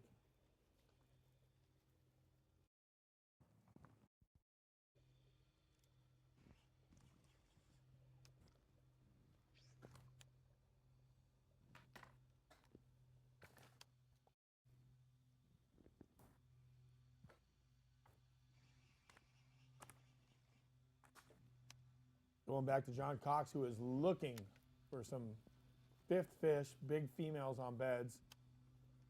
Like you noticed, Travis, he does have a pretty good run to get back, coming all the way from the bottom of Dora, back up through all of the chain of lakes to get into the Harris chain, which is where Bradley Dortch currently is, not far from the Law Tramp. And if you look at their unofficial weights, you know, Cox is at least 7 pounds back right now. And but once again, only has 4 fish and a couple little ones in the well, so has so much room to add to that. But it's got to happen. It's got to happen sooner than later for him. Well, like I was saying yesterday, a lot of the biggest fish I've ever caught bed fishing were at the buzzer.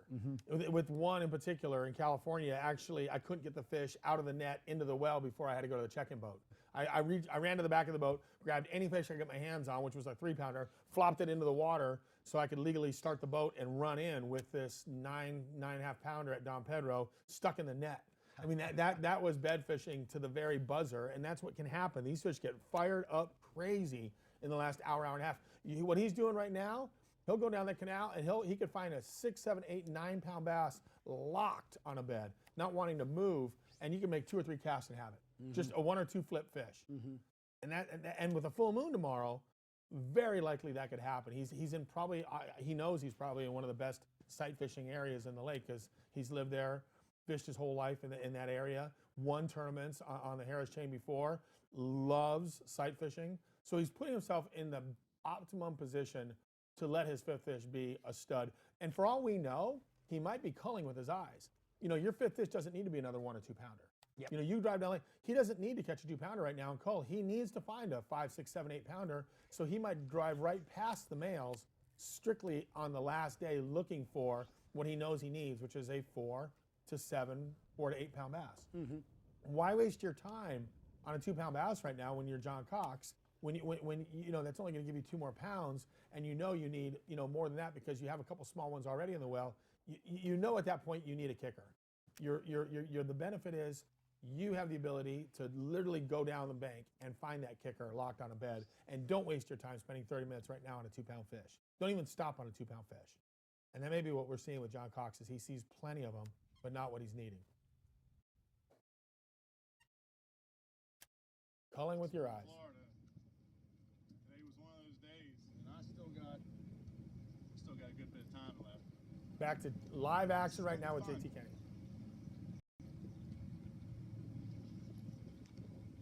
All right, get your glasses out, boys. This is it.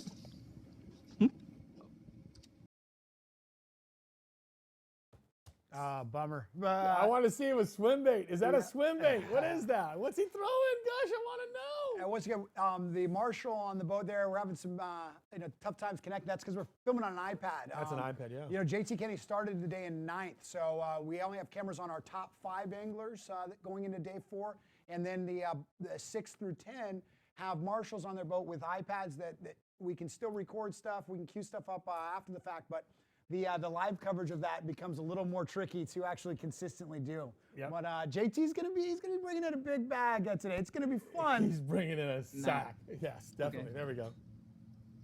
You know, most of these fish I've caught today, I've caught them offshore. You know, I think here in this lake that most of them got done spawning a good while ago, and they've already got out here on these offshore deals. By the evidence of the nearly dirty 30 I got in my live well right now. Dirty 30? Oh, listen to this. He may be low weighting his. Think about that too. These weights are unofficial. Yes, yes. And some of the anglers that we have the live coverage, the top 5, it's harder for them to misjudge this fish because we can actually see those fish. But with JT Kenny, we haven't seen.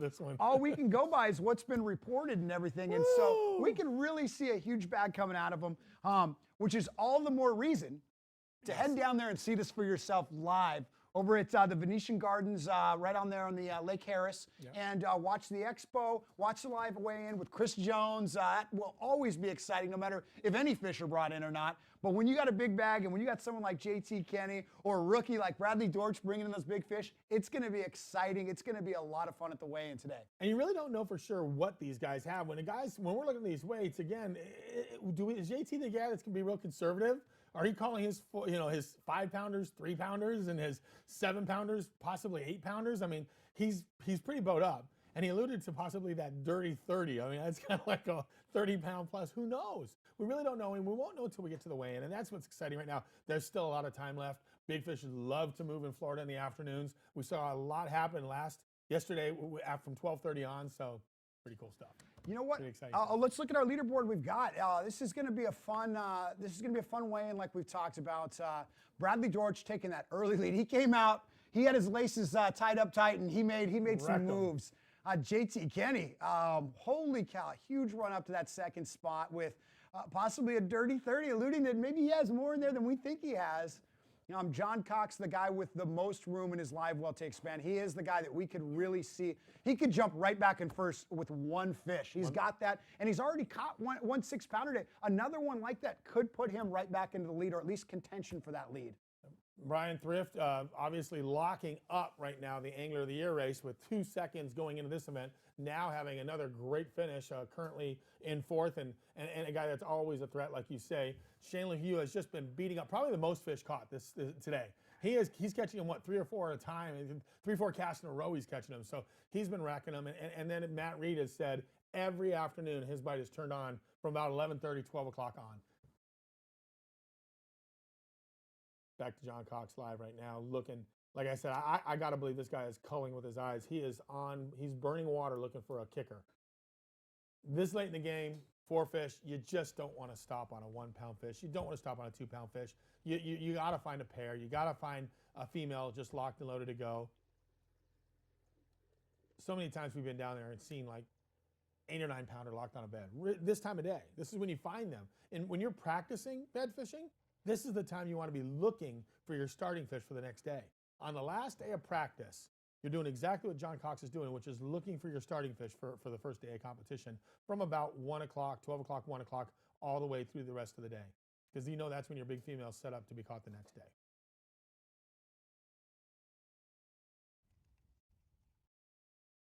And Cox doing exactly what he needs to be doing. He's just moving. It's now a numbers game. It's a time. We've got the clock. It's slowly clicking down. The hourglass is slowly running out, and it's just going to be a matter of if he runs into that big fish or not.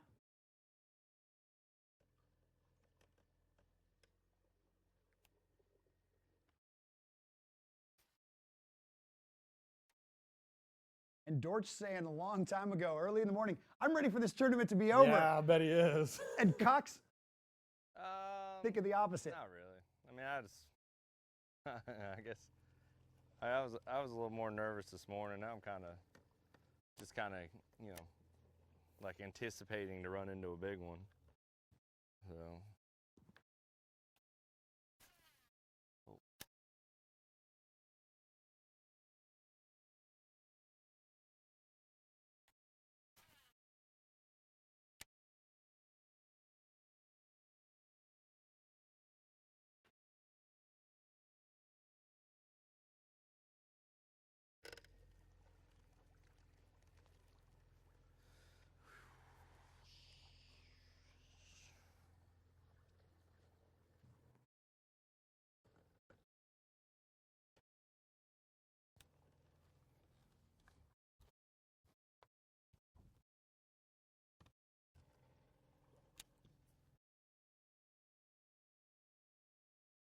Wow, there you go, man. Coming down to the wire. And I love watching John Cox out there right now. He is taking that small little boat, super maneuverable, doing spins around, looking for that fish. You can tell he's like you said, he's just anticipating finding that one big one right now for number 5. Yep. And Byron, what an exciting day. For our final day of coverage, we've had a lot of fish catches, a lot of big old bites, and this is really coming down to the wire. Couldn't have asked for more on our third stop of the FLW Tour here at the Harris Chain. But I have a big disclaimer. You guys, you've got to go check out this. We're going to see some huge bags weighed in at Venetian Gardens over in Leesburg there. And you guys got to check out the live weigh-in, watch Chris Jones, huge fish. But a big disclaimer, you guys, Bradley Dortch mentioned earlier today that years ago, his mother attended the weigh-in and was more excited about seeing Byron Velvick at the weigh-in. Now, I've got to put this on record. For people who go into the, Byron is not going to be at the weigh-in. I do not want Miss Dortch to be disappointed and give her son a disappointed look. Byron's not going to be there. And so you guys, me, John. That's your disclaimer? We're going to end it with that? Come on. A show where there's too many roses and too much alcohol 10 years ago should not even be referenced in this event. Oh, man. That was a reality show. So, roses and alcohol are off the subject on this one. I just wanted to prep her so she's just happy for her son and not disappointed that she didn't get to see Byron again. Oh, my gosh. But you guys, it's been an absolutely amazing final day. I cannot wait to see how this shakes up. The anglers have about 3 more hours on the water. They've got to check in at 3:30, but then we're going to have live, Byron getting upset. We're going to be going back live, so you guys tune back in here at 4 o'clock Eastern time on FLWfishing.com, and we will be crowning a champion to win somewhere around $125,000. So this is promising to be an amazing finish. I want to say Byron. Cox or Kenny, but Dortch, I don't know who won this one. This is going to be exciting. I got to watch this weigh-in. I hope you guys do too. Really anyone's game, you guys. We will see you back for our next event as we head over to Kentucky at Lake Cumberland for our fourth stop. Don't weigh 3.